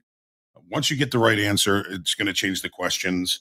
And ACH, anything can happen. But it's all in being able to correctly anticipate the fact that you may be in a day that may be range bound. And there is your masterclass on our word trading days. I'm still not going to say it, Hoag. But we're going to cut that for a standoff one-off video so you guys can learn all you need to know about range days. Oh, I just said it, didn't I? All right. Let's move on. Zhang says, how do I operate when volatility is large? Well, if you were around for market stalking with D yesterday, this was one of the topics that we covered. How to adjust your risk parameters when volatility is large and daily ranges are expanding. A popular take that we took that everybody seemed to agree with was to scale down to micros. That way, you could still validate your entry price without taking on so much of that added risk that you would need to when invalidating your trade and putting in your stop price. But that was just one thought that we came up with. Hoag, what are your thoughts on trading during times when volatility is spiking? All right. Completely agree. You have to size down because price action is going to make the distance between your entry and your stop larger. It's also going to make the distance between your entry and your profit larger.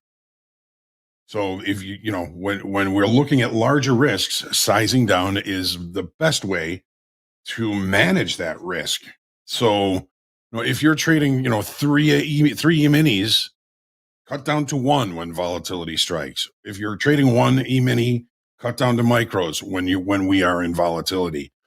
One of the most important things that I've learned in my experience in trading is that when volatility hits, slowing down is actually what has proven to be a better strategy for me. I'm not going to succumb to the excitement of all this wild price action. I'm going to be patient. I'm going to relax and I'm going to watch. And when the market gives me something that's cheap enough that I can take, then I'm going to take it. But I caution everybody that when the volatility strikes, everybody gets big dollar signs in their eyes. But you have to remember that the risk is much greater as well. So be patient, choose your trades wisely, and try and stay centered. It's very easy when the market is emotional for it to make us emotional. And if we're becoming emotional, our brains our fear part of our brain is hijacking our cognitive abilities. We're no longer thinking through, we're just reacting through fear, ego, and emotion, right? So don't allow yourself to do that. Slow things down when volatility strikes. Look for the right opportunities. Look for just that one good trade, and then get in. Volatility has, that emotion tends to create emotion, and if we are too emotional, do something to get away for a few minutes, to get yourself back to center. If we're emotional, center. If we're ego, center. You always want to be in a place of calm and centeredness when we're actively trading. And if you find that volatility takes you away from that center, that's something you really want to be aware of. So you find yourself getting emotional. I always like to say, go pet the dog, go have a glass of milk, go grab a ham sandwich, do something, and then come back and look at things in a little bit when you're calmed down. But volatility does have that tendency to create a lot of emotions in people. Try not to do that. Just be calm, wait for the right opportunity, look for that one trade that you're like, oh, this is cheap. It's in a good location. I have to take this trade because it's cheap. So anyway, those are some of my thoughts on that saying.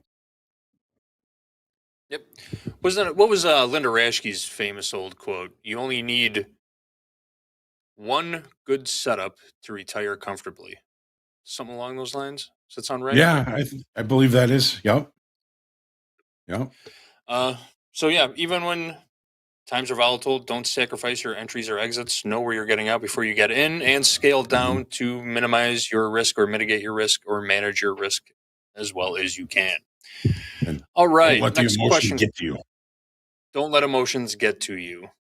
That is a huge part of it. Next up, we got Slip Kid. He's quite active in the chat on most days. Slip Kid says, "Hey, John, at the end of every day, I mark the real-time highs and lows, settlement, and when we open the day. I mark today's open, and when we open the day, I mark today's open. I always think the big question of the day is, do we close higher or lower than settlement?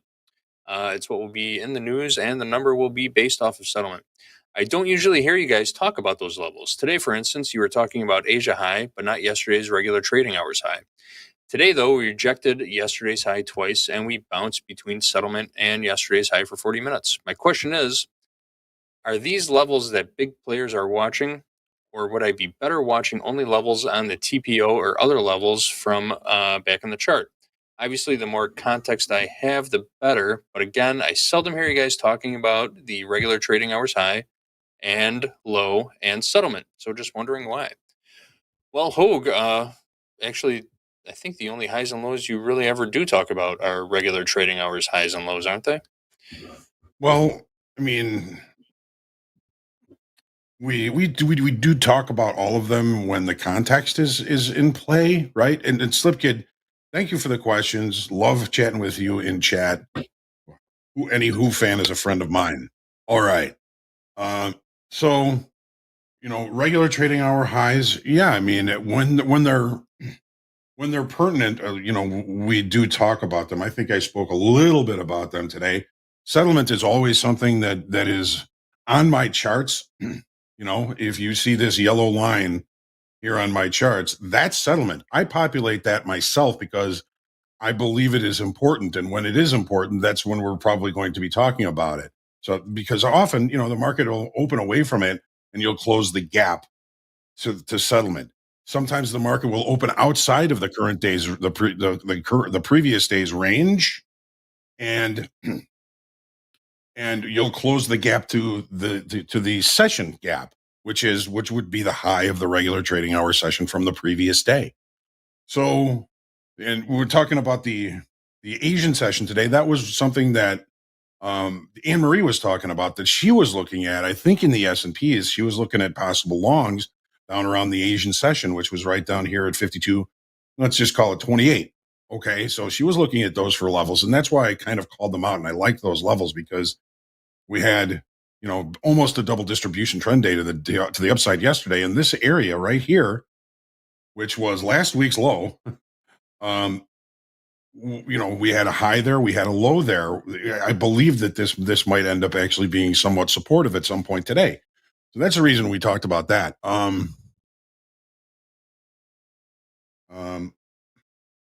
We are looking at a lot of levels, Slip Kid.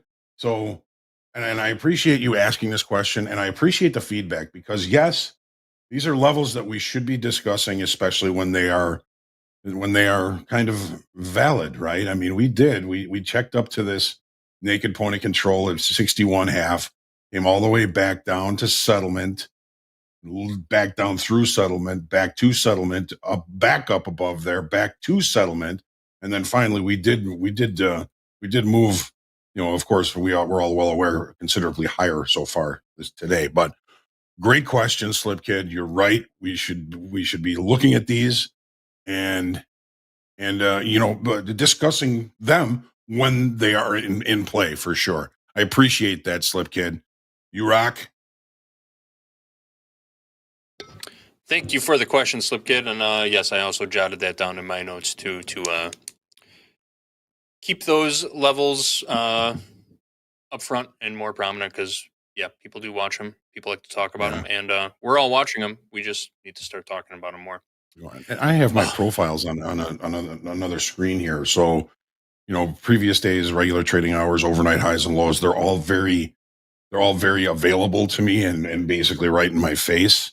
But talking about them more based on the charts that we're looking at, the candlestick charts, would definitely be a good idea. So thank you, Slipkid.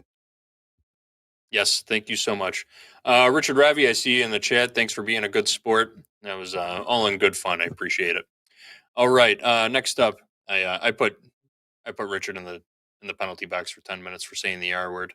But oh no. He's a good sport about it. All right, next up, we got time for one or two more. Yash says, when you're in the hole, how do I convince myself that I have not forgotten what works for me? Another oldie but goodie.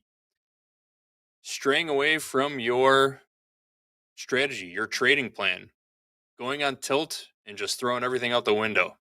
How do you come back from that, Hoag? Well, Yash, even the best strategy is not going to win 100% of the time. So, when you find that you're in a hole and you start doubting your strategy, that's something you want to be aware of. But the last thing you want to do is go strategy jumping, strategy hopping.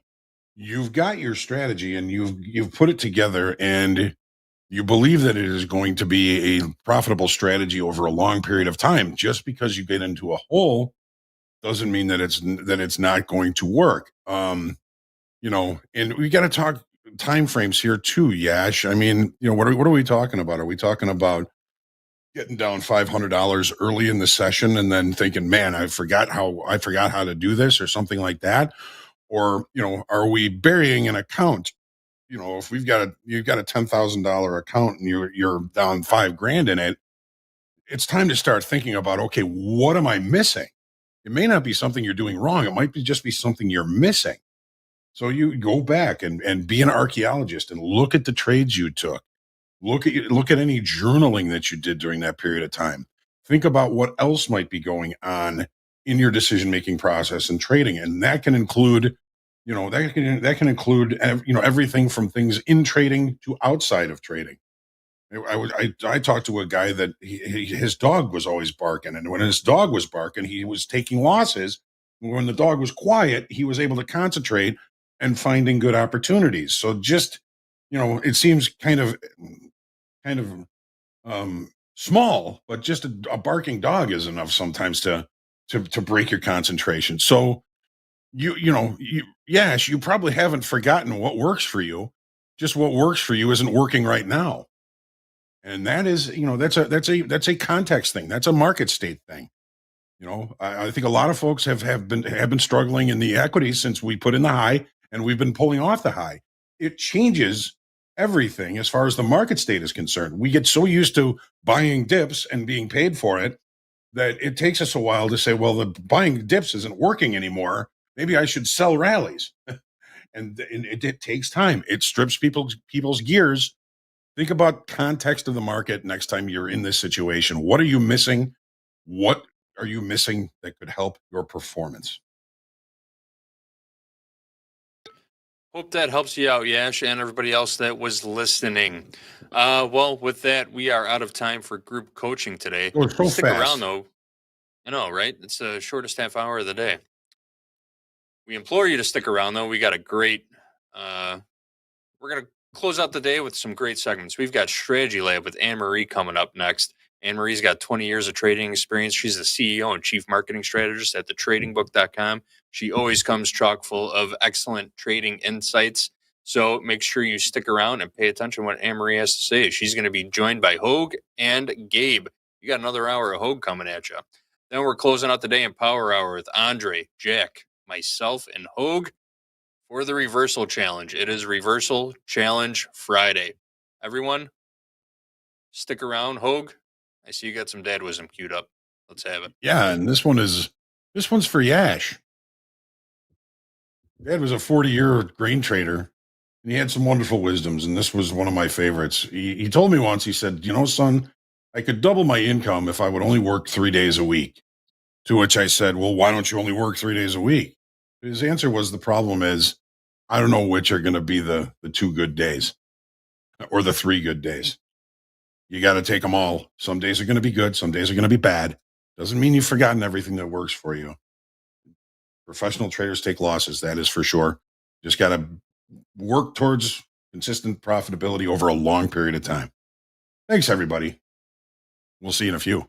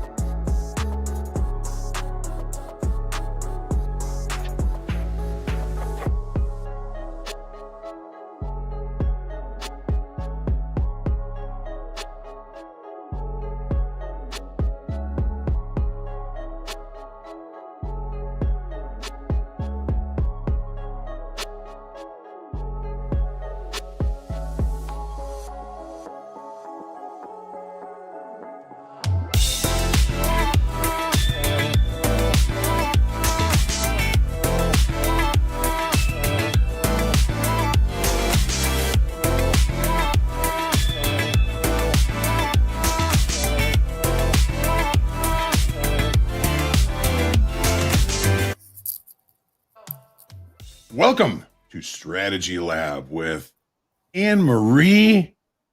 In the middle, it's Anne Marie. It's great to see you. If you don't know Anne Marie, she is a professional trader and the author of The Trading Book. If you don't have it, you got to get it. Wonderful book. And next to Anne Marie, we have our good friend Gabe. How are you doing, Gabe? Doing well. Happy to be here with you. Anne Marie, good to be back with you. It's been a while. I know, it's been a while. Yeah, I was just telling Hoag backstage that it's been a while since he's been on Strategy Lab with me. So I'm super excited about that. Oh, yeah. Yeah. Absolutely. It'll be fun. Nobody's more excited about that than I am. So, all right. So, Anne Marie, if you folks were around when we put in the highs in the S&P and the NASDAQ, Anne Marie said something as we were coming off those highs. She said, you know, I have a feeling that the high is in for a while. Now, we don't know if she's psychic. She is a very good trader, excellent with the charts, but she couldn't have been more right about that. Hopefully, at that point, she started selling rallies instead of trying to buy breaks like most people were trying to do as the market kind of changed direction. My question, and this is really just more for fun, is the low in for a period of time? We know we got a lot of excess on that Monday daily bar, a lot of excess on the weekly. Look at this. That's the weekly bar. A lot of excess on that. We know it's a crazy world. What are your thoughts? You know, I do think that the low is in for a hot minute.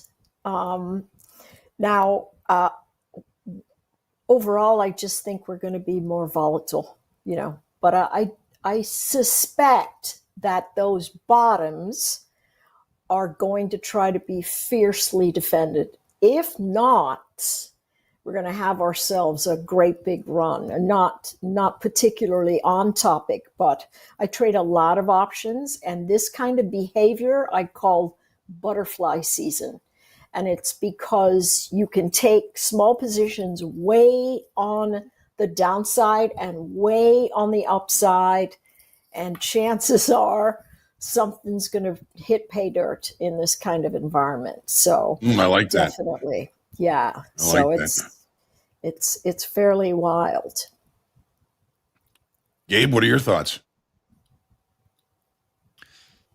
I really have a hard time thinking that this is the bottom. I'm just, granted though, I think we're well overdue for more than just a 10% correction.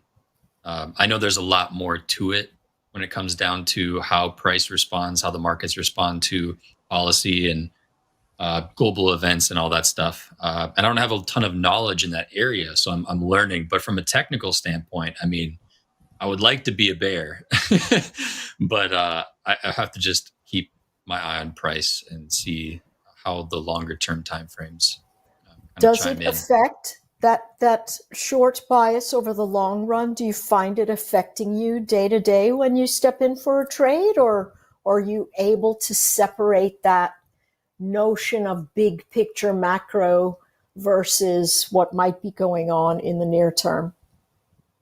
Yeah, I mean, knowing I find myself on a higher frequency, type trading when it comes down to timeframes, I'm usually sub 5 minute, for entries and exits. So I don't think really the bias of being short in the long term has came into my process too much, just because on an intraday basis, I find myself going both directions. But for trending days, I mean, right now, obviously the trend in the last 2 weeks has been down, right? Bigger bars are heading down. We failed to really take out the major kind of daily low from April that I was looking at, which is like 17,100. I would love to see price at least head back down and take out that low if we're going to consider a bottom at all. But once again, we're kind of at I'd say a pretty important next couple weeks. I think the month of August should be very exciting to see kind of how we're going to finish out this month, because it's been a wild ride already. I mean, I don't know about y'all, but this has been a lot of fun. And I'm not even a seasonal trader. Like, I don't know much about the summer doldrums, but I definitely can see, we're nowhere near in a doldrum by any means. Yeah, for sure. Can I show you something? Love to see it. Yeah. So this is the September contract, non-continuous. That low we put in on Monday is that We low did that take you were it just out. talking about. Yeah. Interesting. See that now. Oh, there's your number. Interesting. So how does that now, Hoag, what does that really mean then? I mean, could that mean that, because we're looking at the current month contract, obviously, so Right. we're not really that far down yet, but knowing that the current contract did not take out that low, but the September's did, does that mean anything to you? Yes, it does. And both of them can be important. Both of them can be important. Because we're trading the September contract, I like to look at the information from the September contract.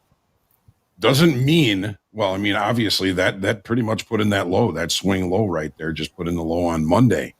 But it doesn't mean that on a push to the downside, your level down there that you were looking at on TopstepX isn't going to be valid if it is approached. This comes from, man, there was I think it was probably around 2008, 2009 when we were pulling back in the S&Ps, and there was a chartist on the floor, and he couldn't figure out why the low was where it was at, and he was looking at a continuous chart.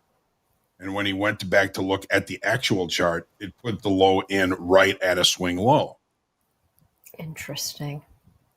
So should we make a habit of stepping back to those things? In the, we're always struggling with, okay, is this too much information that I'm cluttering my brain with so I have something else to think through? Or, how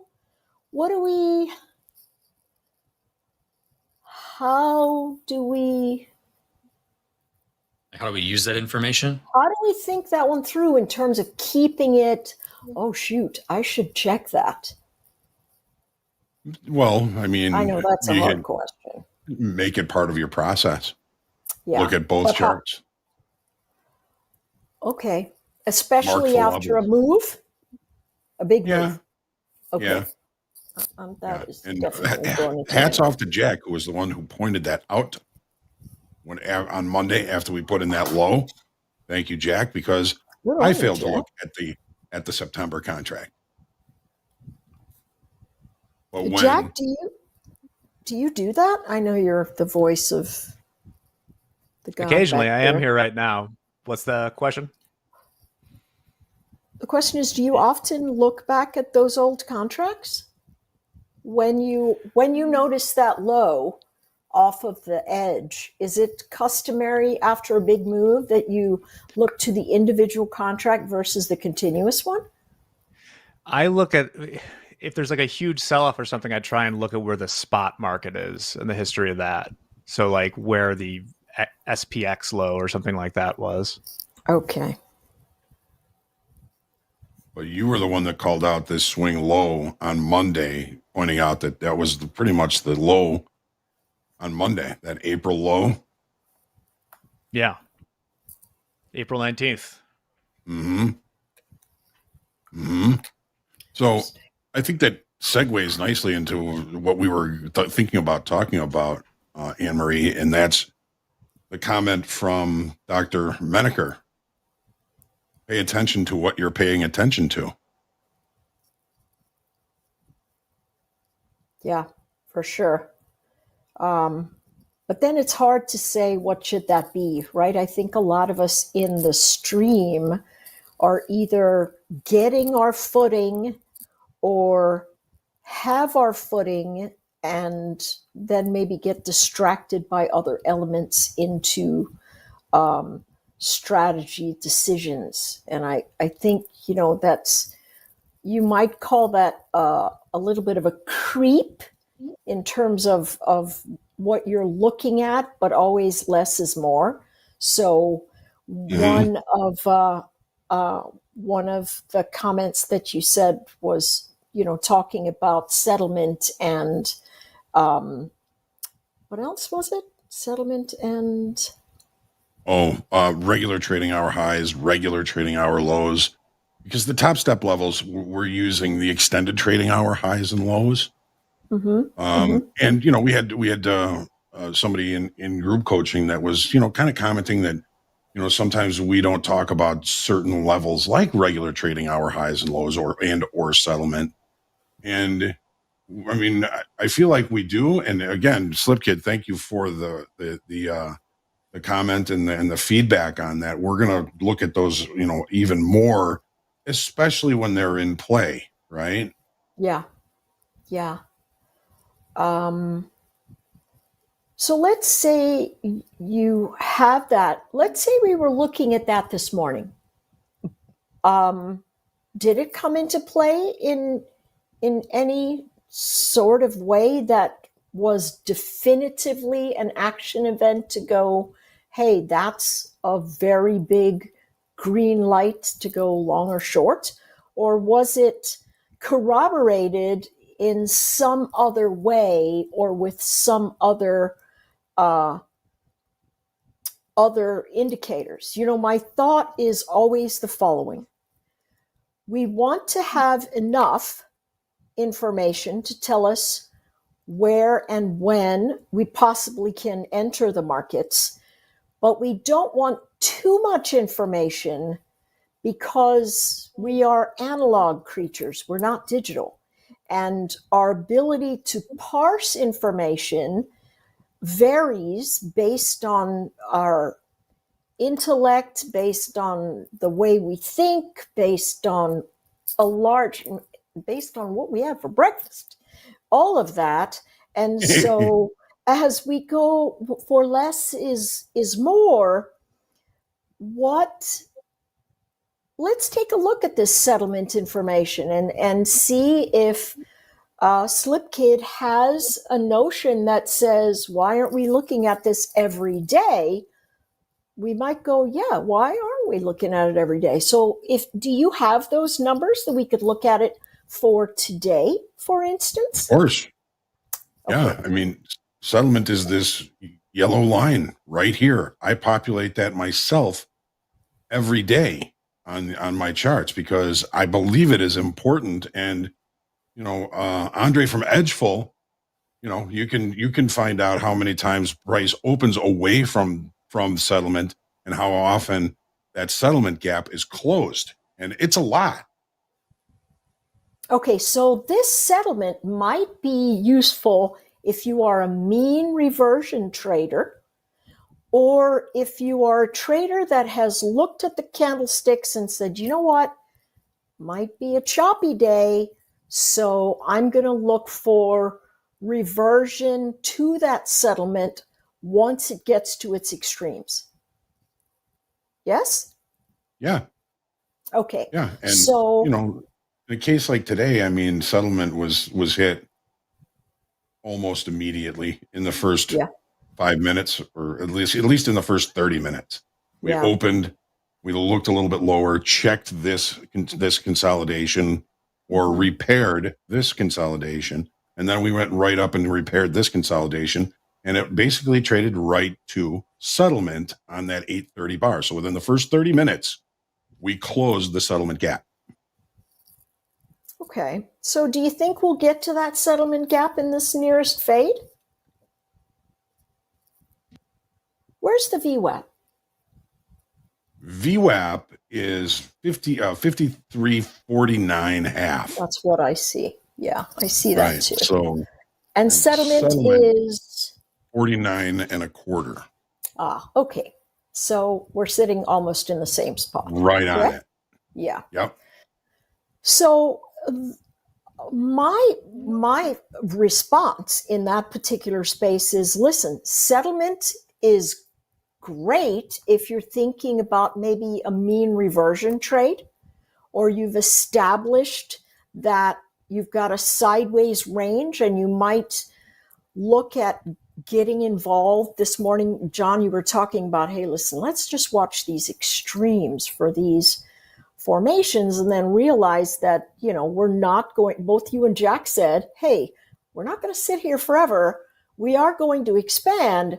My chatter in the chat was, yes, but overall, because we're arguing in such a big space, if we extend, we are going to collapse.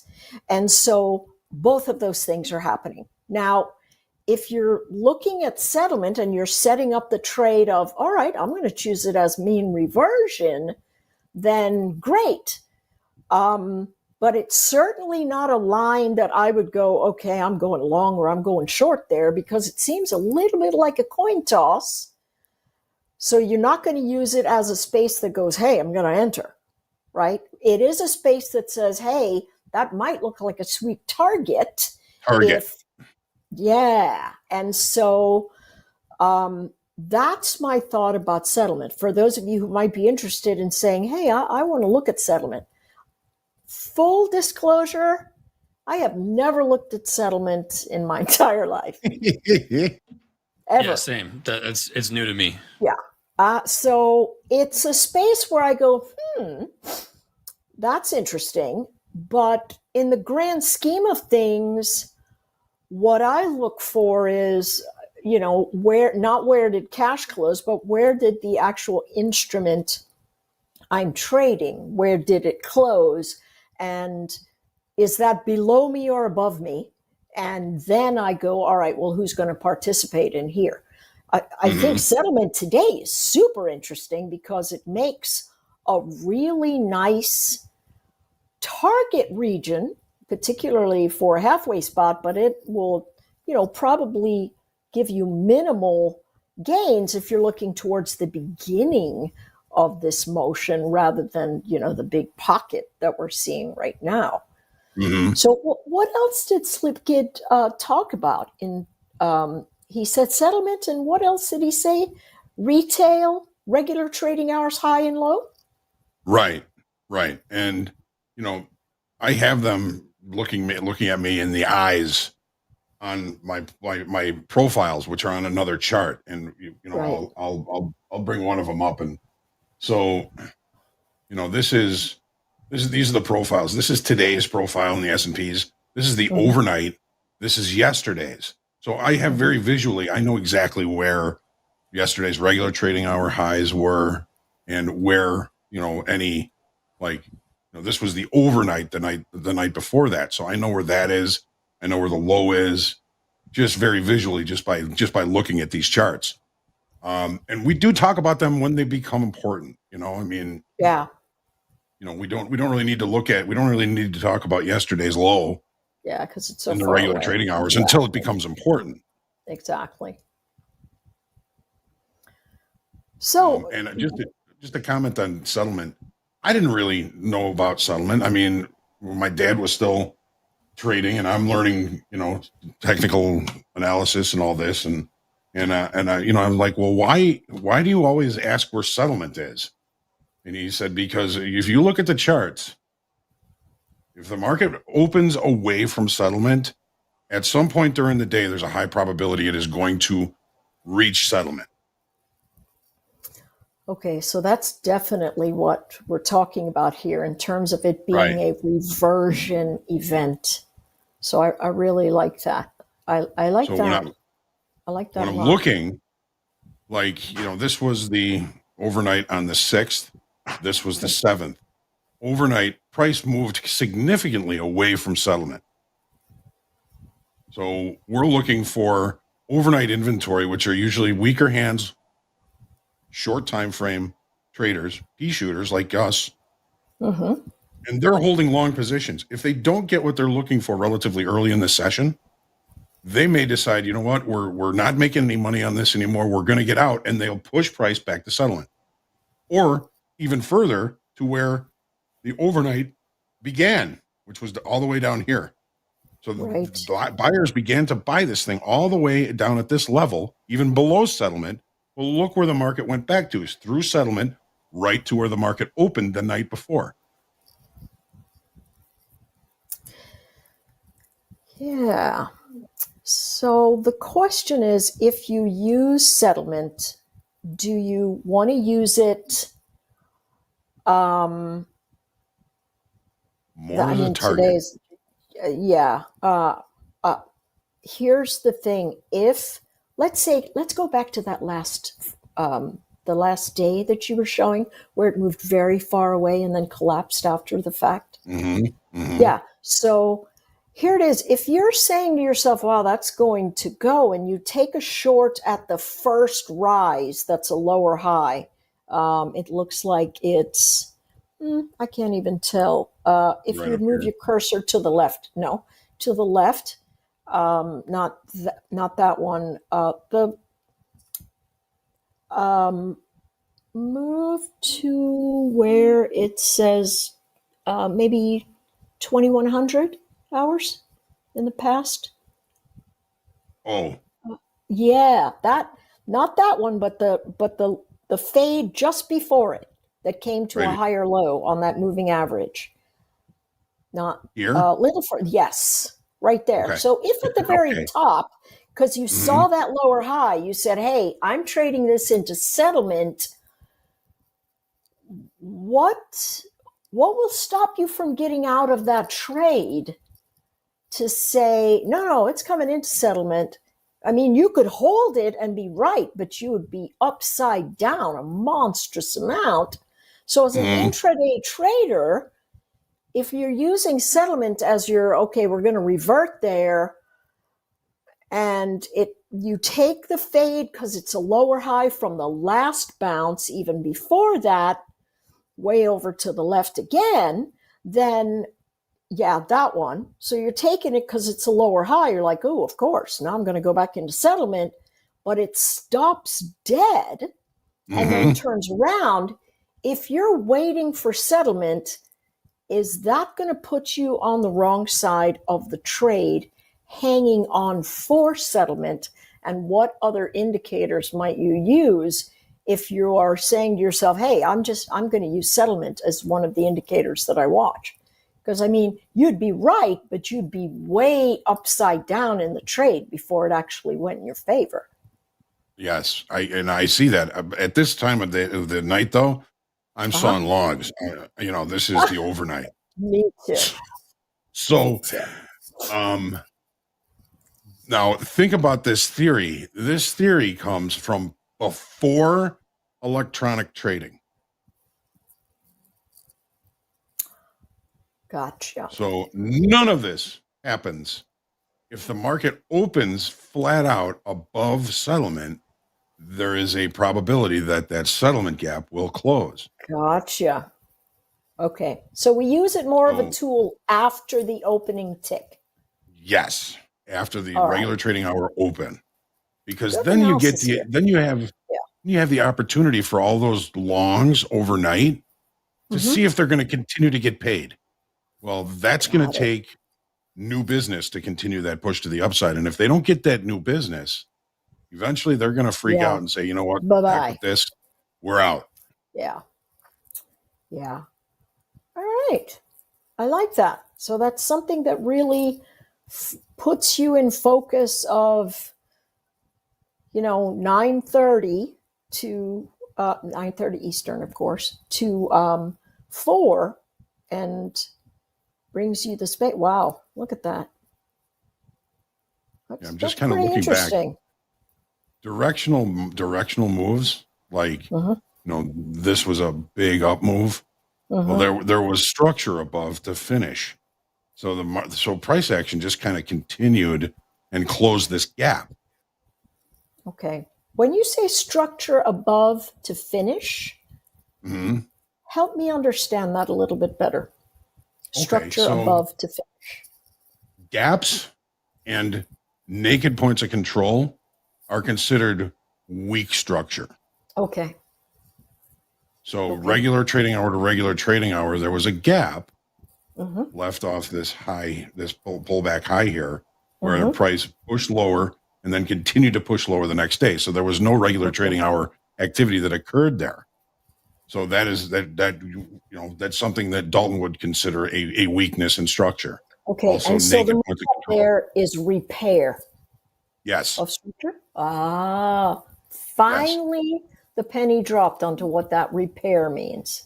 Mhm. Okay, got it.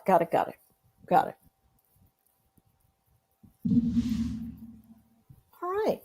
I think now here's a question. Where do you find settlement? Where do you find that number? You can find it in most platforms. Hang on a second here. Let's look at quotes. I don't think I have it. I don't think I have it populated on here. Open. No. So on a lot of platforms, you can add that in on your quotes, where you can add a line that says settlement. Okay. But if you don't have that, you can always go to the CME website. Gotcha. Hang on a second here.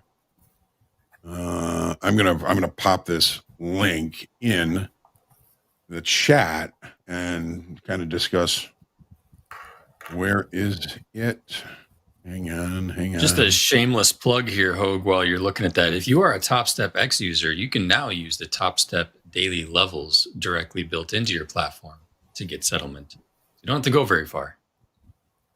Nice. Yeah, that is true. Yeah.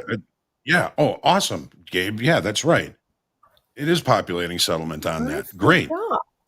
Okay. Excellent point. Boy, So, have the markets gone to sleep or what? They just stole dead. Okay. yeah, I have a tendency to bore them to sleep. So here's the daily bulletin. I put the link into the chat. Bookmark this, because this is going to tell you everything you need to know about volume, open interest, settlements, differences in all of them. So let's just look at the equities. This is what you're going to see, and I'm going to make this big so everybody can see it. This is the final. The ones that I look at in the morning, they say preliminary. And the only thing that is not pretty much finite on this will be open interest, because it takes the exchange extra time to calculate open interest. It's kind of a complicated thing, because you're looking at all these accounts and all these contracts that are added. It's difficult to weed out that information. So this is open interest. We got 2,012,904 at the end of the day yesterday. We lost 8,085 this morning. It said we lost about 5,600. So they're usually a little bit off, but they usually get the direction right. Very rarely are they drastically off, but it does happen. The final comes out about 9:30, 10 o'clock. So you can double check your open interest levels on that. But you've got the settlement price right here, the net change, volume, open interest, net change. I tend to look at, especially in the equities, because the majority of the volume and open interest is in the front month. I look at the totals. So you got the total E-mini S&P futures, volume, and open interest. So you can see this, and let's look at metals. Let's look at gold. So I know that it's on the second page, and there it is. So DEES gold has the most volume.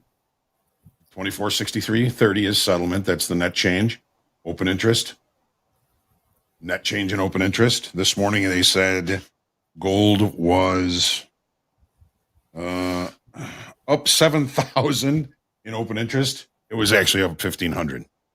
They get the direction right, but it takes some time to calculate the actual amount of open interest.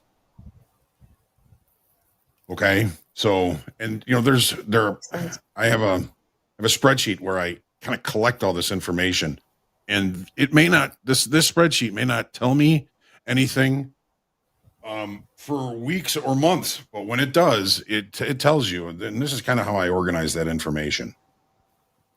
So here's the mini S&Ps. I started it again when I got back from my vacation, and sometimes I miss or forget stuff. So, but the net change in open interest is one of the more important features of this. I calculate volume. If it's higher one day, lower one day, higher it's green, lower it's red. Change in open interest. For 4 or 5 straight days we lost open interest. We gained a whole bunch, lose it. What does all this mean? Well, we can see from the 22nd through now delta has been largely positive every day. That is short time frame buyers still trying to buy dips and getting run over on the way down. Huh. So, and there was a really stark example of how helpful this could be. I don't think we want to get into that right now, but we can do that on another strategy lab or something else. It happened a couple of years ago in gold, and open interest price was moving higher. Open interest was moving higher almost every day, and every day the delta was negative. And that's just retail traders feeding the rally. I'll show that to you one of these days. I got to be a little bit set up for it. Very cool. So we're stuck in this range. You never thought about settlement before, huh? No, not a whole lot.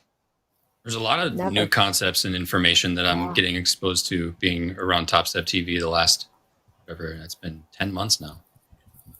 You know, on 11, I never even knew there was a difference between a cash and settlement until maybe 5 years ago. Somehow I lost the bubble on that. And now when folks talk about it being relevant, it feels like it's just one of 1,000 things that you can look at. Yeah. And it feels like it used to matter more than it might today. Just from a gut perspective. But yeah, I don't know. I'm going to start watching it though. I sure am, because sometimes I get out way too early if I'm running to target. If you have Edgeful, find you can check and see how many times the regular trading hour open away from settlement returns to settlement, and you'll get a good percentage or probability of that actually happening. Now the problem can be it's never going to be a straight line. For sure. Right. For sure. So I kind of like it on my charts as kind of a compass point, true north. I know where price is related to where the exchange marked all these positions to the market on the previous day. You might get a sense of, how much heat some of the shorts or longs are taking. Yeah. Also, if it's a target and it's sitting on top of a VWAP, you wonder if it maybe becomes a little bit more of a magnet because of that VWAP sitting there. Yeah, well, it would be kind of confluence, right? I mean, that's what we've got going on right now. Exactly. Right? Exactly. Right. So is that boxed water, coconut water? What is that? Coconut water. Yeah. You know what I call coconut water? Rum. I'm afraid to ask. Rum? Rum. Oh, that's your coconut water. All right. Okay, so I guess that answers, Slipkid's question from a very big space. I did, I had a bit of a flummox, as it were, on fast markets yesterday because I was thinking things and having other thoughts interrupt the things that I was thinking and then got out of my strategy. So I do want to reiterate on Strategy Lab that, you don't have to have a complex strategy to trade, but you do have to have the steps and know when you're wrong and know when you're likely going to be right.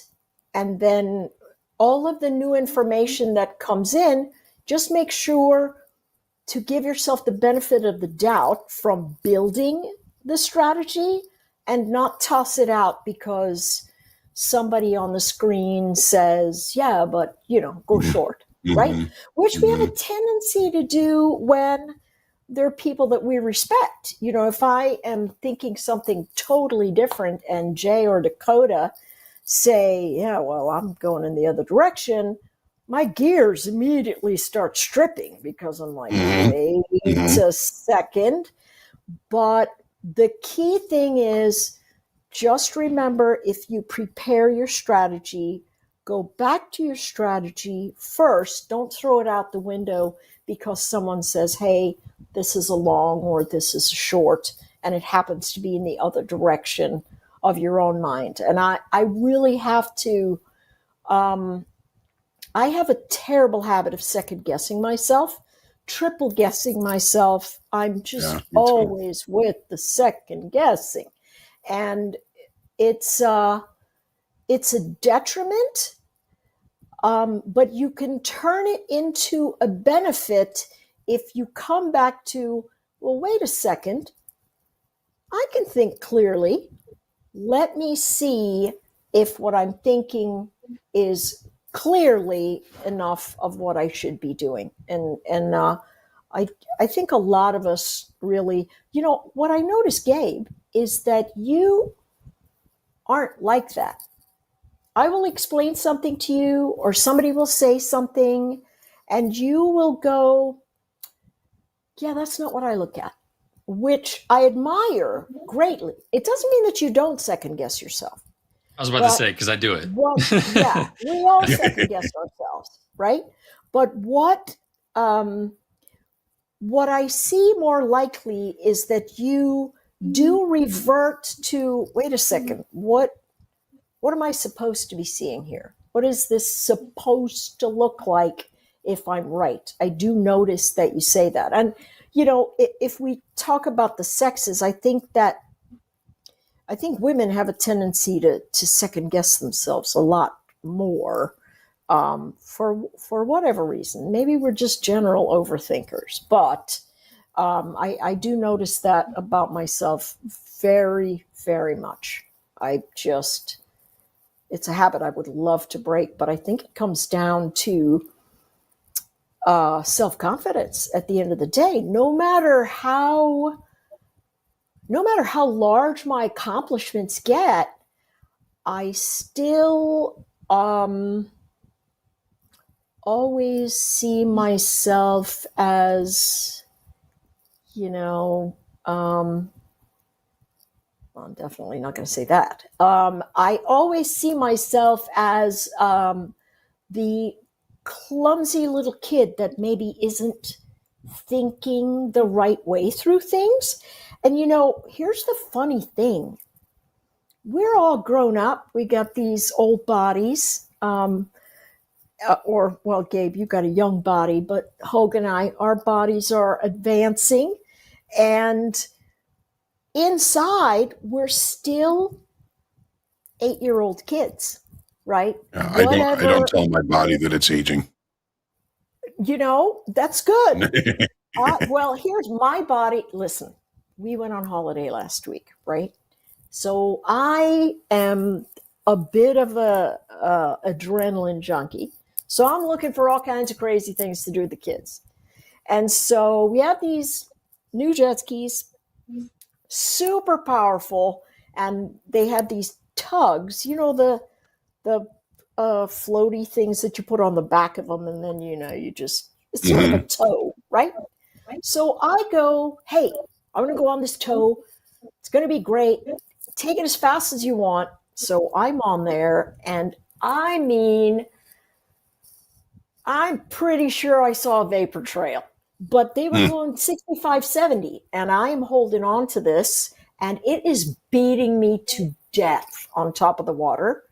And for the last 4 days, I feel like I've needed a cane because it makes my back go all crazy. So my body tells me that I'm aging because I can do that a lot in days past. Can't now. So that's what I'm saying. Inside, we're still 8 years old.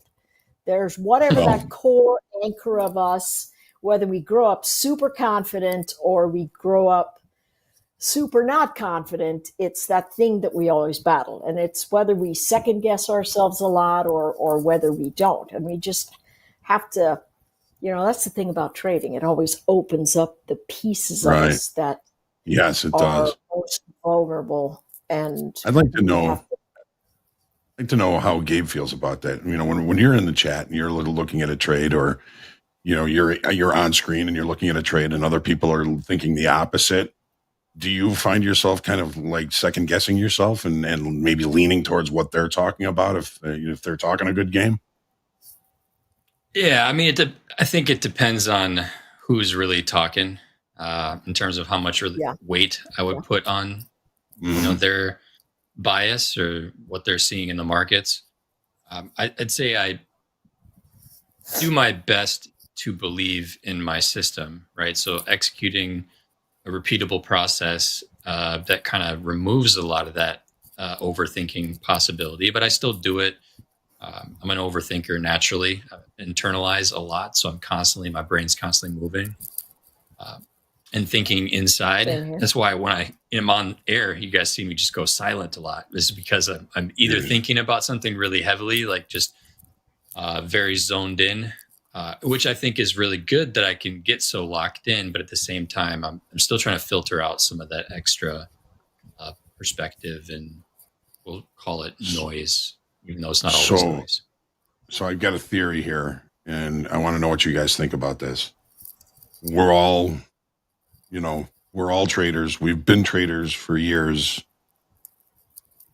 Whatever our degree of success is, whether we're wildly successful or at the beginning of success, we all have that feeling like when somebody that we respect is talking a different direction that we're thinking, there's always that nagging feeling that says, you know what, maybe he's right. And we might even take that trade in the opposite direction of what we were thinking because of that. Is the reason that we find ourselves doing that because we are actually trying to relieve ourselves of the responsibility of any loss that might occur? I would say for me, definitely not. Mine comes from, hey, maybe you're not thinking that through, because Hoag said, you got to think that. Yeah, so I can say unequivocally no. Because at the end of the day, when I pull the trigger, they didn't pull the trigger. Right. I pulled the trigger. We tell people all the time to, trade your trades. Don't trade our trades. Don't, we tell people that all the time. But still, I think there's that nagging thing that says, well, even if I do push the trigger and I take this trade because they said so, then I don't have to feel a lot of the pain of the responsibility of it. Even though you may not blame them. Yeah. Yeah, I think signals can just taking trades blindly. I mean, don't get me wrong. I know time in the market I still think is valuable, just like time spent looking at the charts, watching people, how they make their decisions, how they're viewing the market. Like it's good to see. And if you're taking trades off of other people's, strategies, maybe do it in a practice account. Don't tie your hard-earned money towards it. That way, even though you are technically, it's not your analysis, it is still your money, right? It's still your decision to take the trade. Yeah. You're putting on the risk, even though the analysis is coming from somebody else. But okay. Yeah, I think don't really in believe general, in that theory. I just wanted to know what you guys thought about. Yeah, well, I do think some people think that. Yeah. But the good traders that I know, they're willing to take ultimate responsibility for however the trade comes out. Like, yep, you know what? That's me. It's on me. And the stronger we are the better we are at doing that, I think the stronger our decisions become in general. That's me. But I can see a lot of times if I'm in a broad space where I'm calling out a trade or somebody else has had a trade or whatever, and it's the wrong side, people will get absolutely incensed. They'll say, you're a insert expletive trader and da da da da da da da da. And that's the person that goes, you know what, that's your fault that this trade of mine went bad. And that's a really bad way to trade. If that's trading completely out of control, in my mind. In my mind. That's a harsh thing for me to say. Do I really mean that? No, I mean that. Yes. It's trading out of control. I try not to say things that I don't absolutely mean. So, yeah. Awesome. Well, I just thought I'd throw that theory out there and see what you guys are thinking. Yeah. It always seems to make us second guess, even though, we've maybe taken this trade 1,000 times and 1,500 times it's worked and 500 it hasn't. So we still get that little feeling like, well, what am I missing? This guy's saying something else. And especially somebody that has experience and any kind of degree of success. But yeah, definitely think things through yourself. Use your strategies. Don't take other people's trades. And when you are watching other people trade, demand that they talk to you about why they took the trade, why they put their stop where it was, why they put their profit target where it was. I think that's the way you learn, is not by trading other people's trades, but by listening to other people talk through their trades. Yeah. And I think that's one of the things that we do here at Topstep TV so well, and especially with the house account. We're all kind of going back and forth and talking about what we're thinking and seeing and doing, and I think it's just isn't it interesting? I wish I had this when I was younger. I know, me too. Yeah. What I find super interesting is that when folks are discussing, hey, what do you think about this? What do you think about that? That the chat will interpret that as arguing, when the fierce trader is just saying, no, here's what I'm thinking. This is what I'm thinking. And I find that to be very, I don't know, I think it's just how people communicate these days. You either have to be completely in accord or, diametrically opposed. There's no, hey, let's talk through this. No, I think this, and then coming together. That's why they are always thinking that we're arguing with each other, but we're not. We're just talking through those situations and not arguing. And so I think that's also very important, how you come to decisions as a trader. And if you are listening to somebody else's trade, learn how to make that your trade by saying, okay, if I were to take this, where would my stop be? Where am I going to feel that this was really bad for me to take? Where am I going to, don't just jump right in, because the goal is to, have some of us in the chat being the ones on the shows. I mean, we're here to build better traders. So, the way to do that is to really carve out your strategy and work hard at keeping between the lines and managing your risk. And when you follow somebody, your question should always be, okay, wait a second. Before I pull the trigger, where's my risk? Where are they going?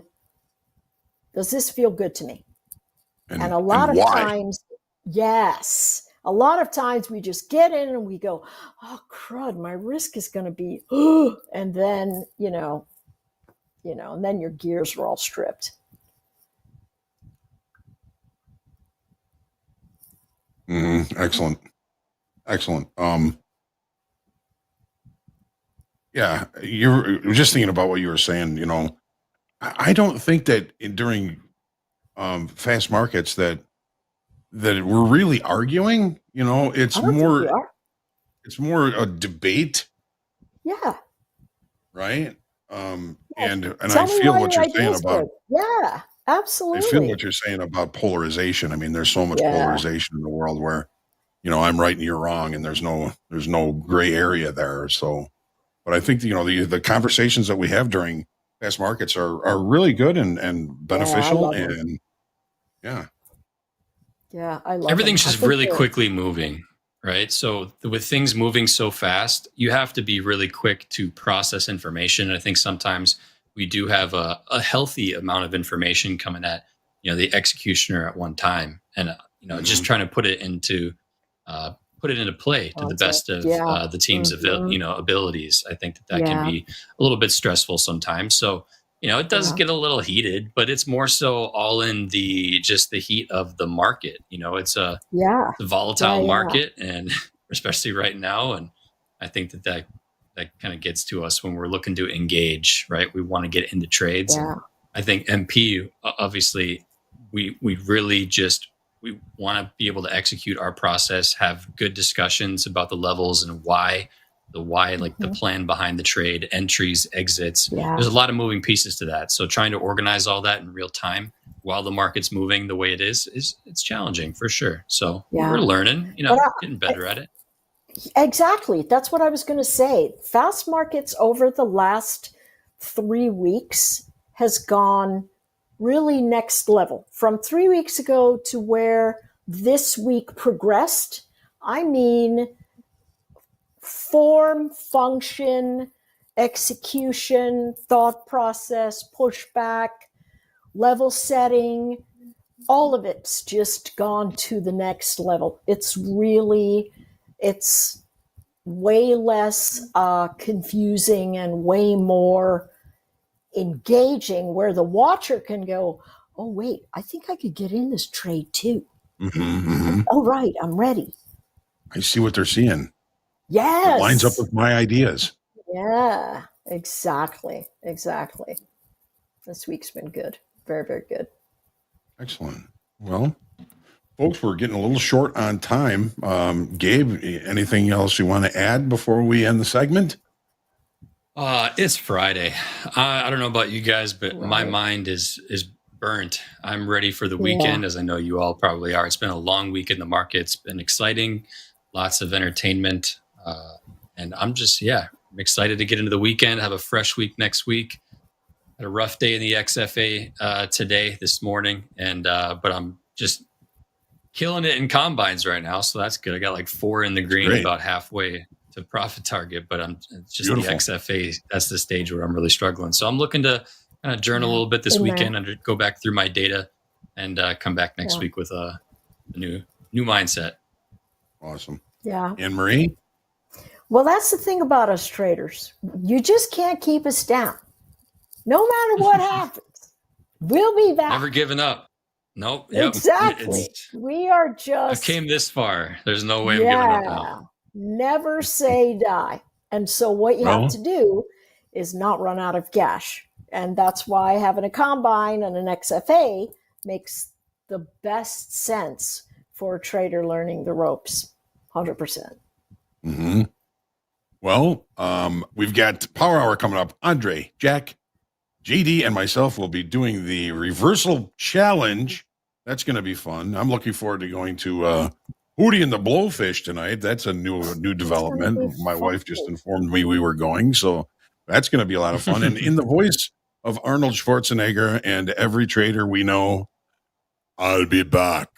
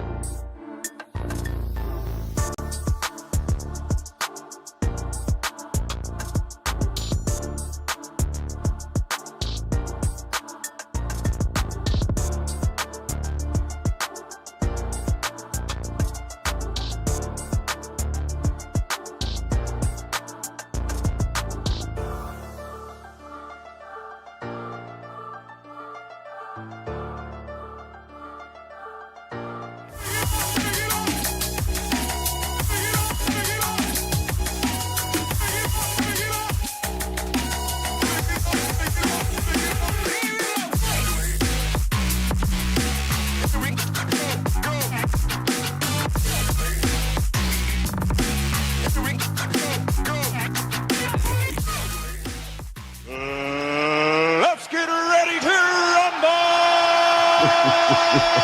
And in the top corner, we've got Andre McHugh, John Hoagland. In the lower left, Jack Elzer. And in the lower right, John Dorothy. Yes. You guys know what time it is. You know what it is. It's Power Hour on a Friday. You know what that means. That is the reversal challenge. So really quickly, this is how it works. In about, I'll say 3 minutes or so, we will start. It'll be a 20-minute session. 5 micro NQ. Always have to have a position on, in or out, no matter what, long, short. There is no being flat. First session will be 20 minutes. We'll take a 5, 6, 7, 8, 9, 10-minute break, and then we'll start up again.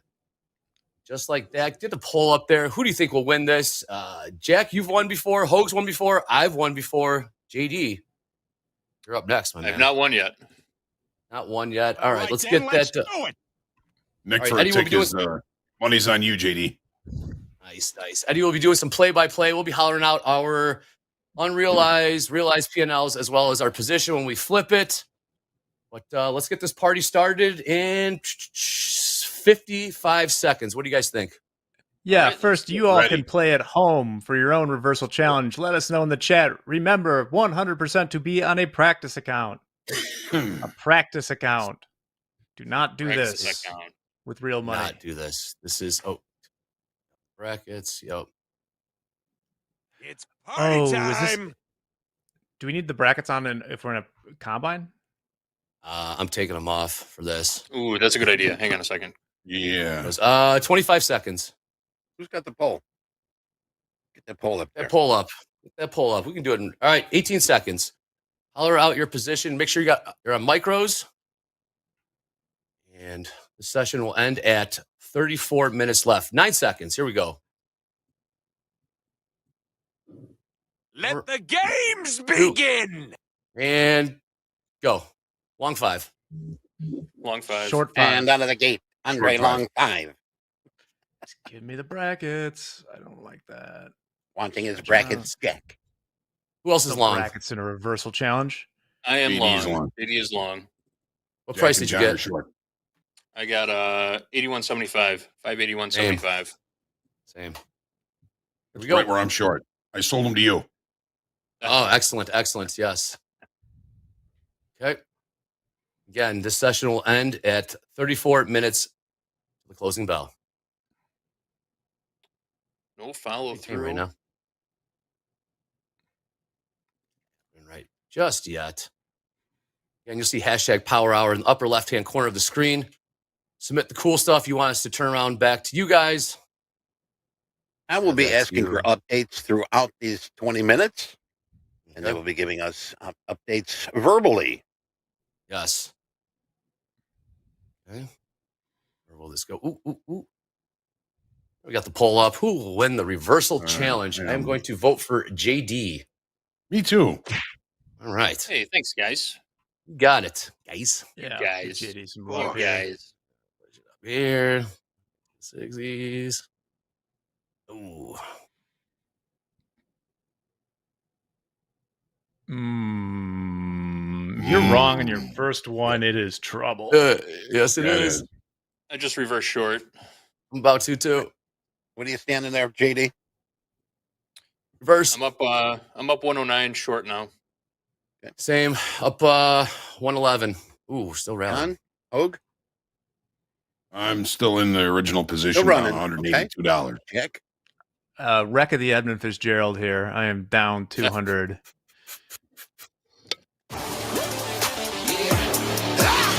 Yeah. Yeah. Yeah. What price did you get, JD? Oh man. Long at 93.25, 593.25. Long. Taking some heat. Short. I'm sorry. I'm short at 93.25. Yep. I reversed. They're gonna run this up. You gotta be kidding me. Yeah. Going for the new highs.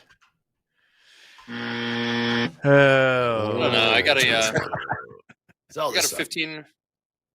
Change it up. I got a 30-minute chart up on the left side of my screen here. We've been megaphoning all day. I don't know. That settlement price. Settlement price is almost. Settlement's almost dead middle of this megaphone pattern. I think we're going to go back and retest it. It's kind of crucial to get the right direction on the first trade here. Yes, it is. You're telling me, Hoag. P&L, 110 bucks. You never want to reverse this. No, what am I short now? P&L, 95 bucks, Posy. Oh my God. 95 and now I'm getting long. 75 bucks. I'll let you boys play your games. Oh, I know what Jack's strategy is. We got the poll up here. Get your votes in. We only got 294 votes. There's more out there. Come on, people. Vote. Oh, my. JD, Andre, Jack, or Hoag. Pick your winner. Chicken dinner. Man, these wicks. Right now, we're showing Hoag at 37%. We've got JD at 28%, Andre at 20%, and Jack at 15%. Man, Jack. They have some additional info now. First. Yeah. P&L. It's cooler than an ice cube on a polar bear's nose. Cooler than a polar bear's toenails. I'm now short. Realize P&L up 132. Must be nice. We're violently in a market state that I don't want to diddle in the middle in. Oh, don't push this higher. Yeah, I'm taking some heat in her. You all suck. I'm pretty much a stretch right now. Man. Long since. Let's go. Let's go. Let's go. I love it, Eddie. Let's go. There you go. Get the crowd going here. And stepping up to the plate, number 7, Mickey Mantle. Mickey Mantle, yes. Mick. Is everyone short, I'm assuming? I am short. Short. I'm short. The problem is that I've been short the whole time. Yeah, me too. Jack, get to the chopper. What are you guys looking for? Mayday. Anyone copying Channel 9? Looking for. What are we looking for? This. I'm looking for a positive P&L. Not this. Not Don't this. do this. Hoag, what's Delta? What's Delta right now? Oh, shit. Here goes the profits. Wrong answer. I am down unrealized now. Okay. 3,400 Let's get an update. positive. JD, what's your P&L? Realized up 110, unrealized down 150. Jack? Down 280. Okay. That was an Xbox in my high school Down days. 280. Wow, copycatters. And Andre? Realized up 132, unrealized down 150. Why are we rallying right now? Please stop railing. Because stocks go up. No, wait. Stocks. Wait, we'll do it later. Stonks go up. It was really a coin flip too. I was debating. I knew I was just going to hold it for pretty much the whole time for this first one. You know, Indiana Jones' Last Crusade. I chose poorly. Yeah, me too. I'm gonna push this over 600s like that easy. What time is this round done? In 13 minutes with 34 minutes left. Not soon enough. Yeah. So was that 14 minutes? 26. 226. More push higher. We're all in trouble. Yeah, we're up at the upper end of that 5-minute range here. Is I said the short word. now? I'm sorry. I'm short. Are we going to start fining for the R word? Well, you mean reversal? Balance. We're going to call it balance now. Hold it above these 600s. Come on. I got a pullback here in NASDAQ. NASDAQ trading 18.605 quarter. You at home, are you short? Are you long? Post some of your P&L here in the chat. Get an idea. I got the Riz's journey up 643. Micros trades up 313. Nick for a tick is not enjoying this. He missed watching one. Wheelhouse up 132. Okay. Holding it up here. I don't like it. Bull Shark up 260. Not bad. He takes that one and heads upfield to pick up the first down. Short 610 pit. What? I'm sorry, Already? 5, 610 short. No, short from 610. Dr. Wiggles up 90. There you go. Arsenal up 119.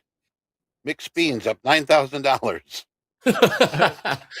Well done, Mixed Beans. Well done. Well done. Yeah, you're I think peeing that in a says cup 9 for million. us. You caught the market at the right time.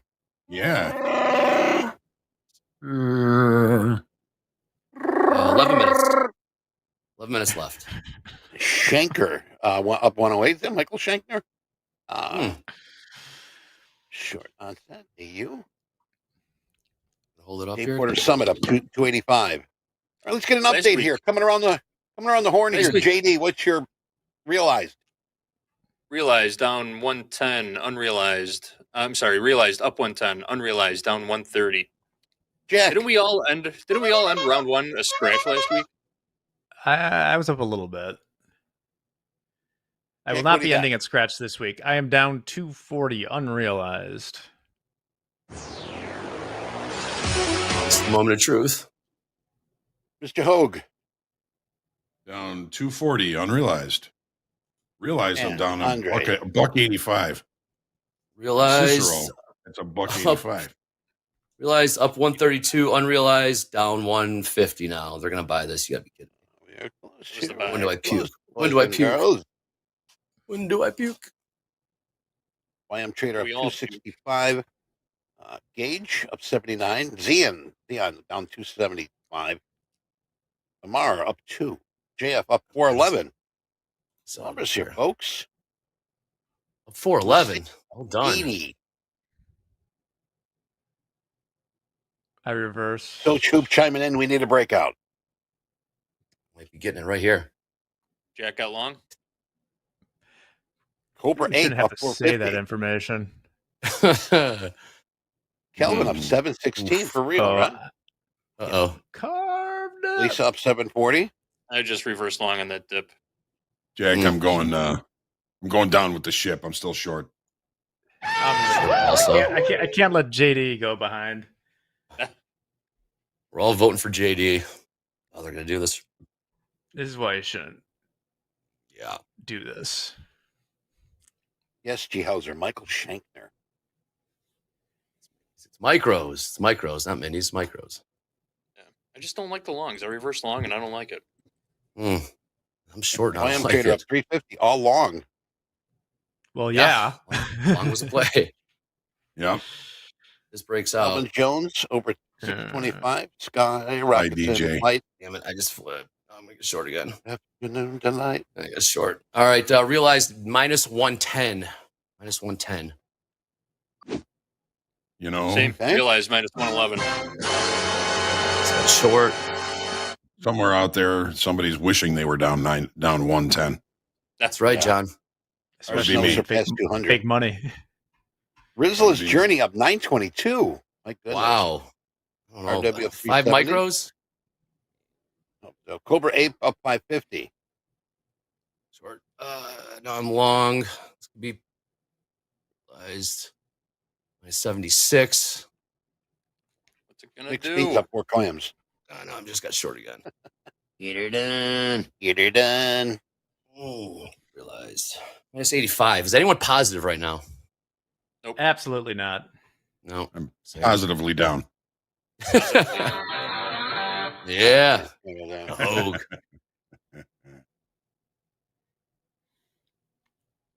Start whipping that horse, guys. Let's get positive here. Yeah. Come on. One Just time. not doing anything. I need to get on There he goes. the phone with Japan to raise interest rates if this is going to go long. positive right now. Gosh. Oh, shoot. They're going to keep selling this. Konnichiwa. Raise the rates. Bid 50. Ooh, Stay long. Short. Are you feeling sorry for Bad yourself? idea. Come on, guys. Let's go positive here. Trying, Eddie. Trying. What are you Oh, doing? no. Are you long or short right now? I am short now, and they're going to keep buying this. For this. Guys are short. Negative. I think I need a brutal. hug. Hug. It's one of those things, Oh, like the no. more uncomfortable you are with your position, the better it probably is. I'm short from 609. Tink, are you really up 37.92? How? Feeling right up 1,000. What? If you're fibbing, we're coming to your house. All 5 Yeah. of us. Yeah, we're Ian checking up trade reports. 533. What's your username? Jack, you're long? No, I am short. Oh. Who's long? Oh, you're still short. I'm long. I'm still long. There you go. I'm still short. You break it out here. Dante this is asks, gonna be, why Yeah, are y'all shorting? I'm getting short. I'm now Because it's short. the reversal challenge. Because I think it's going lower. That's why I'm Yeah. shorting. Realize negative 244. Realized down 35. There you Short go, at JD. 23 now. Short at 623. Jack? Short at 622. I'm like realized down 400. Unrealized, I am also down 100. Okay. 6 minutes left. Where can we see the rules of this game, Lazy Line? I mean, we're just doing it in real time here. Written Get long, in right into blood. Yes. If you do have TopstepX, there is a reverse button. Reverse position, lower left. Well, I guess you can put it anywhere you want. But it's under the dome. That's weird. Never use it. Never use it. Never No. use it. But we're using Except it for practice. tradertainment. Right. So that's the only button that they can click. They cannot click out, buy, sell. It is the reverse button. Indeed it is. JD, you're short from 23. Short from 23. You got. I bet you're positive now. Just a few bucks, not much. Couple clams. There we go. Go. $3. There's a little break. A few Little claims. breaky. All right. Now I got long. This could be bad. Yeah. Sure is. Quite ready to get long yet. I got short. Brian's What's up up? 230. Wow. His Royal Trades 570 realized long. up, down 30 unrealized. Realized down 138. Down 1-3. Oh, they're gonna keep hammering this. Go figure.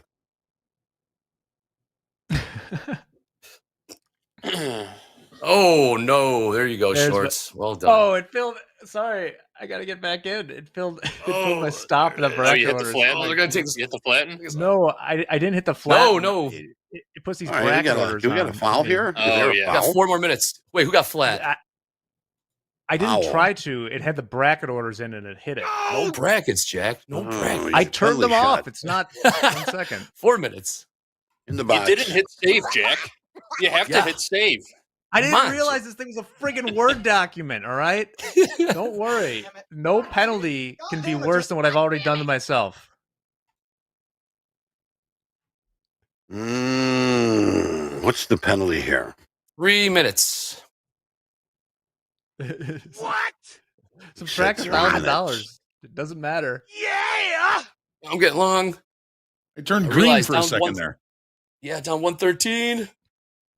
I flip it. On 32. Flip it.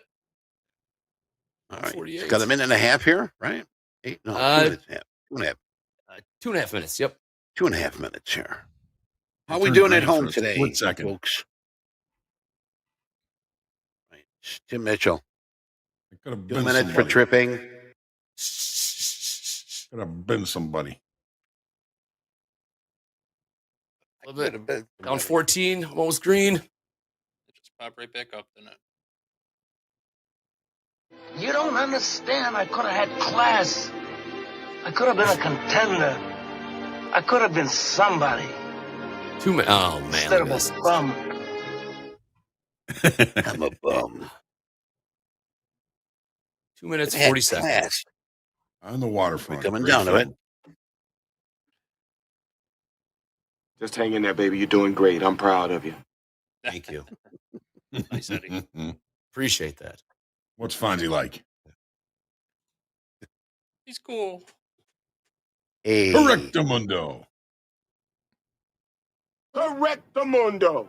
There you go. 2 minutes left. We're gonna hit the flat and all button 2 minutes. Oh. Coming up here. I'm flipping around like mad right now. Are you really? Yeah. Take a little break. No, and then we'll start round 2. It wasn't that to chop me up. Actually making some back doing this.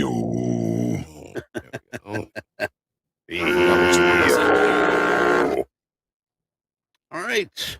Who will win the reversal challenge so far? Hoag is in the lead with 38. JD 26, Andre 20, and Jack. Ooh. Yes, Jack 14. 726 votes. How much longer? Minute 30. You're right. Anybody up money? Nope. Unrealized I am. I'm going to hold this short into the end. I'm just going to flatten at the end. I'm not going to reverse again. Wow. There you go.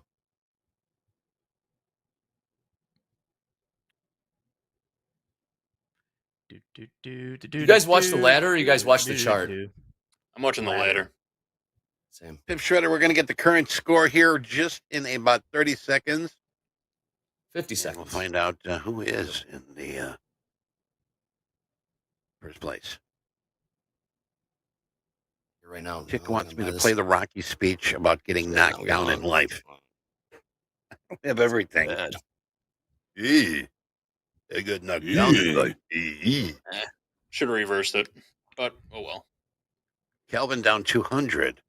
Flip that. Down 61. Short. 20 seconds. Here we go. Flat and all. In 17 seconds. Okay.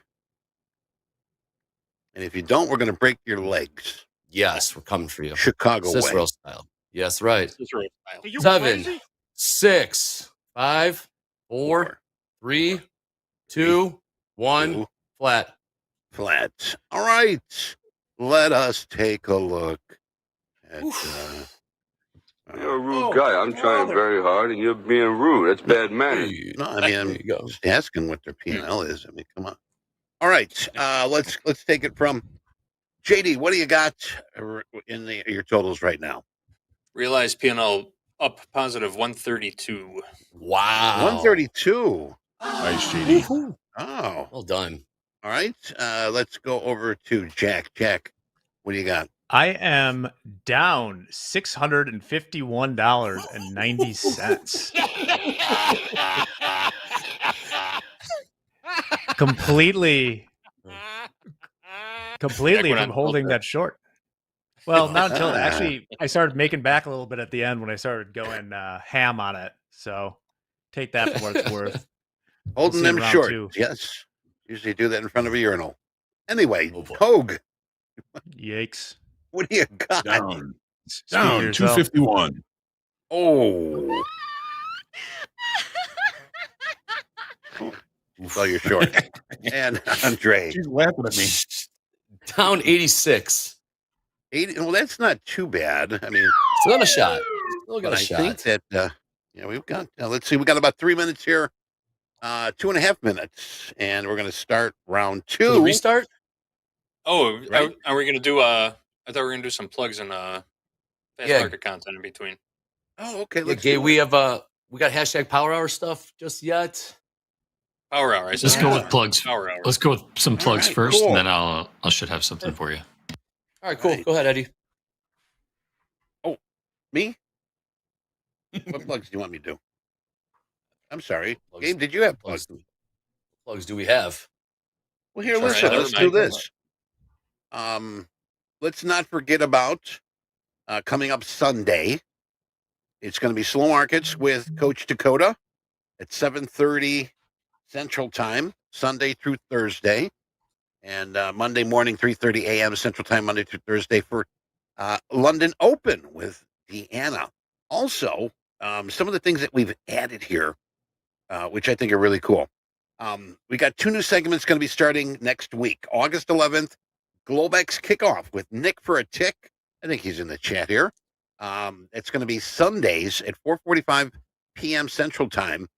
Monday, August 12th at the Buzzer. Now, this is going to be a Monday through Friday. Now, we do have After Buzzer in our Discord channel every day of the week, but we're bringing Coach Jay here in YouTube. So Monday the 12th at the Buzzer. As soon as we're done here, take about a 15-minute break. He'll be on at about 3:15 to 4:15 Central Time. Also, coming up August 14th, Wednesday, Jared Tendler. We've got some psychologists. Tuesday, August 20th, Brett Steenbarger. Both are going to be with Hoag, and it's going to be a AMA session, Ask Me Anything. So we'll get you more information during the week. Also, while I got you here, what should we add next? We've been doing a lot of adding.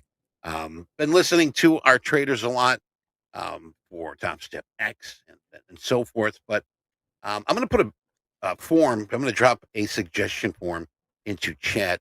Help us out. What will help you become a better trader? We want to make sure that we know straight from our traders what they need. So I'm going to do that. But that's about what I've got. And coming about, we're almost around 2:30. Gabe, did you have any goodies for our peanut gallery? I do. There's just a few today, so not a whole lot of activity for Power Hour, but that's okay. We'll roll with what we have here. We have Lost Trader coming in. Eddie behind the soundboards, a little behind the scenes of the main man himself. Another one. Actually, it sort of does look like he's a little thinner than I am. Vodka. Drinking something. Hey there, Betsy. And then we've got Carl Hungus, the box of farts. How did I make it on that? I had nothing to do with that one. Man, Hungus, you're gunning for me. Smoking. Oh, man. DeAndre McHugh. That's brilliant. Gosh. And then we've got one more Pat coming in here with a battle station pick. And some Top Step swag. I think I see a Top Step shirt on him as well. It is Chelsea. Cool. Chelsea. Oh. Do it up, brother. Awesome. But that's all I have for you. Back to you guys. Cool. Come hey, on, Eddie, people, real quick. Pictures. Yeah, Eddie, the Trustpilot thing too. We want to tell them about that. All right, we'll do that too here while we've got it. Yeah.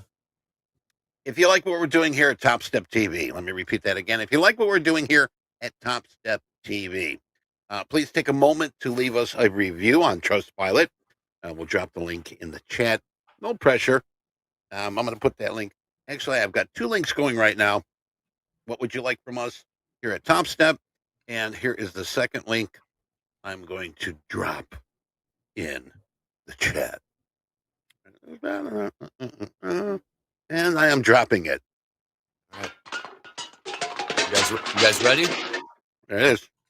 You guys ready? 10 seconds. Ready? Yeah. 10 seconds. 7 seconds.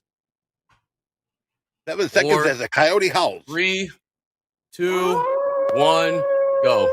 Long 5. All right, let's Short. go. I'm short. Short 5. Long. Short. I'm gonna get my head. Let's get him, Andre. Now let's do it. We're gunning for JD here. Break out. Gotta break out. Let's see what it does right here. Right here. Oh no, it's flipped it to short. Oh. No. Real quick here for those suggestions that I asked. There is the link. You got to put it in the form. You can't put it in the chat. We will not copy those down. Nope. All right. Bull Shark long. Charles Lucas long. Frivolous. I'm long. Rhino short. The monkey trades. Okay. Up. I've been green for about 3 seconds total this whole time. Man. What price did you guys get? I'm short at 16. 616. Long I got to beat by a quarter tick there, JD. John, what'd you get? 16 quarter. Pop it right here, right now. Chop, chop, chop. It is choppy. In this game, you have to play to higher win. lows. Very competitive person, but I want to tell you something right now. I play to win, and this is not entitled. It's getting worked.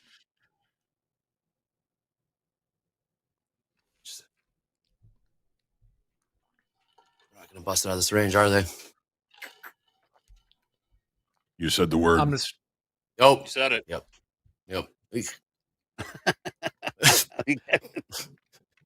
I don't think Michael's. I don't think. Yeah. We gotta get him playing this. Michael Patak, are you in the chat? Yes. We would Is he? have. We would have. Not in there We today? would have. No, we would have seen Nah, him. we by would have now. seen him here. He We would have been doing doesn't something like wrong. the word range. Target. Ann Order said it them today. down. Target. We got to use the word target. Yes. Oh, I got short. I flipped it. Trader at this Short. point, This is just. there's not much. Yeah. Shannon's got 2 words for me. What are they? On me. Money. Tell me, Shannon. What are those 2 words? Go! And Pick a direction. Go! Here's the 2 words. I know. It's just it's not doing anything. No, it's not. All right. So we'll take this into what? 3 minutes till? Does that work? That's good by me. Cool. Maverick asked when we're going to play this game during fast markets. I just reversed long. Keep a house account. Did you? Yeah. I'm long now. Yeah. I see that. Next year we'll be Same. doing 200 lots. Universal challenge. Real money. No. Real Never real money. Never real money. Lots of money. Never real money. Never real money never. on this.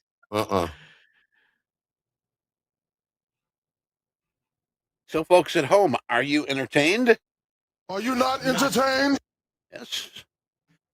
Wheelhouse down 355. How we doing at Here's home? the moment of folks? truth. Reverse. I guess short. I just reversed short. Yeah. What JD? Oh, we got Nice. some movement Get here. horrible fills. Absolutely horrible fills. Use another broker. Wait, you got a horrible fill reversing a 5 lot? Oh. In a There sim. you go. Should have kept it. I was playing that range. You're Yeah. as good as your last go. You don't give a shit. You don't give a shit. I don't give a shit. Even when I was a clerk, I remember a guy was trading 1 lots and he'd yell at me about his fills. I'm like, dude, Shut trading up. 1 lots. You're trading 1 lots, man. Come on. Uh-oh. There go the Blue Get off Angels. me, Holmes. Yep. Get out. All right. I am long. What's everyone else? Long. I'm short at 23 in the orders. I haven't touched anything. I'm still down. 100. Don't give up, Jack. 100. Oh, I've given up to an extent, but I couldn't hit a bull in the ass with a bass fiddle, as my grandfather used to say. What the Love it. heck? How about that? Basically, If I may be so blunt, who gives a shit? yes. Hey. It happened. Go. Doesn't want to go. Oh, getting short. Realize down 241. Yikes. You're down 241? Yep. Okay. So what do you want? A medal? Negative. No medals. Negative, Commander. We need like a pin for the reversal challenge. Oh, my God. Damn Get it. a pin in that. All right. Just got out And of a that. I'm afraid to brown paper bag with 2 eye holes cut out of it. probably have to stick that pin right in my ass. Oof. Are the White Sox still losing games? Oh, they finally won one, actually. They won one. I see you've They given up finally on won. them. I stopped paying Oh, attention to yes. him about 6 weeks Yeah. ago. At least You 6 guys are all weeks ago. Sox? I haven't even looked at baseball. Yeah, I'm You aware. guys are all Sox fans? Man, White Sox. I'm Chicago. I'm going on Saturday for some reason. I went to one game this year so far. Well, they have a 239 winning average It's and incredible. over 162 game season. Yeah, they're on pace to win 38.8 games. And the worst record ever was, I believe, 43 wins by the Detroit Tigers. Sell the And team, what's their Jerry. excuse? That Yikes. was a 162 game Sorry, season. all right? Yep. 162 games. They're trying to shoot for under 40. Is anyone It's hard to short? do. I am short. How we doing at home? Trader Hacks up 95. Okay. Brad Sims up a good old 420 on the day there, mofo. Yes, baby. Babe's going to be 420 here very soon in this household. You dig. You dig. Favorite number. Oh, yeah. Oh. Now, this is it's getting worse. Sell this, I'm in trouble. All right. Skivmo up 45. G Hauser up 385. We got Nexus Trader down 227. Wheelhouse down 272. And if things are bad, yes, everything is better. God bless you, Eddie. God bless you. Brad Sims way ahead of you. I told you to wait for me, Brad. I'm not going to share my hash with you now. Get it? Get it? You know, they got these candy bars like with mushrooms inside now. You hear about this? Something new to me. Like I had them in Jamaica. Like candy bars. Like I think that's been around for a while. Like Kit Kats. And with magic mushrooms or just mushrooms? Well, no, not like the ones you put on your steak. It's like hallucinogenic. Good ones. Shanker up 444.35. Nice. He says, Eddie, did you hang out with William Eckert back in the day? I don't know. Ooh. Boy, they're flying low right now. Ooh, I hear him. I hear him. I hear your microphone. No. Hey, watch Can out you? for that. Gosh, damn it. You in the plane. Yeah. Come on, out of my way. Got the reversal challenge going on, damn it. Come on. Did you get that? No did you fly get zone. that F-14 out of here. It's a no fly zone around here. It's no fly zone. Come on, JD. Let's go Team Pork Chop. Pork chop. Pork chop. Oh, Oh. man, I should have reversed that. Shit. Oh, you're still long? Yep. Probably in the green now. Let's go. I cannot be in the green. I was in the green. I didn't reverse it. You were? Not overall. Oh. No, Oh, that's this- long this- gone. This current trade. Gamer Tag wants the 420 with me.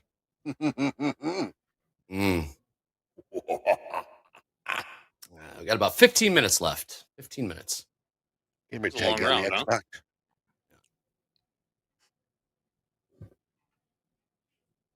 Oh, what's your unrealized? I don't know, a couple hundred, right? Up 75 right now. I'm Realized down, down 253 70 this round. Oh my goodness. Push You it. can do it, Johnny. Come on, you come back here. Push it. I'm rooting for all you guys. I love you. You all the guys. Oh, thanks, Appreciate Eddie. that, Eddie. Mother here. Everyone gets a participation trophy. What a good sport. Yeah. Yep, everybody. Yeah. Even the ghost of Randy Savage. Oh, man. He's no longer with us? No, he died. No. Is it recently? Should have taken profits. Nah, Oh, no. it's a while back. What a life. Yeah. I need Jerome Powell to get Right here, like right arrested for a DUI right now.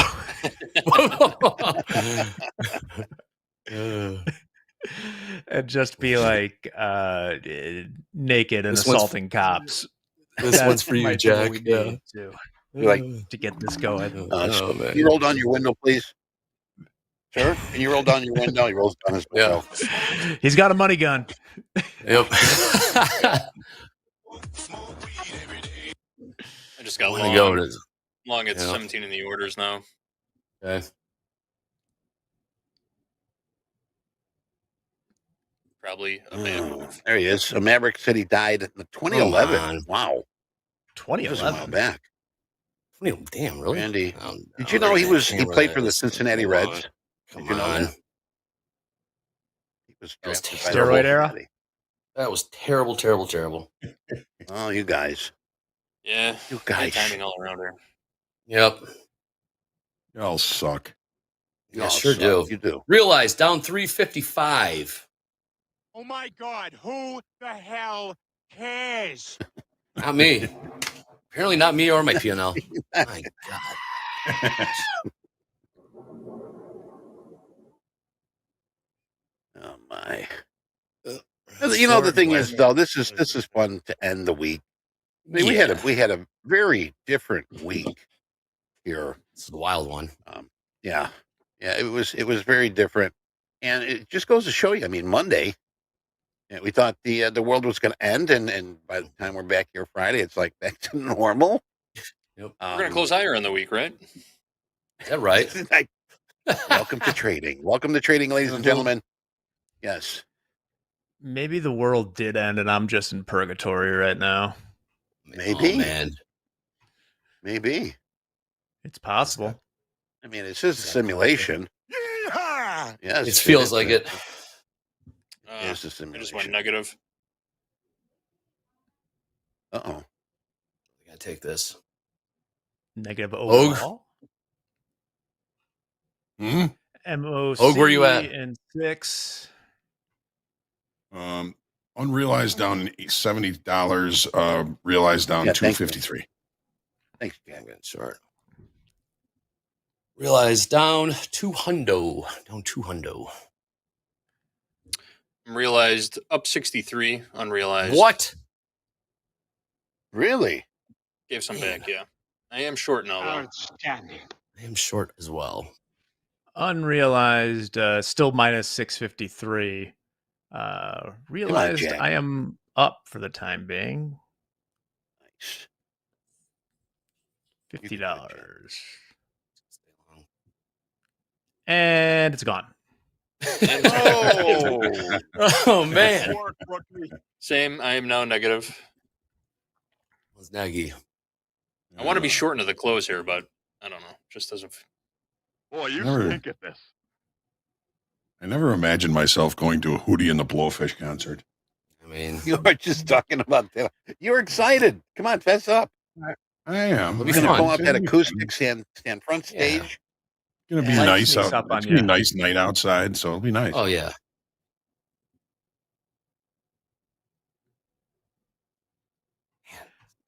I'm Struggling babysitting one way or tonight. Anyone in the comments have anything I should watch? I'm out of Olympics. things to watch. Not watching the Olympics. The by new season myself. of Hard Knocks Rerun. is out. Already the watched first the first episode of episode of Hard that. Knocks is out. Yeah. What'd you guys think? Chicago Bears. I thought it was I like totally it. cringe.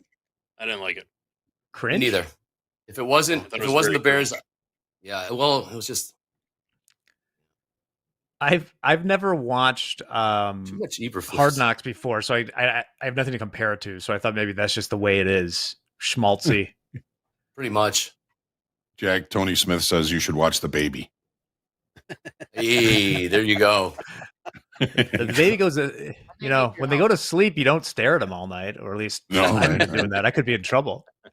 Stop staring at me, Dad. I've seen House of the Dragons. I've seen Breaking Bad. I've seen Ozark.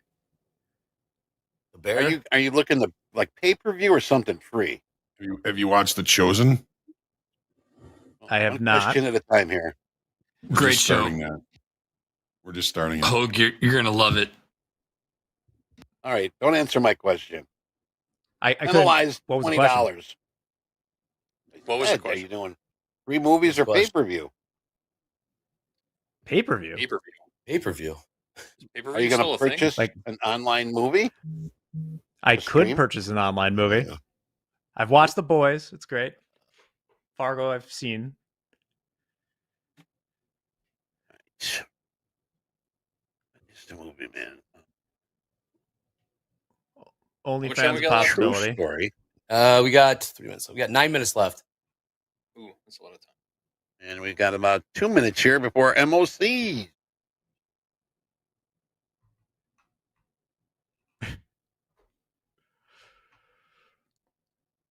All right. If you're doing pay-per-view,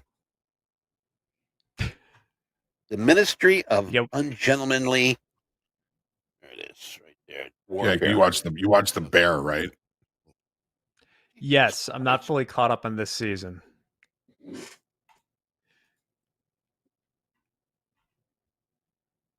There you go. If you're going to pay for a stream, Ministry of the Ungentlemanly Warfare. It's a true story. Winston Churchill, great movie. Henry Cavill's in it. Nice. I got some good suggestions in here. I think I am set for the evening. King of Queens. Binge it. Like all of it. Yeah, watch the Stooges on YouTube. All right, come on. We should And start 2 seconds. instituting. And I suggest we do it next week. Is start instituting a punishment for the loser. Fantasy football. I know that my friend had a league where the loser had to go to a theater by themselves and watch Mordecai starring Johnny Depp. So something like that could be fun. As long as Can you actually do it? How do you prove you did it? He did it. I was talking to the guy that lost.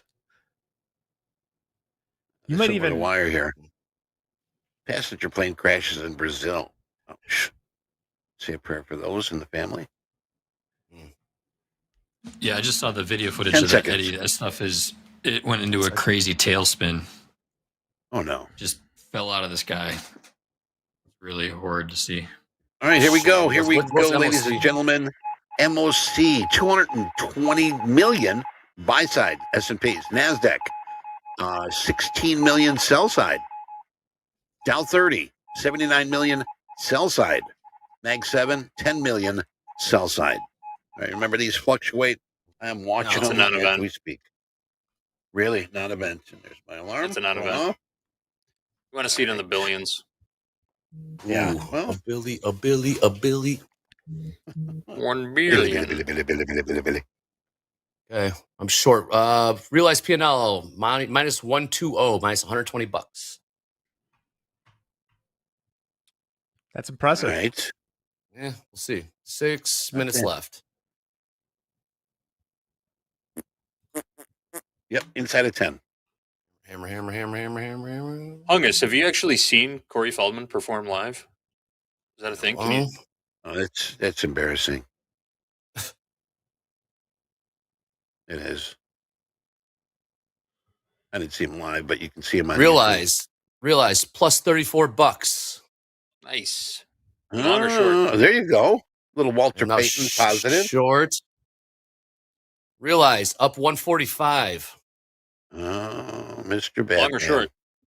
I'm now long.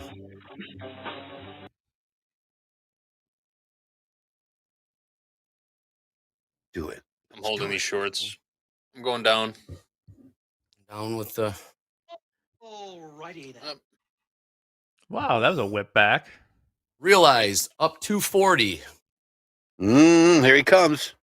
Here he comes. 5 minutes left. Now short, yes.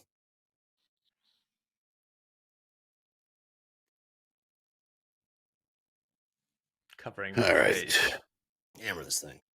I haven't reversed in about 10 minutes. I'm just holding on to shorts. I haven't reversed once. I've just been sitting here. Me either. Yeah. All right, let's get an update here real quick here. JD, what do you got? Realized up 63. Jack. Realized still down 653. Down 653? Up. Oh, up 653. Well, that's my realized from the last round. No. Nice. Down 653 is realized, and then I'm up $100 unrealized. Okay. Mr. Hoagland. Down 253 realized, down 57 realized, or unrealized. 253 And Mr. realized. Andre 3000. Realize up 323. Wow. Chicken dinner today. Oh, what happens here? Coming up to the close here. You and me better spend some time wondering. Now remember, folks, we'll be back here Monday, but Sunday night, Coach Dakota. So it's gonna hurt. Hammer it. You don't even know. What do we got? 3 minutes, 30 seconds left. And they're going to hammer this, and they're just going to wipe out the P&L. Oh, boy. Oh, boy. Oh, boy. There are two sides to every futures contract. Options to It's almost like it's a zero-sum game. Yeah, almost, right? 3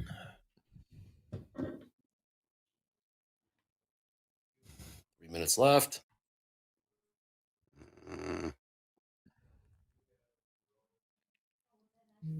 Yeah, here, what do we got? This is going to get ugly. Really no change here in our MOCs. Okay. No. Let's do this, huh? Let's do it. All right. Oh, boy. Slack's coming in hot. Yeah, it is, Eddie. What we got? Coming in here? There. Just got a barrage, like 7 in a row. All right. Andre, you want to do the breaking? Yeah, well, I'm not going to do that one. I'm going to say, Sunday night we got the debut of the GlobeX kickoff with Nick for a Tick, 4:45 p.m. Central Time. Tune in. He'll get you prepped for the upcoming week. I'm getting hammered in this. Eddie, please take it away. I'm getting hammered in this trade. Right. 2 shows on Sundays now. Monday morning, and then us. Then we got At the Buzzer with Coach Jay at 3:15 p.m. Central. Right. That should be good. We were just packing this clock. Pretty soon we're going to be 24/7 TopstepTV. Oh, we're selling. Oh, I'm getting hammered right now.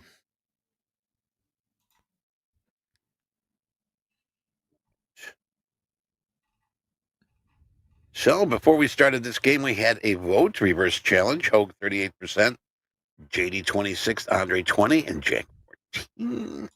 I think they got the Jack right? Did they? They get the Jack right? Maybe. I just made a little bit of a run here. Uh-oh. Did you reverse, I'm Jack? now back short. I had to make some moves, man. I'm down 243 realized and scratch unrealized. Okay, we got 60 seconds. Oh, shoot. No, I got Well. Oh, here we go. Realized up $100. Up $100. Shoot. I just lost. Sorry to let all my Hogamaniacs down. You didn't let anybody down, Johnny. This is all for fun. It's a silly game we play. 45 seconds. I don't even know what my Flat and all. position is right now. I'm long. Yeah, I find myself trying to figure out my position as well. Oh, no, negative. Again, tune in 4:45 p.m. on Sunday. 4:45 p.m. Central Time. Nick for a tick. Globex kickoff with Nick for a tick. Yes. Look forward to It's that. new. Yep. Oh, this bounce. No bueno. 15 seconds. 15 seconds. Man, I nearly did something special there. 10, 9, 7, 6, 5, 4, 3, 2, 1. Flatten. And that is it. Woo! I done it. All right. All right. Up 269. Up You're up $89. 269. What was that, JD? $89. Up 89. Up a ditka. Up a ditka. Jack. Down $302. I think I Nice won that comeback. round, maybe. Nice comeback. I think you did. And Who the hell raised you to be this damn inept at trading? Samuel, chill out, buddy. Come on. It's all in the Hoag? Down $539. And I'm not going to a movie by myself. Trade. Yeah. Yeah, your punishment, you have to go to a Hootie and the Blowfish concert. I only want to be with you. My goodness. You got to memorize his tongue before you go, Hoag. You suck so bad that I wouldn't trust you to water my damn plants, let alone handle any important business. Yeah, we sucked. And Andre, you're walking out of here the winner with a measly Ben Franklin. 269. I'll take it. Take it. Yeehaw! All right. Oh man, that was fun. What a week, guys. Quick, Andre, what a week. If this was a scramble, who won the first round? Who won the first? Who had the highest realized P&L? Oh, I did. JD. First round I won, yeah. JD, yeah. It's aggregate. What'd you have? What did you have? What did I have? $130. So I lost about $40 in round 2. So I made 350 in the second round. So I see together, what you're doing we there. had about 450 for a scramble score. So I see what you're doing there. something to keep an eye on. Nice try, Jack. Nice try. Mm-hmm. Anyways, guys, hell of a week. Man, we saw it all this week. World was ending. Now we're gonna end up on the week. Shout out JD. Shout out Jack. Shout out to Hoag, man. All the bellers. We're behind the scenes here at TopstepTV. Everyone's busting their ass around here. Thank you to all the viewers. Yes. And 40 seconds. Eddie, great job this week, man. Thank you, bro. Hope you guys like that reversal challenge. Again, we got At the Buzzer coming out with Coach Jay. We got Nick for a Tick next week. Don't forget about D, the London Open. Eddie will tell you more about that. Man, that was fun. Hoag, did you ever think you'd be doing a reversal challenge and going to Hootie the Blowfish in the same day? If I told you that 5 years ago, 5 years ago, you're doing the reversal challenge and going to Hootie. Like, God, man, crazy. Shout out to my guy, Papa Giorgio. I didn't give him any love with the levels. He's been in Discord the whole time. I really wasn't watching. Oh, yeah, he is, yeah. Papa Giorgio. Awesome. He said 3 guys in his group cut the long. His whole family trades together at home, so when he says 3 people over here, 3 of his family members. The trading Camera on, Eddie. Camera Oh, you on, know Eddie. what? Eddie's gonna Sorry, take us ding, off. ding, ding, ding, ding. My sound effects just took a fart. Here, how about this I'm one? ready to answer your question. Instead of a bell? Not one iota would I have thought that that's what I would have been doing tonight. No balls chance in hell. Eddie, camera on. Take us out of here. All right. We're going to put that camera on, and sorry about the bell. Bell, it sort of disappeared. All right, boys and girls, tomorrow. Oh, here we are. We're back here. Okay. Next week, as far as our economic numbers go, coming in Monday the 12th, we're going to be having some early, well, not really early, but 10 o'clock here, New York Fed. We also have 11 o'clock WASDE report. And wow, another Monday of really not too much cooking.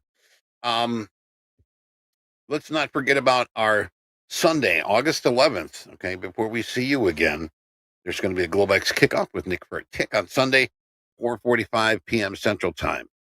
Monday, we also do have At the Buzzer with Coach Jay. Now, these are going to be Nick's going to be a Sunday, only on Sundays, and Coach Jay is going to be from Monday through Friday. So keep an eye on that. Who do we got kicking in for Monday morning? Let's take a look here. And oh my goodness, I'm sorry. Here it is. Okay. Monday, We're going to open up here with Hoag and myself, 8 o'clock Central Time, as usual. We'll have Coach Dakota Nick per tick for Fast Markets, Jack, Peter Tuckman, Andre and JD for Power Players, Shoulder Tap, Jack and Mick. We got Dolby, JD, and Marie for Strategy Lab on Monday the 12th. And to end the day here, Andre, Gabe, Flyer Jim's going to be with us for Power Hour and Hoag. Let's not forget right now here, there is a Discord at the buzzer with Coach Jay and Coach Paul. A little later on, it's 6 o'clock here. We got Coach Ray, Volume Profile, Coach Vince at 7, Tech Analysis, Candle Charts, and so forth. And that is going to be it. So, boys and girls, very happy that you stuck around with us here today. Like I mentioned before, it was really a weird week. And then, I tell you, been in this business for a very long time. You're always learning. There's never going to be an end to experiencing markets, market conditions, characteristics of trades and how we trade. It's always going to be different. Always going to be different. So we love having you here. I hope that you did have a good time with us. I hope you learned something. And that now it's time. It's the weekend time. Now it's time to separate yourself from this thing we call the internet. Shut it down. Okay. Log off. Let it cool off for a while. It needs a little rest too. And get some love from the people that are close to you. Right. Family time now. You got a whole weekend. All right. So get some rest. Re-energize. Stay safe. Stay healthy. Have a fantastic rest of your day. And until we meet again. You thought I froze, didn't you? I'm Eddie Horn, and this has been TopstepTV. Take care.